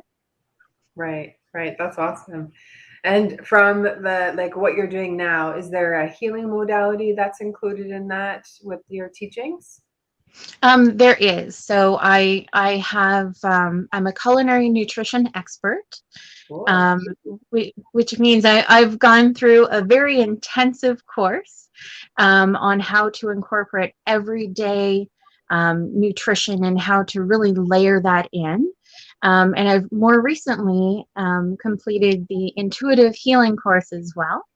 And so I'm now incorporating the energy and everything that you put into it, into your food, and how that can help nourish beyond just the physical food, but how it can make you feel. And when you cook with love, it comes from the heart, and people can taste that. So instead of like here. Mm-hmm. That's so funny. Tell us about, so the intuitive healing, when you were taking the course, have gifts dropped in for you, or that you're aware of, where, you're reading people, not just for their nutrition or for what might be going on, but are you highly intuitive where you're getting different messages, or you're feeling them on some level? Yeah, that was very new for me, actually. I was not one that wanted to necessarily do readings or channeling. And it the universe had other ideas and just started dropping information. And I'm like, okay, I will take this and pass on what I need to. What are the gifts? Like, what was to tell us a story about what started to drop in? I think the readings and the information download, I think that was the newest part for me. I've always kind of felt intuitive and was able to pick up on different things. For most of my life, I didn't realize it was something that was more unique and not everyone had. And until a few years ago, when actually I met Blashka, who we both know, and she really helped me kind of push towards this, and she helped me through and inspired me to continue my own journey to share it with people. She's so great. It's like her babies are online today. Yeah. So good. Yeah. What has been like, what's your favorite part from the intuitive healing course that you're helping clients with? Oh boy.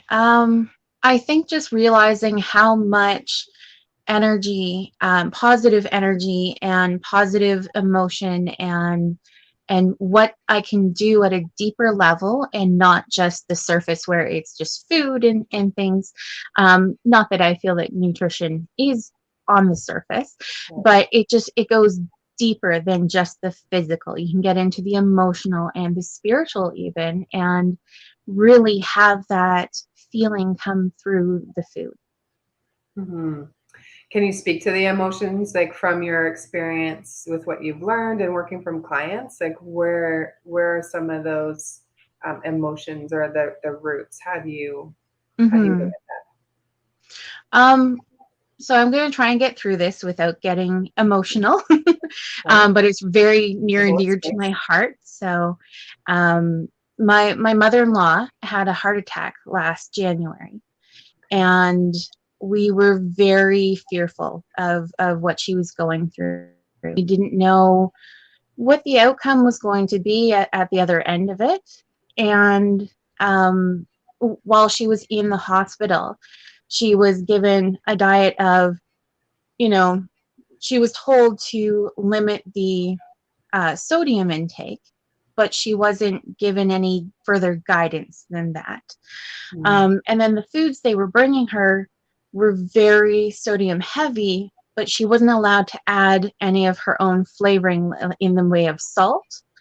So I actually started cooking food for her and worked with her nurses for protocols so we could drop off food.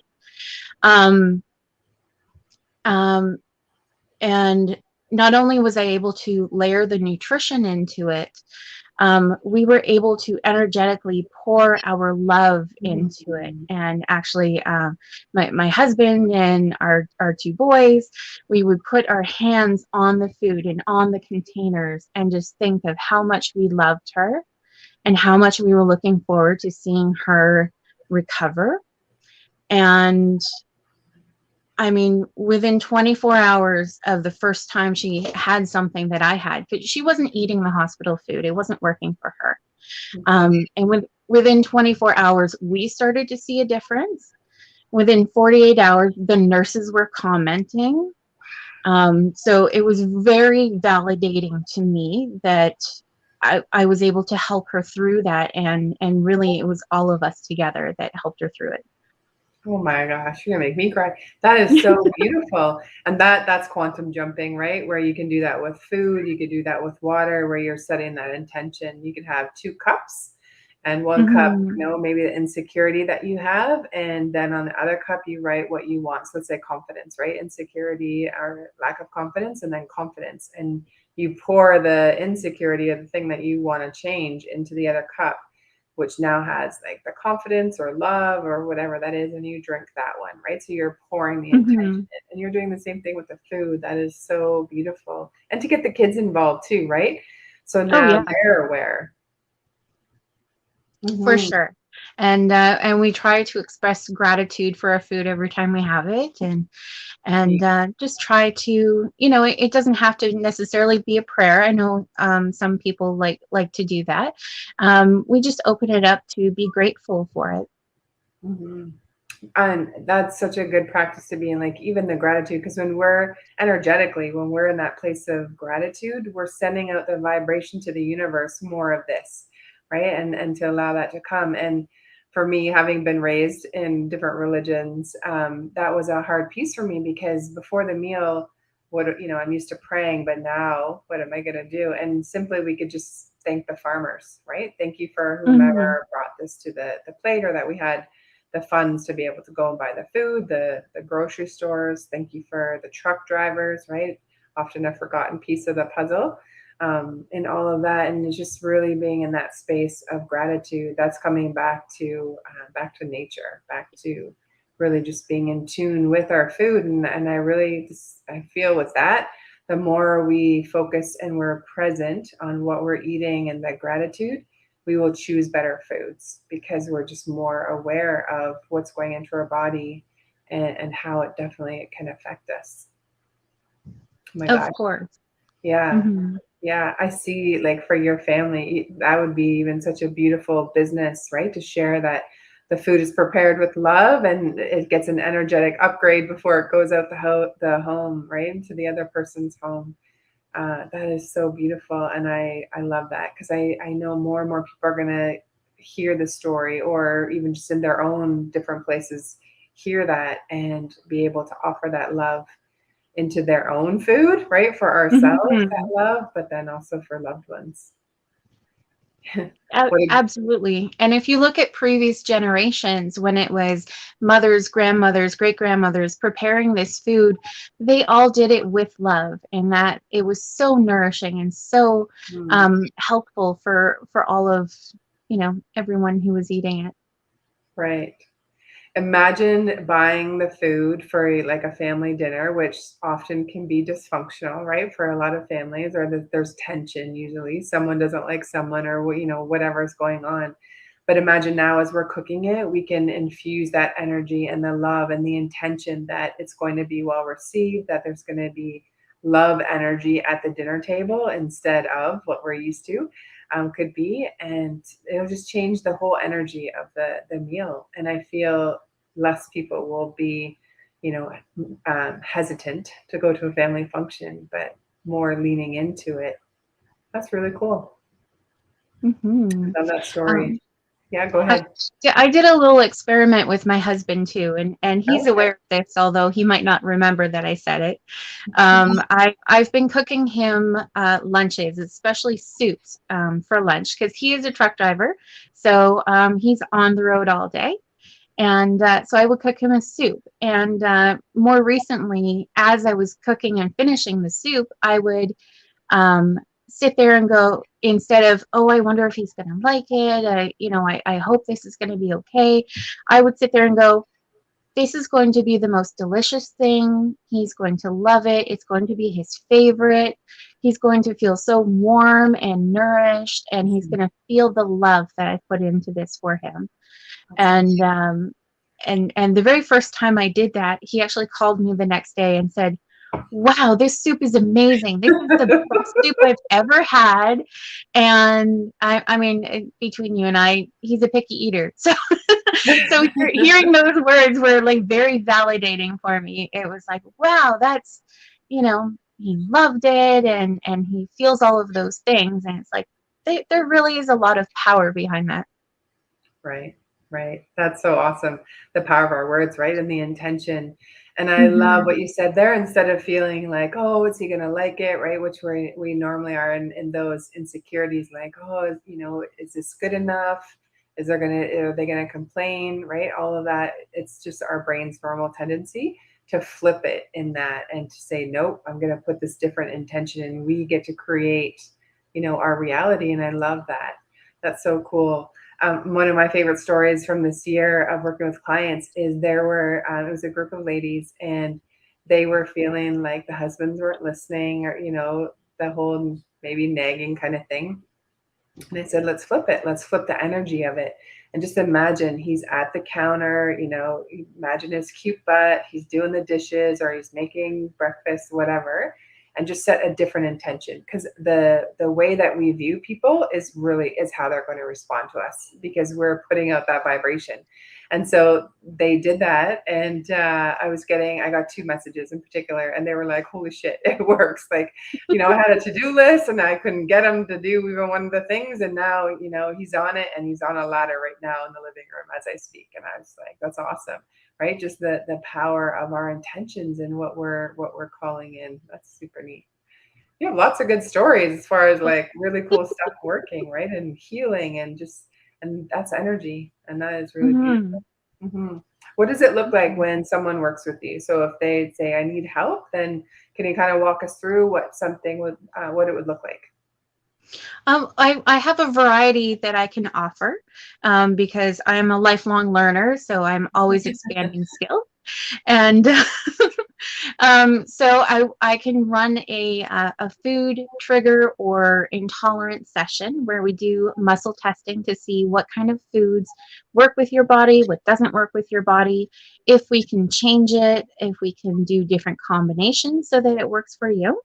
I also offer cooking classes, all online right now, but I can also do some cooking together sessions. So where I come into your home and we have a meal plan and we actually cook it together. So I walk you through, how to form the meal plan, what groceries to get, the most efficient ways of preparing, because I know that's where I was struggling, was the prep would take so long.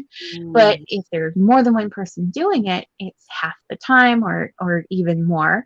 Not only that, but getting the kids involved too. And that's really important. So trying to have a whole family cooking session. I can also do intuitive healing, and whether that's with food or without food, I can do that as well. And I also offer, I'm a certified doula. So I offer more of the nutrition for prenatal and postpartum, and how to prepare and get birthing parents through that challenging time and that transition. So there's a lot there. That's beautiful. What a nice gift for a mom, right? A new mom. It's like, here's Of course. some help in that area. Cause you just, well, I don't know. I never had my own, but like I imagine dead tired, and, and that extra hand would be so welcomed. That's very cool. Mm-hmm. Neat. Well, you definitely have, just a wide range of things. Cause I even, with your RMT experience or the massage, is that you really understand the body and how the energetics work, right? And the meridians.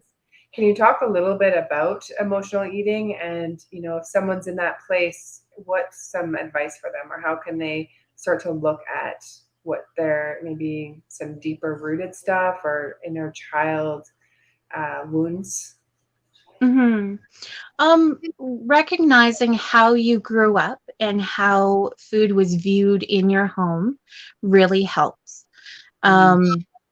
And knowing if it was like a treat was like the big celebration thing, going out for dinner or stopping for ice cream. I know I tend to be a little guilty of that too, and I'm trying to improve it for my children.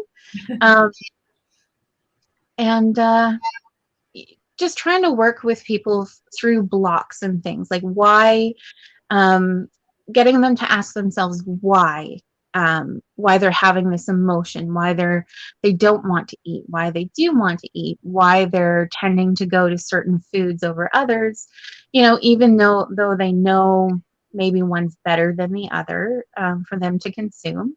And just getting them to connect with how the food feels in their body and how it feels as they're eating it. And if they're noticing emotions coming up, or if it's comforting, and why they need that comfort and where else they can seek that comfort as well. Oh, that's so good. Very helpful.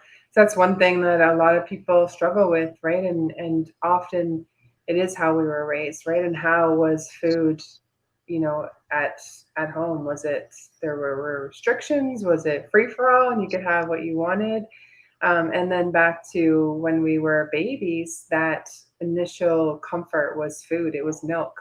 And so it's it's very common, or we understand why food can be such a comfort, because we were held, we felt, you know, that warmth, embrace, whatever, as a baby.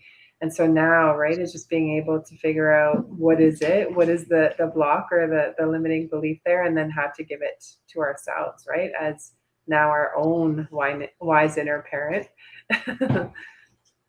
On the inside. For sure, yes. Yeah, very good.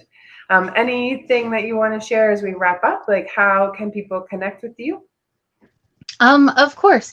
One last thing I want to say about nourishing yourself is it's not just about food. And I have on my website displayed, like, how are you nourishing yourself through, you know, physical, emotional, mental, and spiritual. And so you have to consider things like, are you getting enough sleep? You know, are you in a state of gratitude where things tend to come to you? And things. Oh, I lost my train of thought there. What's your website while you're thinking of that, and I'll Yep. bring it up. It is sproutinghearts.com. Oh, yeah. It's not quite active just yet, so it's a bit of a shell, but I'm hoping in the next few days to have that up and running. And then starting in January, I'm going to have my online cooking classes available as well. Yeah. And what will you do for them?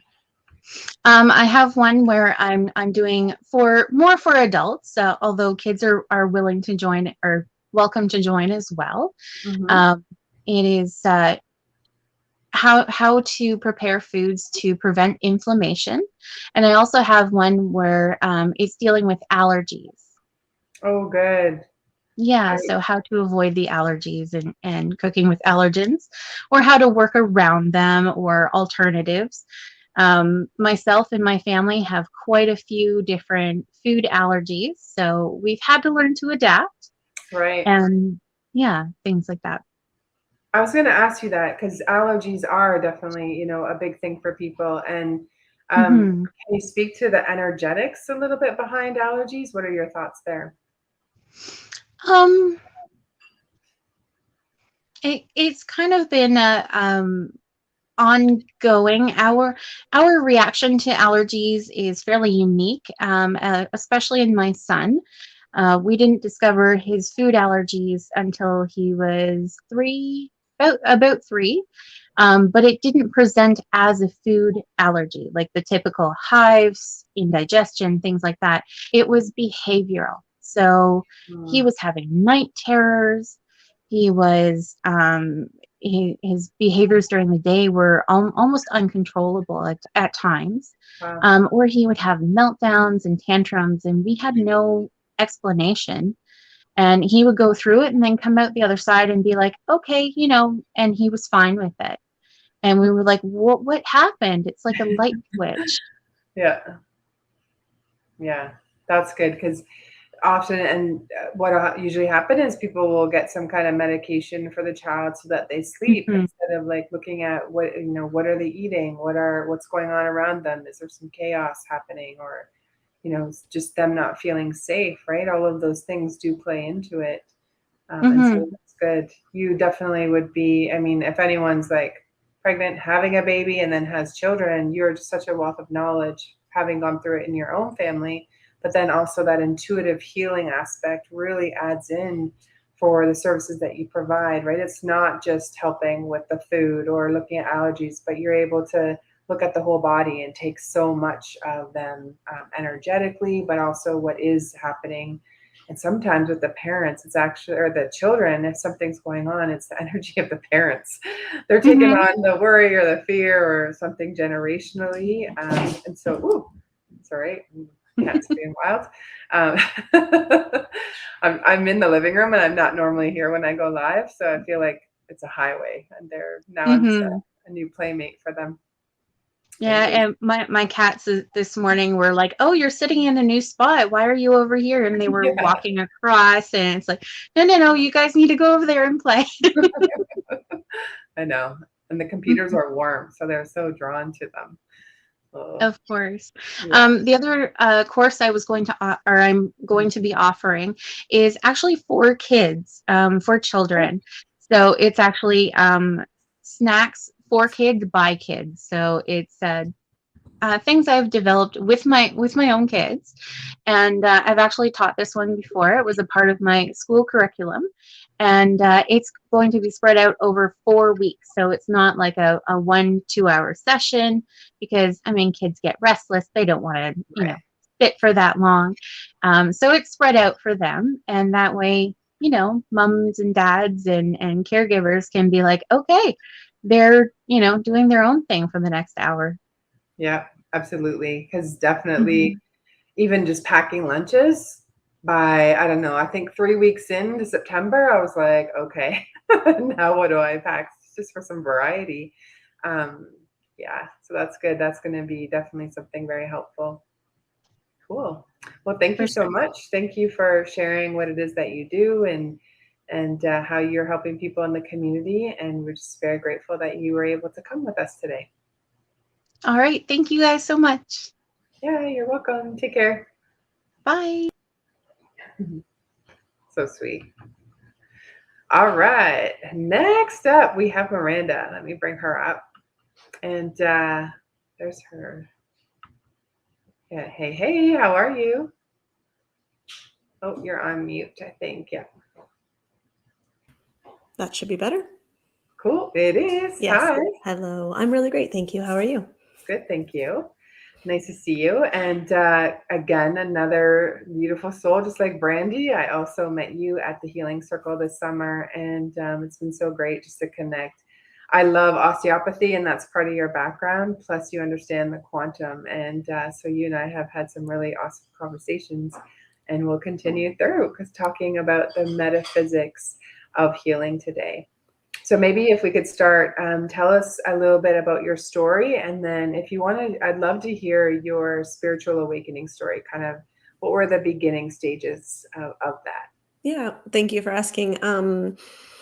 I tried to condense the story into making it shorter. For me, it happened, I started sort of searching for answers outside of what I did understand 10 years ago in 2012.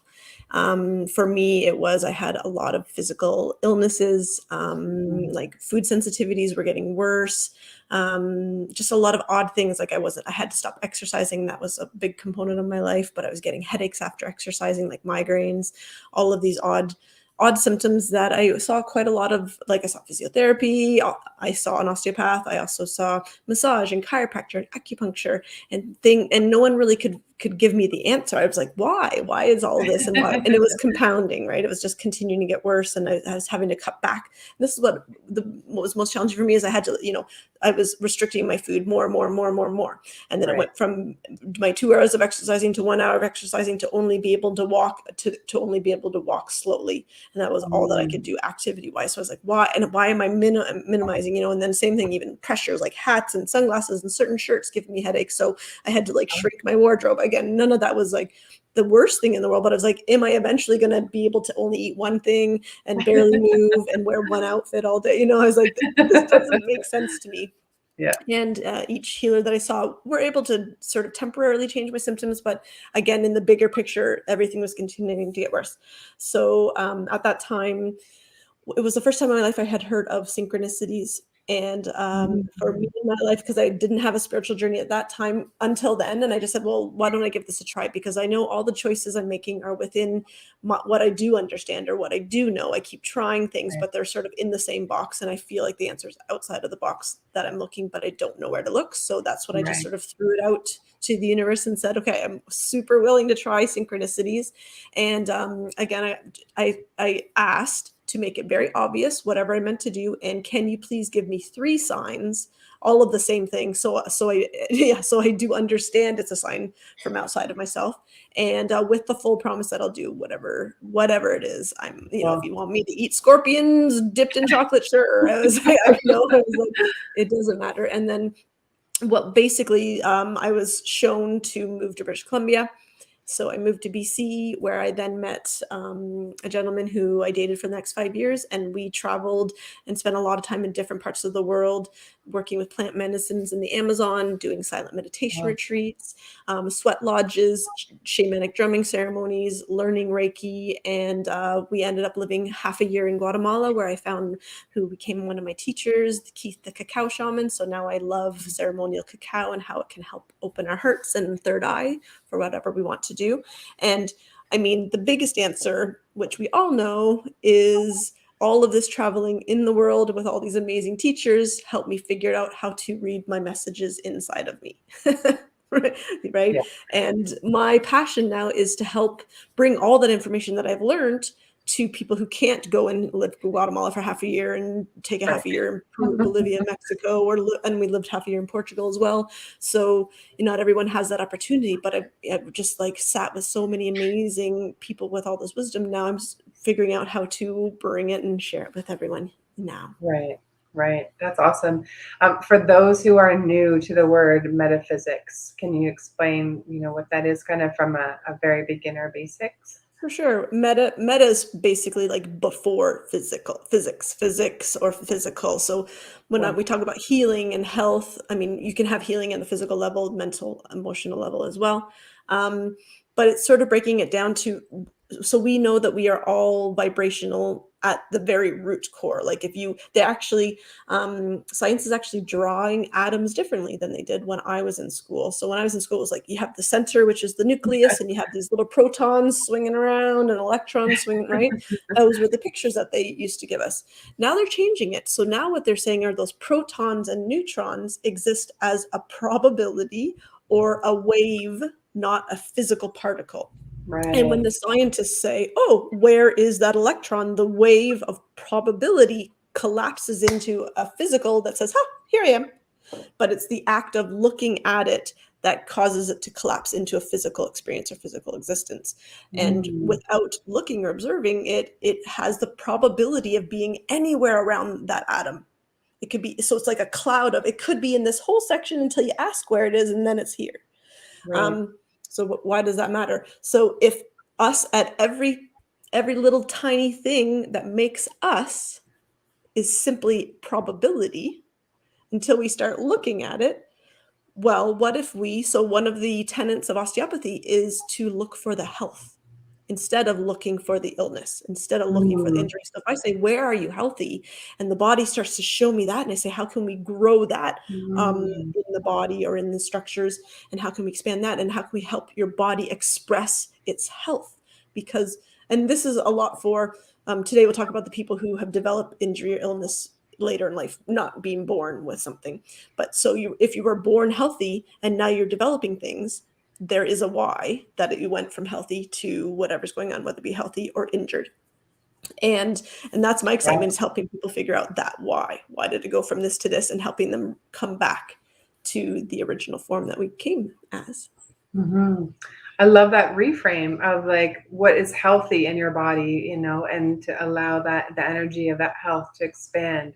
So often we're like, I'm sick, or, we focus so much on the area that is looking for some attention, which we understand is normal, but it's kind of, you just brought it out for me, like bigger picture is like, okay, let's look at the whole person, but also what is going well and be able to expand on that. That's really neat.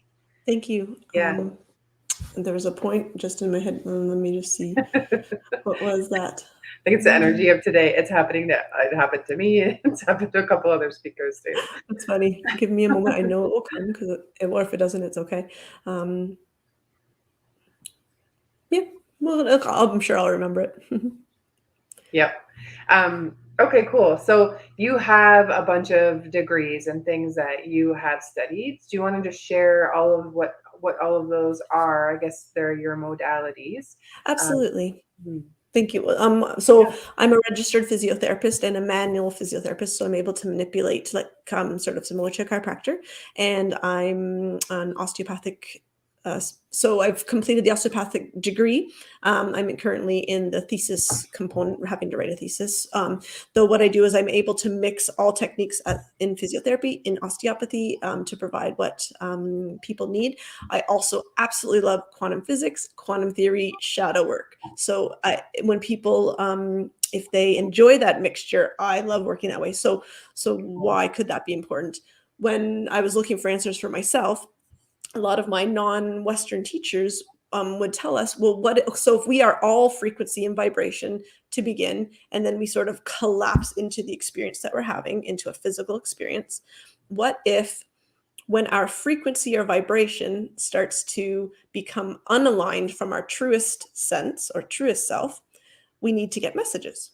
We need to say, hey, you, something's going on over here. Like when you're driving your car, you have the little gas tank thing that says, hey, there's, you're going to have to get some gas before you go. And it's amazing. I mean, we're grateful for those kinds of messages. Or the dings will go off. We need oil, the windshield wiper. It's really helpful to have those messages. Well, what if injury and illnesses in our physical self are telling us there's something frequency wise out of tune or out of vibration with where we're really meant to be?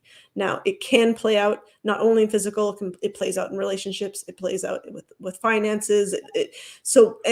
Well, how does it play out? It's any experience that we're having that where we feel outside of at least common centered, but it's certainly outside of joy, happiness, all that kind of stuff. So if you feel angry, frustrated, sad, and of course pain, physical pain, mental, emotional pain, any of those kinds of levels, they're showing us there's something out of frequency and vibration. So I can even just give you an example of a patient that I had that I knew from a physical standpoint I couldn't help, like from physiotherapy or osteopathy. I treated a woman who had multiple sclerosis.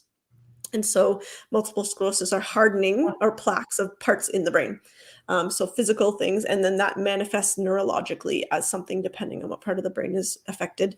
And the woman that I treated was numb from the elbows down and the knees down, and it had been 5 years. She had no sensation. So she would sometimes trip over her toes because she didn't quite know where her legs were. So then that's why I was seeing her, because she was hurting herself. She'd fall once in a while. So as I was working at the physical pain level, I talked to her, and the story is that as a child, she was physically abused by one of her parents. And as she got older, she started running and really enjoyed running. And what she actually learned was she would run until she could no longer feel her body. And that's where she felt her best. But it was because she couldn't feel the pain that was inflicted upon her. At the same time, what she was doing without knowing it was teaching her body that she was happy when she can't feel it. So that was manifesting physically. So we actually did some shadow work, helping her reconnect with her inner child, to heal the mental wounds, and to not have that need to physically feel numb in order to be happy. And literally within that hour, she started moving her fingers. She's like, oh my gosh, this is the first time I felt my fingers in 4 or 5 years, however long it was. It was beautiful. And I mean, I didn't do that with my hands. It was just supporting her in teaching her body she did not need that message anymore. And that she, and then we reconnected her with how she does feel in her body when she feels happy, and really cultivating sensation in her body, which was really great. Right. That's massive. Like, imagine, someone who 5 years can't feel the fingers and the feet, and that's difficult. Like, you are going to trip over things because you don't know what's there, or, a cat toy or something. And just, this is why I love these sessions, because it's so powerful, the transformation or the gift that you were able to give her just by helping her. She did it right on her own, but like the guidance and being able to walk her through that, I think it's just so, so beautiful. What's coming up as you were sharing the story is often a lot of people will have some pain, or there's something there as a way, it's like a coping method of something is going on, it's too great, I don't like it, or it's painful. And so the pain comes on so that they don't have to help, or they can go lay in bed, or, all of this. And every story is different. So I'm saying this with lots of gentle care, but it's just like looking at what happens when you start to feel pain. Are you being asked to do something that you don't want to do? So instead of having your boundary or being able to say no, then the pain comes up so that it's your way of saying no, right? I can't, I don't feel good, right? Or I'm sick, and really letting go of the identity that can come from having an illness or sickness that we can hold on to, because who are we without the pain? That's all we've known, right? So really just getting into that curious space of what is it? Why is it here? And looking outside of the box of what could come through. That's really beautiful. Thank you. Absolutely. It's true. I mean, we all have different things that we sort of, I like to call sort of escape to if we're not feeling well, whether it's eating something or sometimes exercising. There's multiple layers of how we sort of escape from not feeling well. But what will happen is that if we do that repetitively over time, somehow we need to get the message that that's not the answer. It's about going within. Yeah. So if people overeat, they'll start having health issues if they get very large. Or in my world, just in terms of treating a lot of athletes, they'll get more. And this was myself as well. The sport has to get more extreme because it's not a distraction anymore, and has to get more extreme and more extreme. But then the big injuries happen. I lived in Whistler for a year and treated a lot of very intense sport people who are doing sports, and there were a lot of really big injuries as well because they were so addicted to the physical activity, which was with the escape from whatever else was going on. And that's true. The universe is like, you are going to stop now and and address what what you're running away from. At the same time, what I always tell people is that whatever you're, say, running away from, if it's to do the snowboarding, backcountry snowboarding in Whistler, you can still do that without needing to run away with something. So you can do the inner work and your life can still continue, but then you're doing it because you love it instead of doing it because you don't want to think about something else. And then you won't get hurt because the universe says, yeah, you love it. Keep going. Right. You and I hang out, so I know a lot about your past and all of that. And I just want to speak to, talk to those who were raised, either they were, athletes, or they were in a home where, that was expected of them as well. And just like the pressures and some of the things in your own experience of unpacking now from those earlier times or messages. And I just love for you to share what it is that you used to do. I've done a few things. Well, with your fame, like with the skating and the and the cheerleading and all of that. Well, I used to synchronize skate. Yep, it was skating, exactly. And I was on Team Canada, and I'm grateful that actually the first year that we competed, competed for Team Canada. We won the World Championships, so that was pretty neat. And then we were third for every year after. So this is the neat thing about the metaphysics and about your understanding your beliefs. So in the quantum realm, quantum experience, you literally manifest everything in your life. So if you're going for a job interview and you 100% want the job, in your reality, you get the job. If there's something you're like, you don't love the owner of the place, or it's not super in alignment with you, you don't get it, which is neat. So I even look back at that and I was like, yes, skating was amazing. And then we went all the way to the top and won the World Championships. And then the interesting thing is, because it was then my escape, so there was something in the universe that knew I needed it, but wanted me to get the message that it was escape. And so I do believe that was in my reality. Again, there's lots of realities, parallel realities, and all parallel experiences. I needed the message of getting second because I needed to work on something myself. Right. So I understand that now later, many years later, not at the time. But there was something that it wasn't quite fulfilling what felt was missing anymore after that first year. Because I reached it, I got it. And then because I was looking for filling an empty space without knowing that I was doing that. And sort of in my life, sports and activities were what helped fill that space or cause that distraction. So it's neat how that works. And then I stopped doing that. And then, so then I needed something bigger. That's why I'm saying sport wise. And then I was able to cheerlead for the Toronto Argonauts. So that was a lot of fun. Same thing. And it was an amazing experience and beautiful experience. But again, it was like filling all my time, not allowing me the space for the spiritual exploration and going deeper in consciousness. So yeah. That was my story. And then when that ended, I needed something bigger. And then I learned how to kite surf. So this is the last where I understand, because the first year it was where I live here in Ontario, the wind was amazing. I kited every weekend in the summer. And then over the next few years, the weather stopped cooperating with my schedule to be able to do it. And again, that was the universe saying, stop running away from whatever's going on and figure it out. So the weather Right. stopped cooperating. My body didn't want me to do it. There was many things that were telling me, you must slow down, you must stop what you're doing, and because I didn't know what, start figuring out what's going on within yourself. And for me, it was understanding how this world works and being able to share it. I love it. It makes me so exciting. And especially working with people, because sometimes people come with me, and what the neat part is, so we say we create our own reality.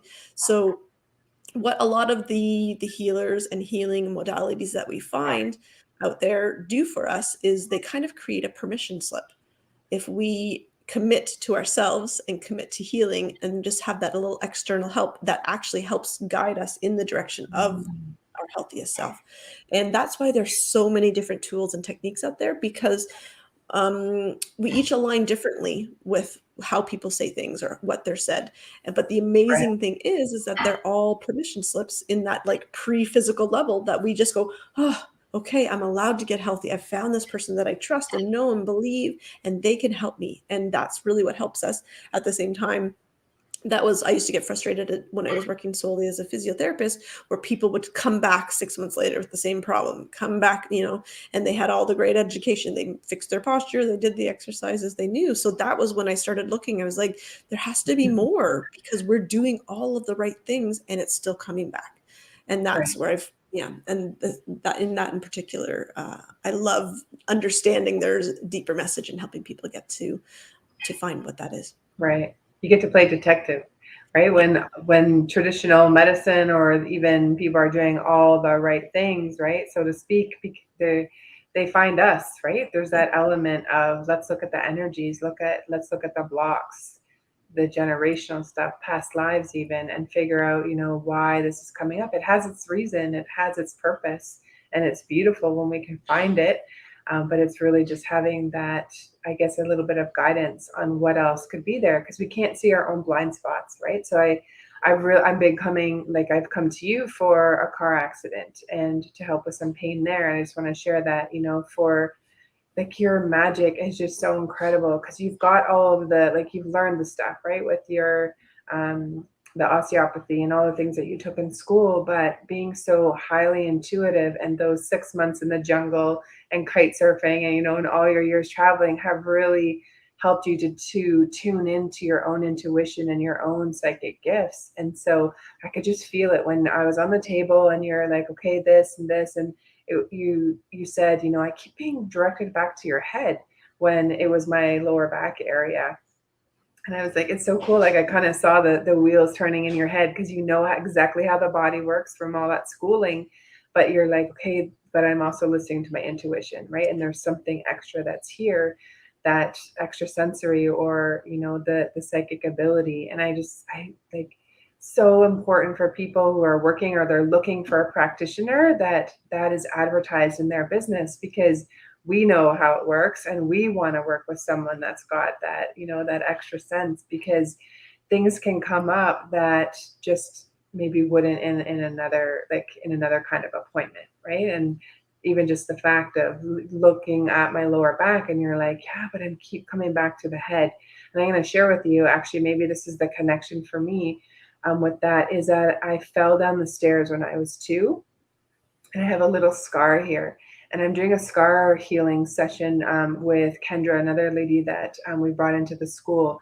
And she said that the scars are like a spider web. So when you have a scar, what happens is it has to go and look for bone or something very stable to attach itself to. And so you could have something that's happening in your body and it's from a scar. So she's like, look at this little one, and it's my head, right? Falling down the stairs is, head injury.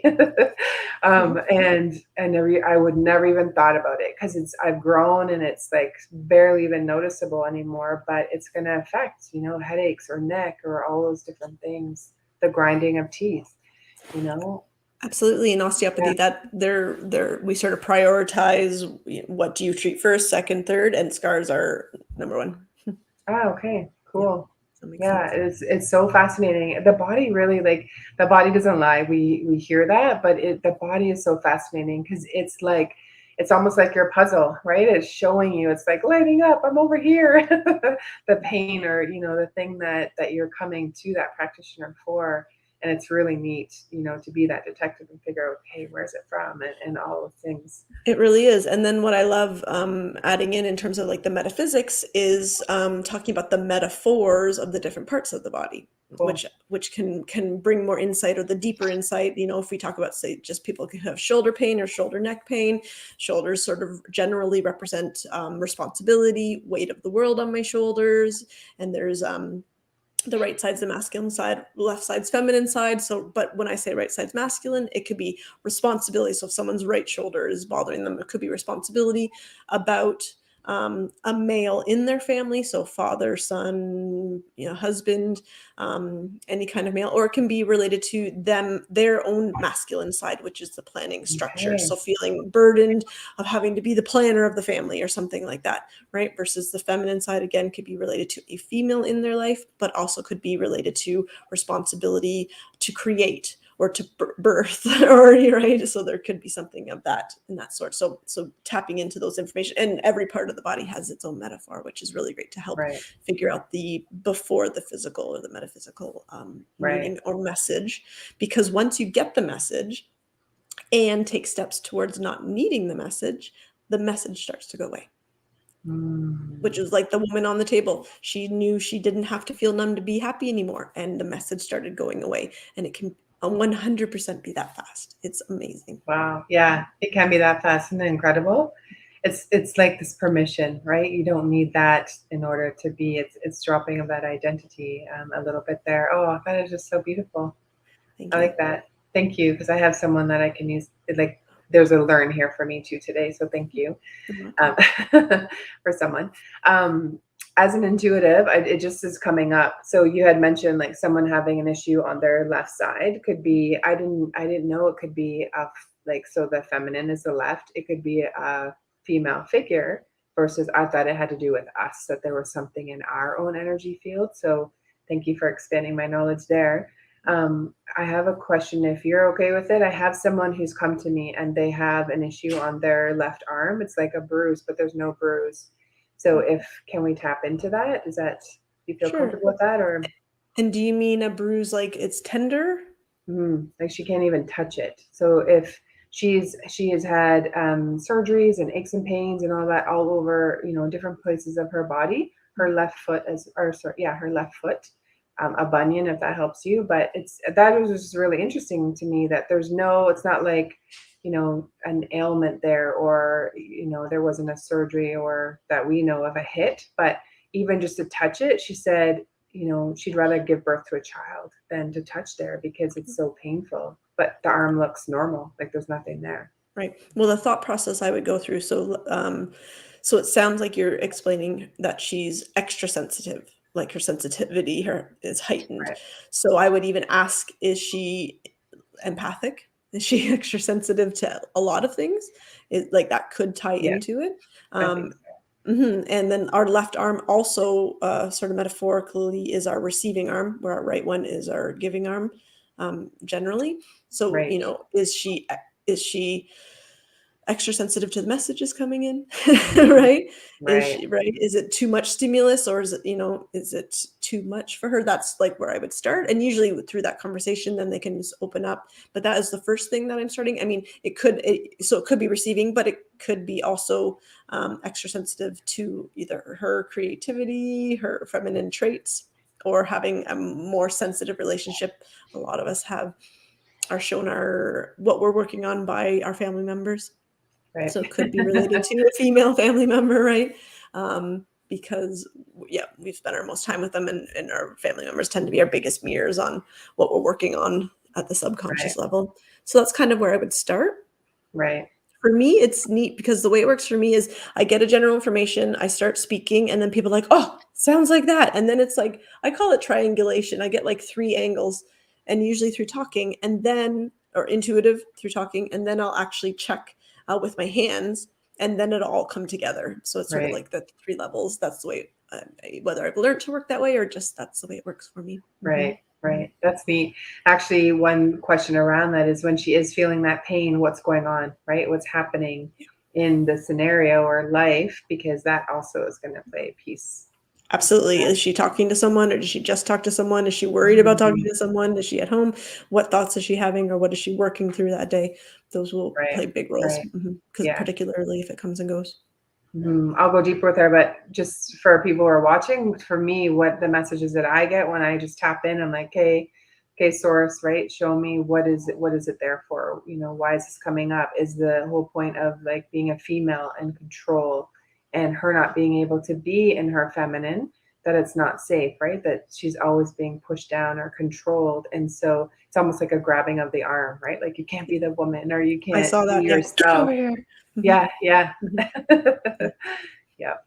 Okay, cool. Thank you for that. You're welcome. Awesome. So what is your favorite way to work with someone when they contact you, and maybe what would be some of the like the highlighted things you like to work with? So someone has this and you would be a great person to connect with. Well, I always enjoy working with people who have seen a lot of people and are like, I don't know what's going on. Right? Because me too. Because I'm like, yay, we're gonna figure this out, right? I mean, and sometimes I know investigation, and sometimes it even comes. Sometimes it's like you need a little bit of me, but then you need to see an amazing healer who does work on past life, because this feels like past life. I mean, it can be multiple layers.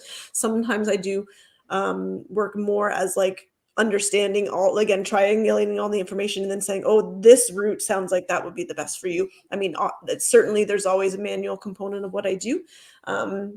But sometimes it doesn't take me very much to sort of clean up. Like sometimes people with food sensitivities, their abdomen, like their intestines will be very stuck together. It's almost like I joke that our intestines should sort of feel like spaghetti that has just come out of the pot. Okay. Right. But then sometimes when I go to feel them, it feels like they've been sitting on the counter for a day. Right. So because of the inflammation and inflammatory response sticks things in the abdomen together. So sometimes I help mobilize and move things apart at the same time. Then they have to address the sensitivities. So it's like a dual approach, is figuring so that they don't recreate the inflammation and stick their abdominal contents together. So so sometimes what am I trying to say? Of course, I enjoy helping people with pain, back pain, head pain, concussion, knee, ankle, all of those kinds of things. At the same time, I can help as well with helping people understand food reactions or acid reflux, heartburn. I can work with that. I can work with a lot of things, even just things that come up postpartum. Sometimes what's within the abdomen gets pushed out of the way when you're pregnant, and they don't always go back into the right place. They function well, but all of the organs in our abdomen are all connected by soft tissue or by connective tissue, again, sort of like a spider web holding everything in place. And if they aren't quite in the right place, that puts more tension on those lines of the connective tissue and usually hurts where it connects to the inside wall of the body, usually it's common along the spine. So post-surgeries, postpartum pain, and I have a special interest in inflammation, systemic inflammation, leaky gut, all of that kind of stuff. That's something that I've worked through for myself, or I'm working through as well. So I love that kind of thing. I just love the like, oh my gosh, and then there's this weird thing that happens on this day and a weird thing that happens on that day. I'm like, ooh, let's figure it out. That's all. I enjoy it. So true. That's awesome. So if anyone's looking for something for Christmas or a gift, reach out to Miranda, because he has another opportunity, right? Of something maybe you've had that no one's been able to give you an answer, or they said, here, take some medication, but you don't want to be on the medication anymore.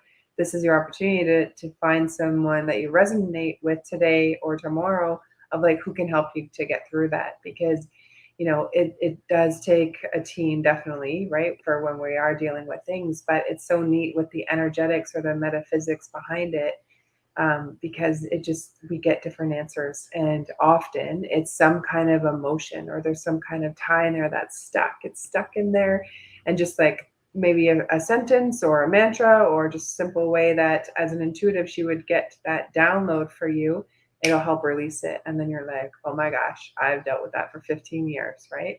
And then it can just release. Yeah, it's amazing, and that's where because with the as I love quantum, and that's what got me into the metaphysics as well Right. is understanding that there are an unlimited number of parallel realities. There's the reality that you're in now with whatever it is that you know, the pain, injury, illness, and there is a parallel reality where your life is exactly the same, and that does not exist. So it's Right. about figuring out what's the difference between those two realities and getting you into the one where it doesn't exist. So that's literally that's all it is I help people figure out, well, what's different between this one, and let's change the things that are holding you in the reality you don't want to be. And yeah, and it's so much fun. Yeah, that's awesome. What are your thoughts on fibromyalgia? Fibromyalgia. Well, it's sort of multi-level, multi-tiers. Usually people have a lot of inflammation in the system, which makes the nervous system and the nerve endings very sensitive to touch. And so in Western medicine, they encourage people to eat well, which does make sense, and to rest and pace themselves. But it's more of a managing it strategy versus getting the nervous system calmed down. So as a part of the osteopathy that I do, it includes craniosacral therapy, so working on the head and the nervous system, and then as well working on the organs, as I was saying before. But yeah, it's calming down the nervous system. So craniosacral therapy can help calm down the nervous system. At the same time, why is the nervous system heightened in terms of, is there belief or perception or living in fight or flight, unwinding that and making sure, yes, that the physical body is nourished properly so that it's not reintroducing more inflammation simply from what's being eaten or ingested. And I do believe it's something that can turn around. Again, people are not born with fibromyalgia. It develops over time. Right. And I'm developing a special interest. I think we talked about this a little bit. Also looking into glyphosate or Roundup toxicity, which contributes to a lot of inflammatory and odd symptoms of people. And that's a big thing that some people need to help just clean it out, and makes a big difference for the inflammation in the nervous system. Right. What about water? What are your thoughts? Oh, water's key. Water is really important as well. I personally actually drink alkaline water that's electrically made and alkaline to change the pH to try to keep my system at a non-acidic level, more alkaline level. Yeah, there's lots of really great ways to keep your body out of the acidic level, keep your body producing a lot of antioxidants, including how you eat, your water. Yeah, water source is really important to have good water for your body. Yeah. Cancers are just coming in like when your body's highly acidic, right? So getting into that alkaline, so good. I was so grateful for the day that I walked into your office because we shared a common book. And this has been like one that, I don't know if there's a glare, but like the Metaphysical Anatomy book. And I saw it on your desk and I was like, yes, I'm home. I have found someone who can help me that has the energetic understanding, but also, from what you've learned, right? And osteopathy, I think for me, this is just my personal experience, is way better than physiotherapy or chiropractor because you're actually, there's just a difference there. They're getting into how more of the body works all together. And just from my own experience of having been to all three is that, having that osteopathy knowledge, there's just something highly superior.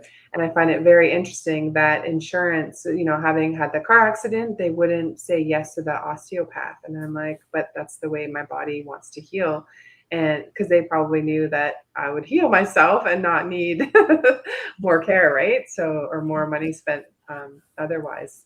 Well, and just a little bit of that difference is that like insurance companies and so on, which makes sense, they support evidence-based practices, and so that's completely valid. And there's a lot of evidence between physio, chiro, massage.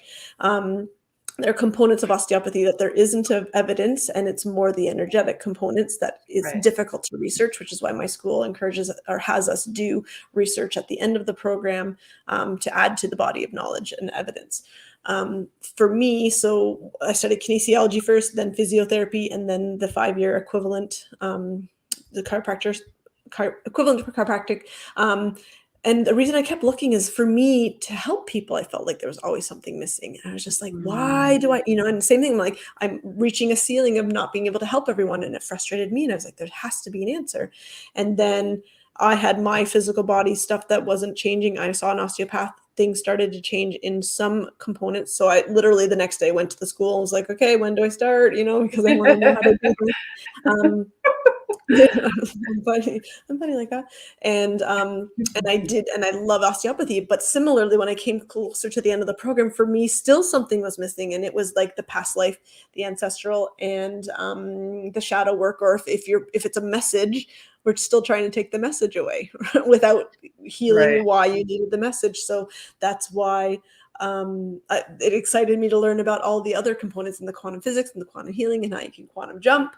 I was just like, there's so many tools. And so what I love is being able to match it up. When I said, you sort of said there's, we give ourselves permission to heal with what feels aligned with us. That's why I love having so many different things. I'm like, do you want to just quantum jump out of this? But if people are like, I don't believe in that, it's not going to work. Right. So it's about finding the right information alignment that gives each of us permission to step into that. So sometimes it's like as you said, if some people, they feel defined as the fibromyalgia that we use as an example, because we talked about that. If they find defined by it, sometimes it's a fear of like, who am I if I don't have it anymore? And that can keep them in the last 5% of not quite getting into that healthy state. And so sometimes it's about building that confidence of I am whole, healthy or unhealthy. And so what experience do I want? Right. Mm-hmm. Right. So. What is quantum jumping? You mentioned that. Mm-hmm. Well, quantum jumping, when I was talking about the parallel realities, according to quantum physicists, time technically is not real anyway, but we experience time. So what we actually are doing is jumping reality to reality in a forward time manner. So if we are always quantum jumping in our life anyway, but what's happening is that we're jumping in based on our subconscious beliefs and perceptions, and don't know we're doing it. And then we're like, why is this happening to us? Well, it's because I don't believe I'm good enough for the job, so I don't get the job because I don't believe I'm good enough. But it's understanding what beliefs are directing our quantum jumps now, and what beliefs do we need to have to direct our quantum jumps in the way we actually want to go, and changing from within, so that as we quantum jump all the time anyway, we're doing it consciously and with purpose and passion and alignment with ourselves, and have a much more fun life. Yeah, love that. If no one has seen the Lost Symbol on Netflix, I highly recommend it, because what she's talking about is in that show. There's 10 episodes, and if you like the Da Vinci Code, it's juicy. This is really good. It's kind of going back before the Da Vinci Code with Brown. It's not Sam. Is it Sam Brown? Dan Brown. Dan Brown. Yeah. Yeah, and I love it. Yeah, it's so much fun. It is so good. Have you seen it? Oh, we just started watching it, but yeah, just like this. It's interesting, right? Because for a while there, I was like, yeah, right, okay, I know this. Does it work? Of course it works because it's what's happening. But I'm like, do I really have that much control? And so when I was living in Guatemala, we were doing some cacao ceremonies where we would practice quantum jumping consciously. And I remember I went home one night, but we were jumping into realities where we loved ourselves more, where we were more centered, more, and so you'd leave and just be like, I feel amazing, which was really great. And then I went home and I was brushing my teeth in the bathroom, and I was like, and I just remember thinking, I want an objective proof that this is how it works, not just I feel better. Because my mind goes, oh, maybe I just feel better. I just had some yummy cacao, spent some time with some nice friends, Was it that? So I was brushing my teeth, looking in the mirror, and just in that minute, I was like, I'm going to jump into reality where I'm taller. Now, in biggest reality, I'm happy with my height. It doesn't matter. But I was just like, because I was looking in the mirror, I'm like, I'm going to be tired. So I closed my eyes, got into my center, and just believed I could be taller. I opened my eyes, and then for a split second, I saw my head about 3 inches higher. I saw my head higher. And then I came back to where I was, and I asked my teacher, I was like, whoa, what happened? Well, he's like, first of all, you don't believe you can just stay taller. So you actually jumped, and then you jumped back, but you allowed yourself to see you do that. Because the challenge is, because we're quantum jumping all the time and we don't notice, we don't know we are. It's like, so if I jumped into a taller experience of myself, I wouldn't have had any clues in that experience that I was shorter a minute before. Does that make sense? All of my clothes would have been the right length, right? Because so again, we're doing it so much we don't know we're doing it. There's no like inconsistencies to help us understand that we're moving in a direction that doesn't feel good versus except for the feelings. It's the feelings that Right. always tell us. Are we in alignment with where we really like our true reason to live and true Right. frequency vibration? It's literally just which is great. Our feelings are our guides, our emotions are our guides. But that's why if we then distract ourselves with sports or eating or whatever, the universe is like, oh my gosh, I was giving you a message with your feeling and you didn't go there. So I got to make the message louder. So it starts as whispers, which is the little like, hey, something doesn't feel right inside. And then if we're like, oh, ignore, then it's like, okay, I got to tell you louder. Hey, it doesn't feel right inside. And then we ignore it. Then it's like, okay, I'm going to hit you over the head with a frying pan. So I'm going to have you sprain your ankle so you can stop over exercising, or I'm going to have you have a little bit of high blood pressure. So the doctor says, hey, you need to slow down on the eating, but it's not eating. It's why are you eating? Mm-hmm. Right. So it's always getting back to, that's what I love, helping people on the table. I had someone who slipped and fell and hurt their tailbone the other day. And she knew, she's like, well, I knew I was too tired to help my friend, but I thought I should help my friend. And on the way to helping, climbing down the stairs, slipped and fell. So it was neat that she knew. So she's like, okay, I know I need to listen to my body more. But then the next question was, why were you not listening to your body? Because that's the deeper level, right? Yeah. And it was, oh, but I feel like I should help other people, or I always put my needs lower on the importance scale from other people. So I love the thought of like, instead of like, okay, I need to help my kids, my partner, my boss, everybody else, and then my needs are met, this list where we tend to be at the bottom. What if it's a list straight across that we all have equal importance? And some days, some people get priority, some days I do. So it's like an in the moment choice instead of always I'm at the bottom automatically. Right. So you can check in and the body's like, yes, you can help. Great. Or the body's like, whoa, I need to slow down. I'm really low energy. Okay. But I might be able to help them tomorrow. So I could say I can't today because I need to respect my body, but tomorrow let's check in. So it's learning, to really do things like that. So, and once that is like, oh, it's okay to listen and to put myself at least equal. And sometimes I'm more and sometimes I'm not. And then we don't have to slip and fall so that we can't help them anyway. And we get the rest we needed. Right. Yeah. Right. That's the key, is like when you're feeling something, or you have a fall, what's happening around you. I had the car accident I was coming to you for. We were leaving Kung Fu on to the next thing. I was, stressed. I'm like, oh, there's no time in the day. Car accident, bam, slowing down. Now I have no choice but to slow down. Right. It's true. Yeah. That's true. Yeah, exactly. If we don't give ourselves what we need, the world will set it up so we do get the break. Yeah, exactly. So cool. Well, we have our next speaker, and I'm going to leave you on for just a sec because I want to just chat a little bit about the chakra series that we've been connecting with. So let me bring up Blashka as well onto stage. Oh, I put up her thing by accident. Hello. How are you? Your microphone is muted, hun, so come off mute. There we go. Hello. Hi. Oh, I love your office. It's so pretty with the elephants back there. So thank you, Blashka, for being here today. You are the reason, actually, we know most of the speakers today from the Healing Circle that is provided space or holding space for. And we're just really glad to have you here. I have left Miranda on just for the first little bit here, a few minutes, because we are creating something in person. That's really exciting.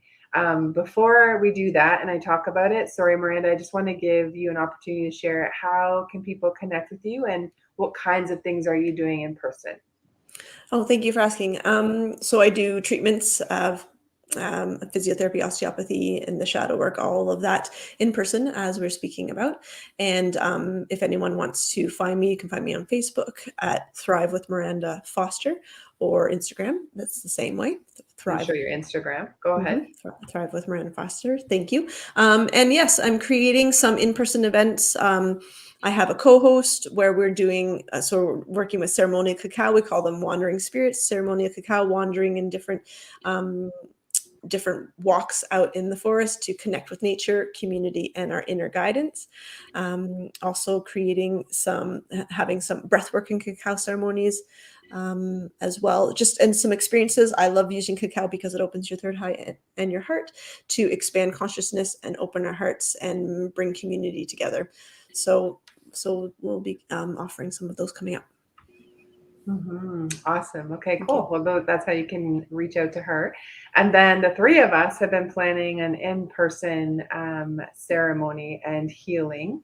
Been really called and really wanted to do chakra clearings and healings, just learn more about them. And these two ladies are just pros in that area.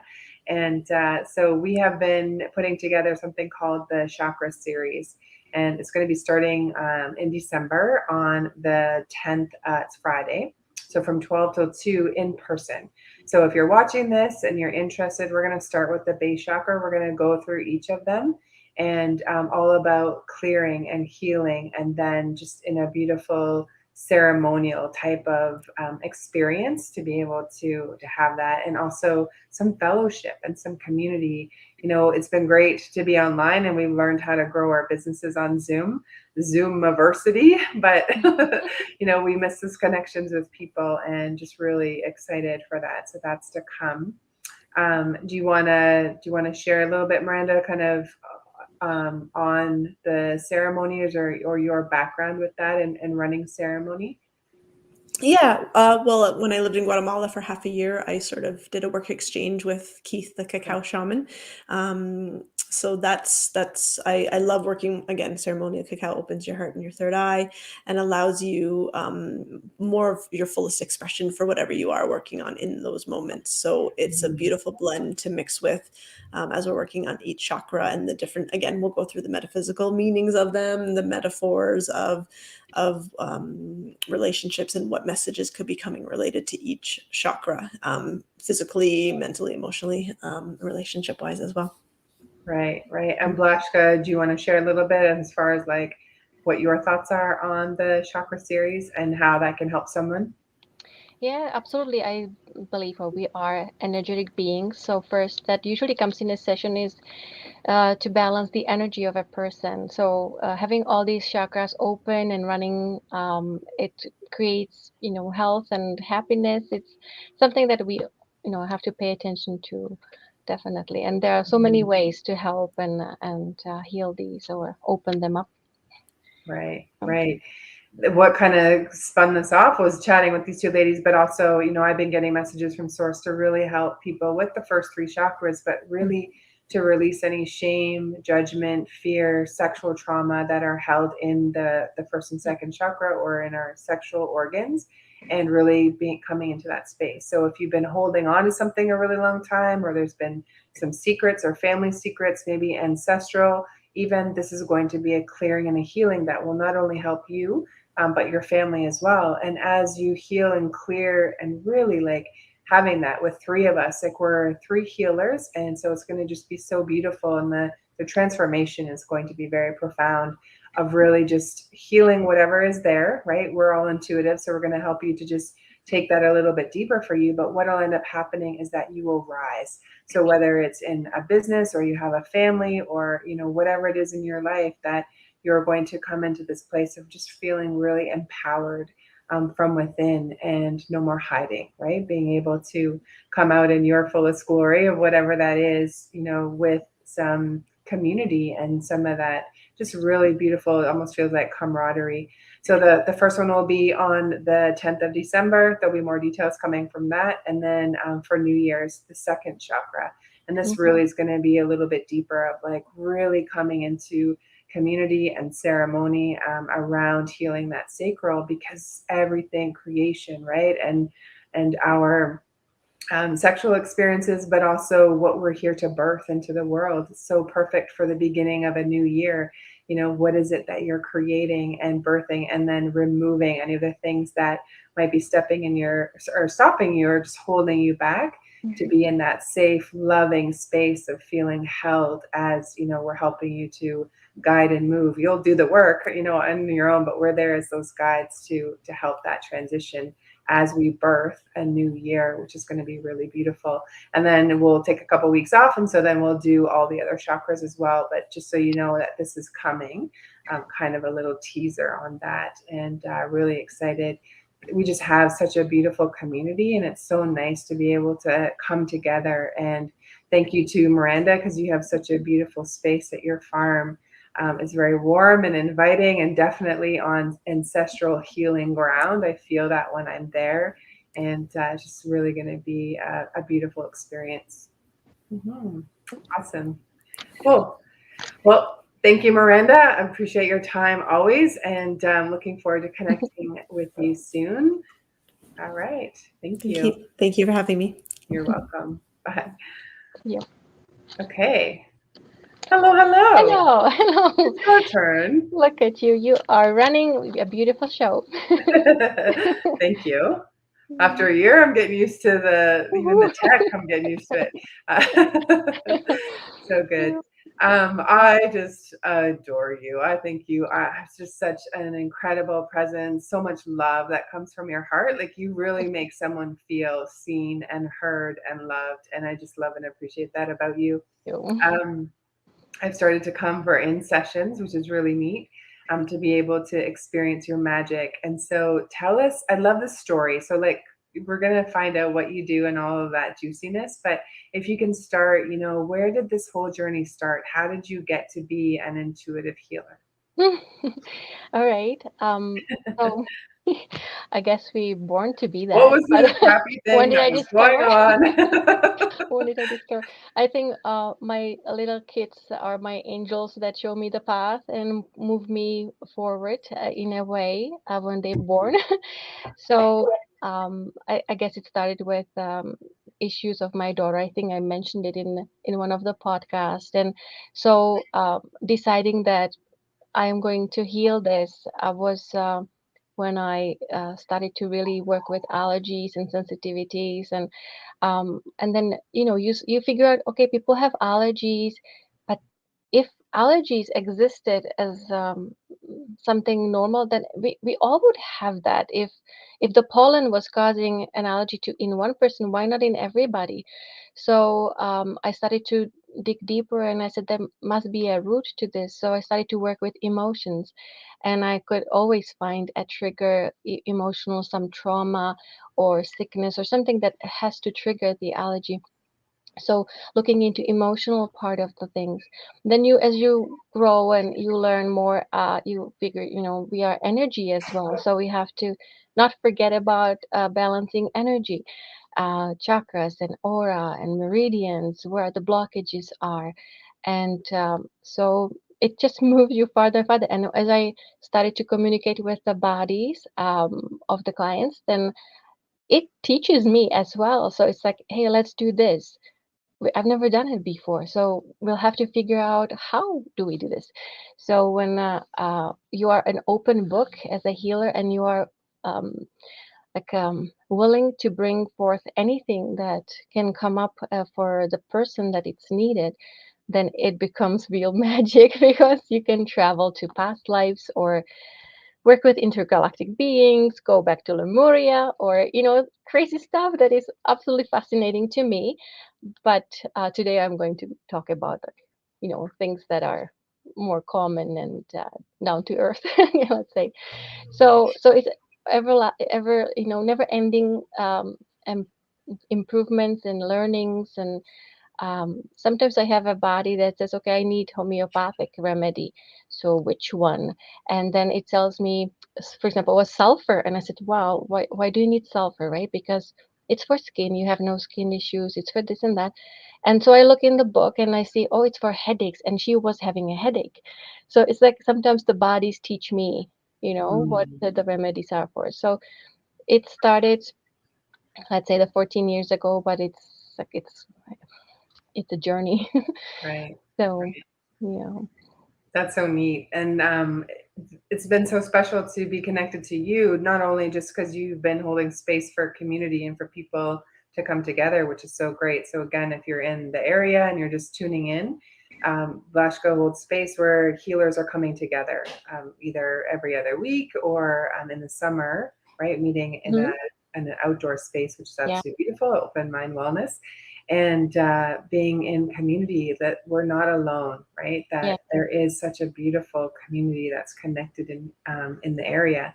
And Yeah. so what has been really neat for me is that my story really started for the spiritual awakening and really coming into my own psychic gifts and the healing through my first Reiki session in February 2020 that I've mentioned in previous showcases. And there was an Indian man, she told me, and she said his arms are wide open and just flowing this love to you, like a river of love. And I was like, okay, that's not anything I'd ever heard before. I was like, all right, and just kind of like left it and wondered if I'd ever see him myself. And then you had said to me in my session, you're like, okay, I just want to clear the energies, and you have your hand above my head and your hand like towards my legs or my knees. I'm laying down, and you're like, there's a native woman here and she's claiming you. And inside I was You're ours. They said, yeah. Yep. You yeah, might have been the daughter of a chief of a tribe, which is an honor. It's beautiful. right. Yeah. Yeah. So it's just neat because for me, I felt in that moment, because it's been almost 2 years coming up, is it's like a completion for me. It was like a circle completion of like, keep going, you're on the path. That was the message that was coming through. But it was just so neat because you, as the facilitator, you're there as the open vessel, and you're like, someone's showing up, right? And there's a message, and what is it? And really kind of helping me to guide to get deeper into that. But also, I've been to your place twice and have just had like a crying meltdown because I've been holding my breath and holding space, not only for my own life, but for the collective. And it was just so nice to be able to release that in safe, caring hands. So I just want to say thank you, because I Thank really am you. so Well, grateful. it's an honor, really. Yeah. You for the Yeah. learning that it brings, and it's beautiful. Thank you for the connection. Yeah. Yeah, you're welcome. It's so neat what we do, because it's like this detective work, right? Of like, hey, Yes. bring me the things that are going on, and then now we're gonna we're gonna figure out where it's coming from. Exactly. Which is funny because as a child, I used to write stories that were like criminal scenes, and it was about being a detective. I really wanted to be a detective, so I am. I'm not digging, I'm digging for something else and finding the clues and solutions, which is more fun. Right. That's part of our training. I watch CSI and Oh Criminal yeah. Minds, right? Part of our training. Yeah, absolutely loving it. Right. Yeah. We So have to add that on to our list of yeah. certifications that we've got. Yeah. So funny. Yeah. All right. So your topic today is how to be an energy healer, and share, what does that mean? What do you Well, think? yeah, the original topic, or let's say, was how to become your own healer, Oh, which sorry. Did I is, have it that's wrong okay, again? which is part of doing energy healing as well. So let's say it's kind of the same thing almost. So I just wanted to say that these days, maybe more than before, we really need to become our own healers, where we can keep our bodies physically healthy, but also keep our emotions in check and stay in a mental health, right? Not to fall for in the fear and chaos of the world. So, sure, we usually look for help outside of us. So we go to sessions and healers and doctors and specialists, and which is perfectly fine.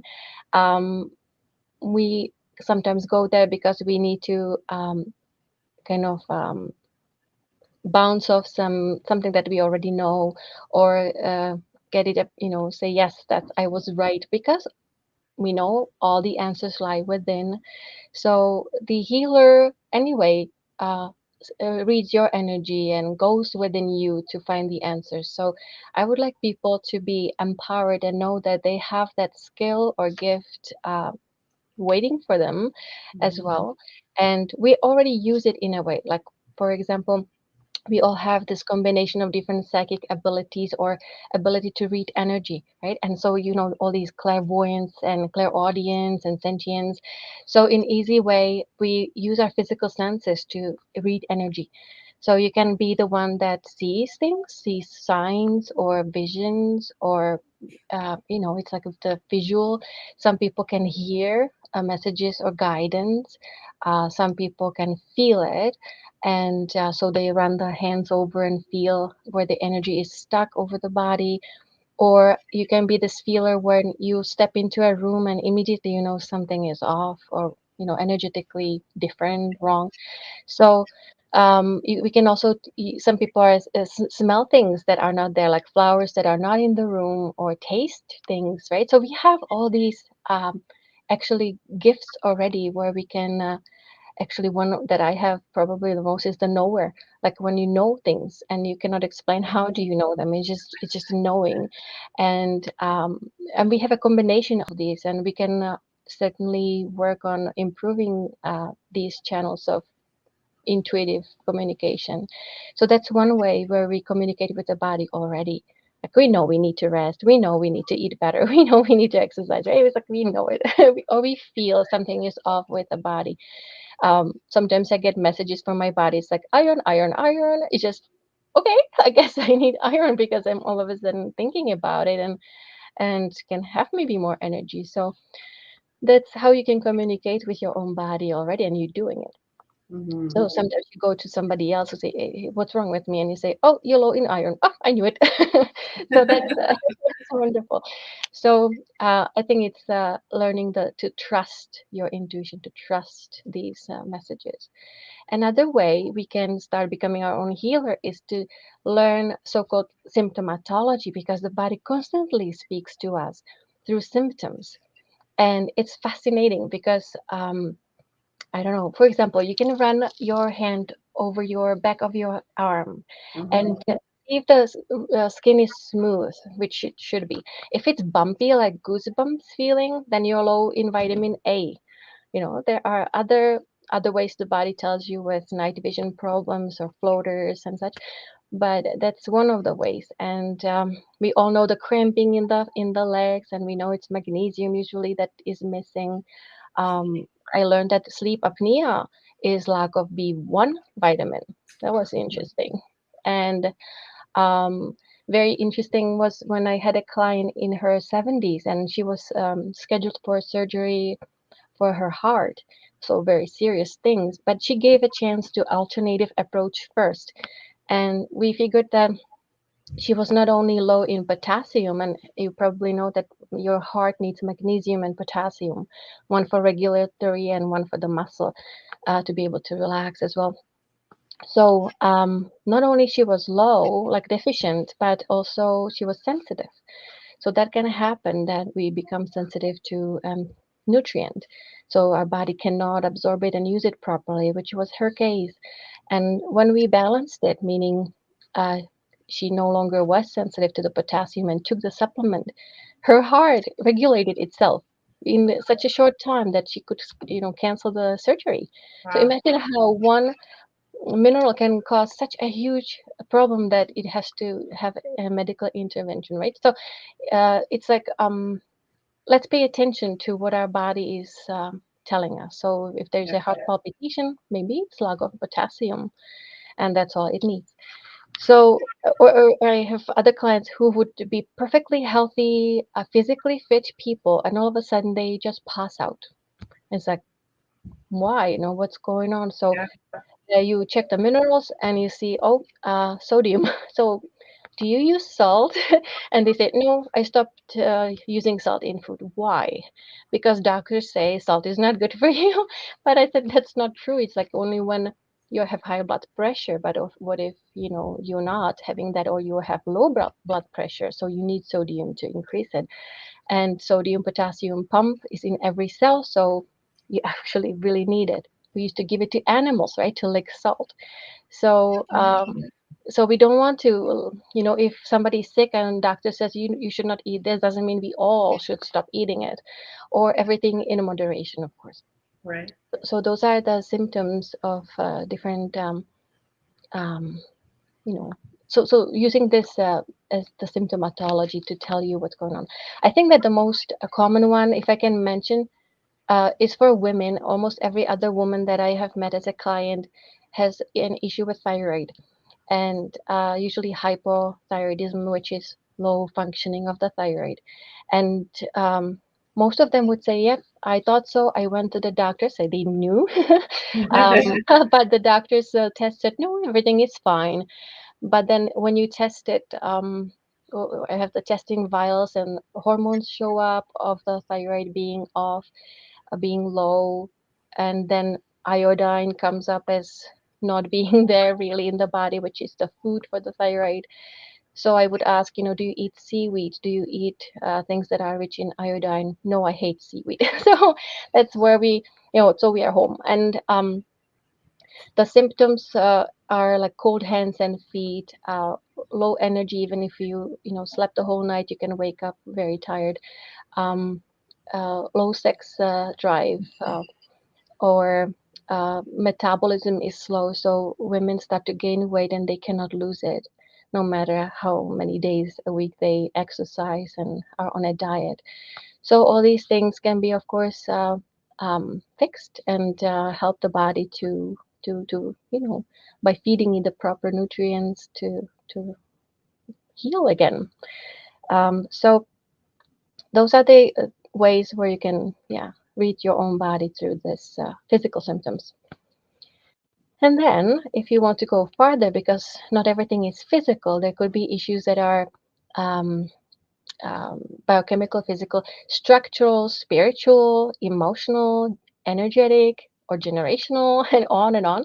So what about these things, right? You need to learn how to communicate with your body in a way where you can figure out what's behind the problem. So that's when I learned muscle testing, and I find it one of the best tools to really get the answers from the body. So when we talk to the body, we talk actually to so-called innate, the wisdom of the body, which is a bridge between the physical body and your higher self. So you get information from both sides, so the spirit and from the physical body, and that's a wonderful combination. So and it will guide you whether it's an emotion you have to release, and where is it sitting, what organ or chakra is it blocking, whether it's an energy, which can be again unbalanced chakra, something in your aura, meridian being maybe flowing backwards or stuck, or could be an energy that, especially these days, people feel like the empaths feel a lot of the world's fears and anxieties and frustrations. So recognizing whether the emotion is yours or not. And we also have generational energies that we carry. There can be an energy of what we would call entity, right? So it could be a ghost, or could be a energy that other people created that is negative, or whatever else might come up, and you can learn how to release that. So it's like a complex, but the body is very willing and happy to speak to you, and it's like guiding you. So say, okay, first I need to balance the energy, then we can go to an emotion, and there's like in my course about 16 methods how to release emotion. So which one is the best way for you? And then it can give you a story. So if the thyroid comes up, it can say, okay, I am lacking iodine. And this is also connected to adrenals because you're too stressed and adrenals cannot keep up with that. So I'm helping now, which makes me really tired. And your chakra is closed because you're not speaking up for yourself, standing up for yourself, right? So it can bring you into, okay, so to heal this, you have to first, for example, stand up for yourself at work where you're being bullied. So, and then so the healing can be talking about perception and spiritual healing, like how can you step out? Why don't you voice yourself? So maybe that's a childhood trauma, so you have to go there and heal that. So it's a whole story. It's very fascinating, right? That's the detective work that I like. Yeah, It's never the same. That's so good. I just want to come back to, like, if you know of anyone with sleep apnea or they're going for surgery, then connect them to Blashka, because she is just a wealth of knowledge, having, you've been doing this over 15 years or so, right? And so you just know so much about the body and how it's all connected, whether it's food, energetics, the multidimensional realms, all, Yes. you can have the full conversation with her. Oh yeah. Lots of And people more. are one foot in a different dimension. So Yeah. it's like, oh my. Uh-huh. which that is so amazing. So good. I mean, there's people who have things that, or family members that have been struggling with things, and we often just are told we have to live with it, right? And we're of an age now, it's like, no, you actually don't have to live with it. No. And you can be taught how to be your own independent healer. And I know you're good for this too, of like teaching people how to do it themselves so that they're not dependent on, a healer, a medium, or a doctor, something like that. Of course, everything has its place, but we tap in first, what is our body telling us? What are the symptoms saying, so that we can become our own detective. But it's really neat how it all can start to unravel, or just ask the universe, right? Where is this coming from? Yes. Mm-hmm. So it's like, and the body, I don't know, a lot of people see bodies like, I don't know, something we take for granted, something that's just there. Whatever we feed it, it's okay. It still can handle it. Not seeing it as let's say a being entity, something that is really good entity, doesn't mean necessarily bad, right? So you're like your own pet. Yeah, your best friend. Yeah. So you want to communicate with that as a friend and say, hey, what do you want today? It's like asking, do we want to eat now? It's like, no, we can fast a little bit longer. It really is good for me. Or sometimes it's like, you have an idea, I want a tea, which tea do I want? And sometimes it's picky, like it says, okay, can we have this one, because whatever reason, whatever benefit it brings to the body. And sometimes it's just, it doesn't matter, you pick. Like Right. it's like, it's fine, I'm okay. So when I had a reading done by a friend of mine who's a psychic and energy reader and such, she said it was interesting. The first message was not from your guides or angels, as I am used to, but from your body. Actually, she was shocked because it never came up before, and my body said, "Thank you." So for connecting, for talking, for loving it, just saying, "Hey guys, love you. Thank you for doing everything for me, keeping me going," and that means a lot to the body. So I know it responds as well to your love or to your hate, whatever you send down there, it feels it. So yeah, that it's important. Something. Sorry, go ahead. No, I just want to say it's important to create this connection and friendship. Yeah.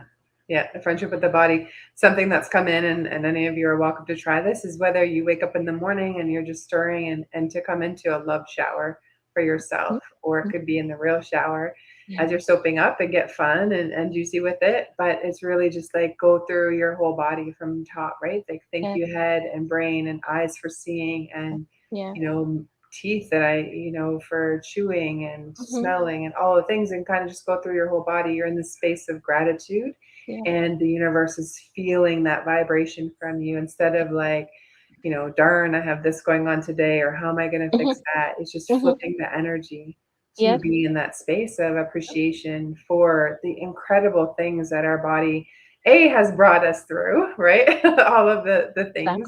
But then even today, of what we have access to, what even our pains, right? Because the pains are a message, and it's there. Absolutely. Yes. Yeah, taking or asking for attention. Yes. Yeah. And sometimes you just talk to the pain and say, "What is your message? Why are you here?" And when you get the message, and maybe there might be a forgiveness or something in the way. I mean, on the way to the healing. But the moment you speak to the pain and you get the lesson, it just goes away. So, it's wonderful.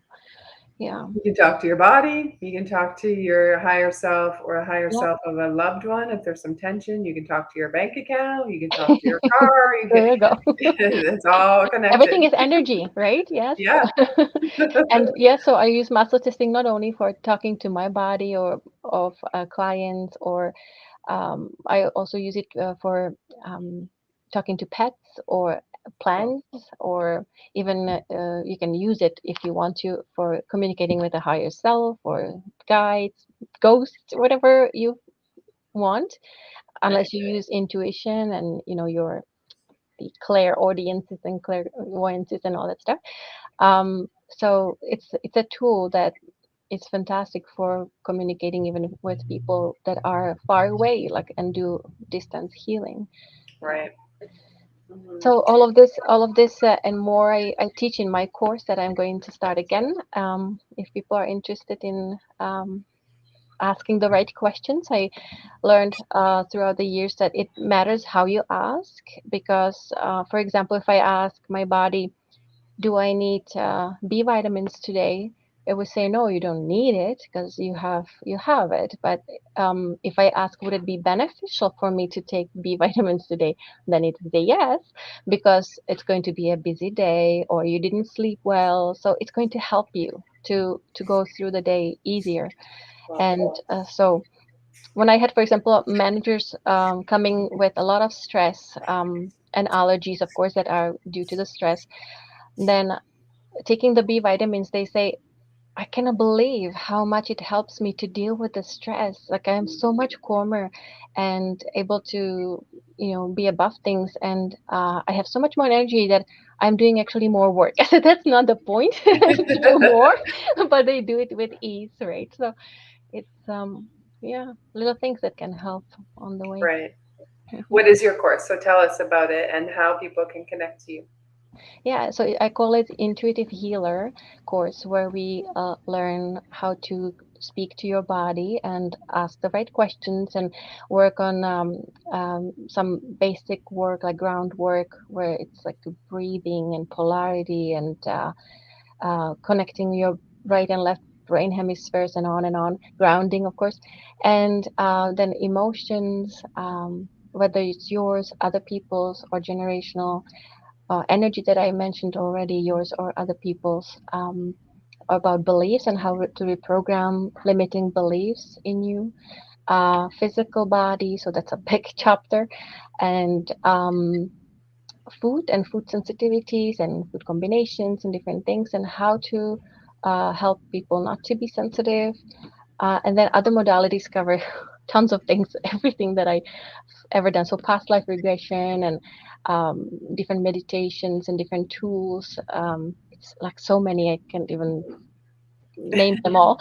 But what is beautiful is that we can do it online. We also do in person, and not only the friendship that is being created among students, but it's also that because they practice immediately hands-on on each other, you also receive sessions every time you have a lesson. You also have a session, right? So you discover a lot of things about yourself, and you're being balanced, and things are being healed or released.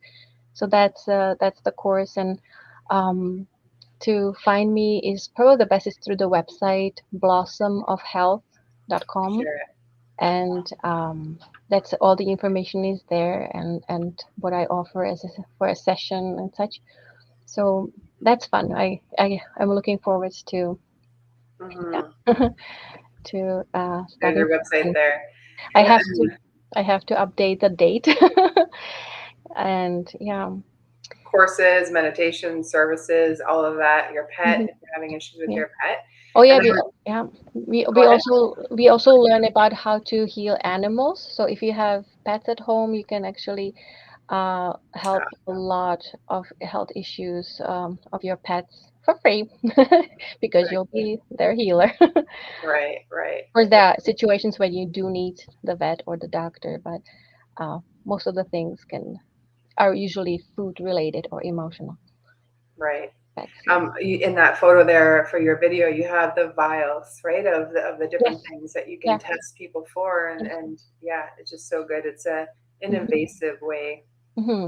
Of, Yeah, it's fine with babies and anyone. So it's really when kids come and they can be a little bit afraid, and then instead of any pain or needles, it's actually fun. We wrestling most of this, so they're happy that they're stronger than me most of the time. And when the elimination comes on, it's like tickling them, so they're laughing, and it's fun, So I like that it's such an peaceful way of talking to the body and balancing it. right. Right. The body knows. Oh my The body goodness. has kept the score, right? Yeah. It was interesting, if I can share one story, um, where emotions can cause such a huge issue, and which is on my website too.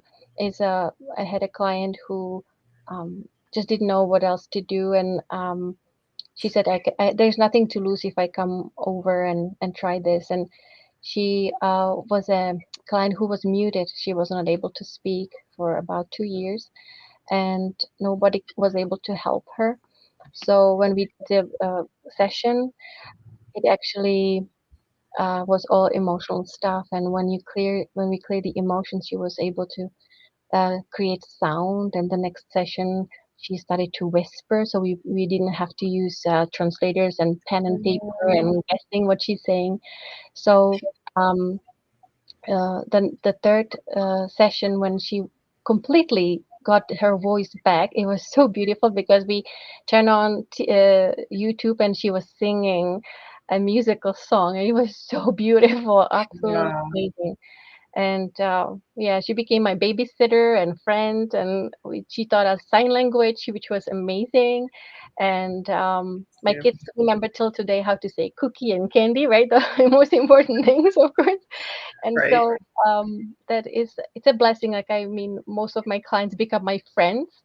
Not good for the business, but it's lovely to have them. And so Healing Circle started with people like that. And like, think of the impact of that. So she was not able to speak for 2 years. Like, even just imagine you're listening right now, and imagine you have to learn sign language, or you have to start, getting some kind of translator. And that's the beauty of energy healing. And I've been so amazed the last 2 years at all those stories like that, where someone's had some kind of an ailment after, 1 year, 2 year, 10 years, 15, and it can go away, right? With working in the energy field. And we are the people that once, that traditional medicine, or they've tried everything, then, come to us if you've got anything that's going on. Definitely reach out to Blashka around anything with the body, because she's just so in tune, but she's got years of practice of learning, where people might be stuck, and how to release that. Yeah. It's I'm used to being the last one they see. They've tried everything. And I have to, since you said, diseases and such, and you talked, I think, with Miranda, you a little bit touched on certain health issues. What I maybe can mention is what I learned and comes up with cancer patients, unless, let's say, it's hormonal and there is a sensitivity to the hormone, which can be, of course, desensitized. Most of the time, it's emotional, right? It's like you really need to either forgive or deal with something in the past, usually 10 plus years back. And what happened to you? What trauma did you go through? And how did you deal with that? And did you actually release it? So when I find emotions, I test for emotions, and I tell people, okay, this is what comes up. This is sitting in your organ. When I see regret or resentment, that's a big red flag. Like, and let's release this, like, now, if possible, because that is what eats you emotionally, until it becomes a physical manifestation. So really pay attention to, am I regretting something that I've done or haven't done? And I always say, look at everything this way. I've done, or I made the best decision that I thought was at that time. So it's okay. It's part of my learning. I learned a lot through that journey. Now I can let it go. It was just a lesson. Okay, it's not it kind of. I know it's easier to say than do, but working on that stuff and seeing it from a different perspective, definitely help. Yeah, that's a great tip, and a perfect time with where the moons are, right? Of like, look at your life. Where's that? A regret or resentment, and release it, the forgiveness piece, right? And the compassion. And once that can release, then you can just, I'm done with this. It could be just in your mind, right? And how to release that, and the phrase that you mentioned, then everything else, it just melts away. And so then the ailments or the things that were kind of triggered by that regret or resentment go away, and it just magically disappears, which is so beautiful. So the obstacle for the body's healing process is gone, and now the body says, okay, I know how to do the rest. Yeah. Of course, we alkalize the body, we help it nutrition wise and such, right, to make it strong and have all the tools to create health again. But emotions are, goodness, those are the energies that block a lot of things. Yep. So big part of any healing, process. So, and it doesn't have to take a long time, right? Because we've no. got decades of, pushing stuff down and all of that, but you can clear. It's usually that root. Once the root is cleared, we find that, then, the rest can go too. Yeah. And also one thing that I'd like to mention is interesting because, and sometimes I ask clients to say at the beginning of the session, I give myself permission to heal, because that's a big one. Sometimes people actually do not give themselves permission to heal, which I've had about 2 clients in the past month. I said, interesting that they come through, and I say, why is it that, why wouldn't you not give yourself permission to heal? Don't you want to be healthy? And of course they do on a conscious level. Right. But then we think about it, and why is it easier to be sick? And sometimes the answer is like, wow, I guess to escape reality or whatever is happening at home, it's maybe easy to say I have a headache and I have to go to bed, right? Because they don't find the time to step outside or away from everything and use some tools like meditation or do something that makes you happy. Boundaries. But they stay in the chaos, so they don't know how to escape it, how to say no, how to set up boundaries. And so that's the only way. Like I can actually have an excuse of a migraine or of my pain and leave the situation. So that's when they are afraid. What happens if I'm healthy? How do I say no? Right. So That is 100%. it. I love that. And this weekend is really kind of fun because a lot of the speakers that are coming on were your students, which is really neat. So Randy had made a comment that your course is awesome and is amazing. It said there. I just think, so true. All the love that is coming back for you to receive. Thank you. Yeah. I Awesome. really enjoy it. It's like the people are beautiful and they have it in them. I have it in my manual that I wrote, is you are already a healer. You just need to believe it and connect with that. Yeah. Those are just tools. Yeah. So good. Yeah. Awesome. Well, thank you so much. Thank you for being a part of this weekend. And I know that there's more for us. So absolutely. Can't wait, Christine. Thank you so much, everybody. Okay, and take care. You're welcome. Take care. Bye. All right. Let me bring Virginia up, or she's coming. Just going to change banners. There we go. Hi. Hi, Gigi. That's great. We can work for ourselves and go get the kids and make it. I know, right? Finale. And of course, I'm booking it across town, drop the girls off. I'm coming back. I'm like, oh my God, why is it when you want to get somewhere? I'm listening to your conversation the entire time. And I'm like, I want to type something, but I'm driving. Oh man, that was great. That was a beautiful conversation with Blushka. I really loved it. And she really hit the nail on the head. Our body really has all the answers. We just need to give it a chance to talk, right? And a good place for me and where I've started actually recently is just telling my body, I love you. Like just start there. And what I found was when I started there, then I would actually have moments where I would notice something that my body did that. My body just did that all on its own. Right. Like I didn't even have to think about that, or like breathing. or that deep breath felt really good, So I started kind of when I had that deep breath and was really good, I would say, thank you, body. You are rocking it. That felt awesome. Or, this might be TMI, but I used to have a lot of digestive problems and bowel problems, and I was not a regular person. So I started, I've corrected that. I I'm aware and stuff. So recently, if you're in the bathroom and you're doing your business, I mean, think about it. Your body is freaking awesome. Yeah. It's you just took everything you needed and disposed of what you didn't. You are a rock star. Like just that, and so now I find I do it all the time without even thinking about it. Just those moments of,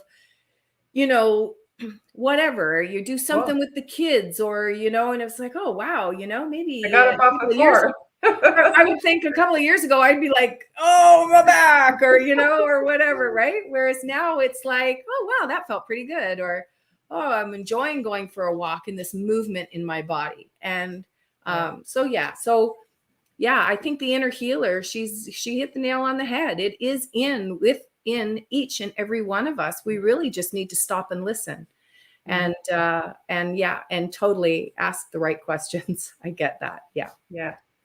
So beautiful. She's in the background nodding. I love it. Yep. So good.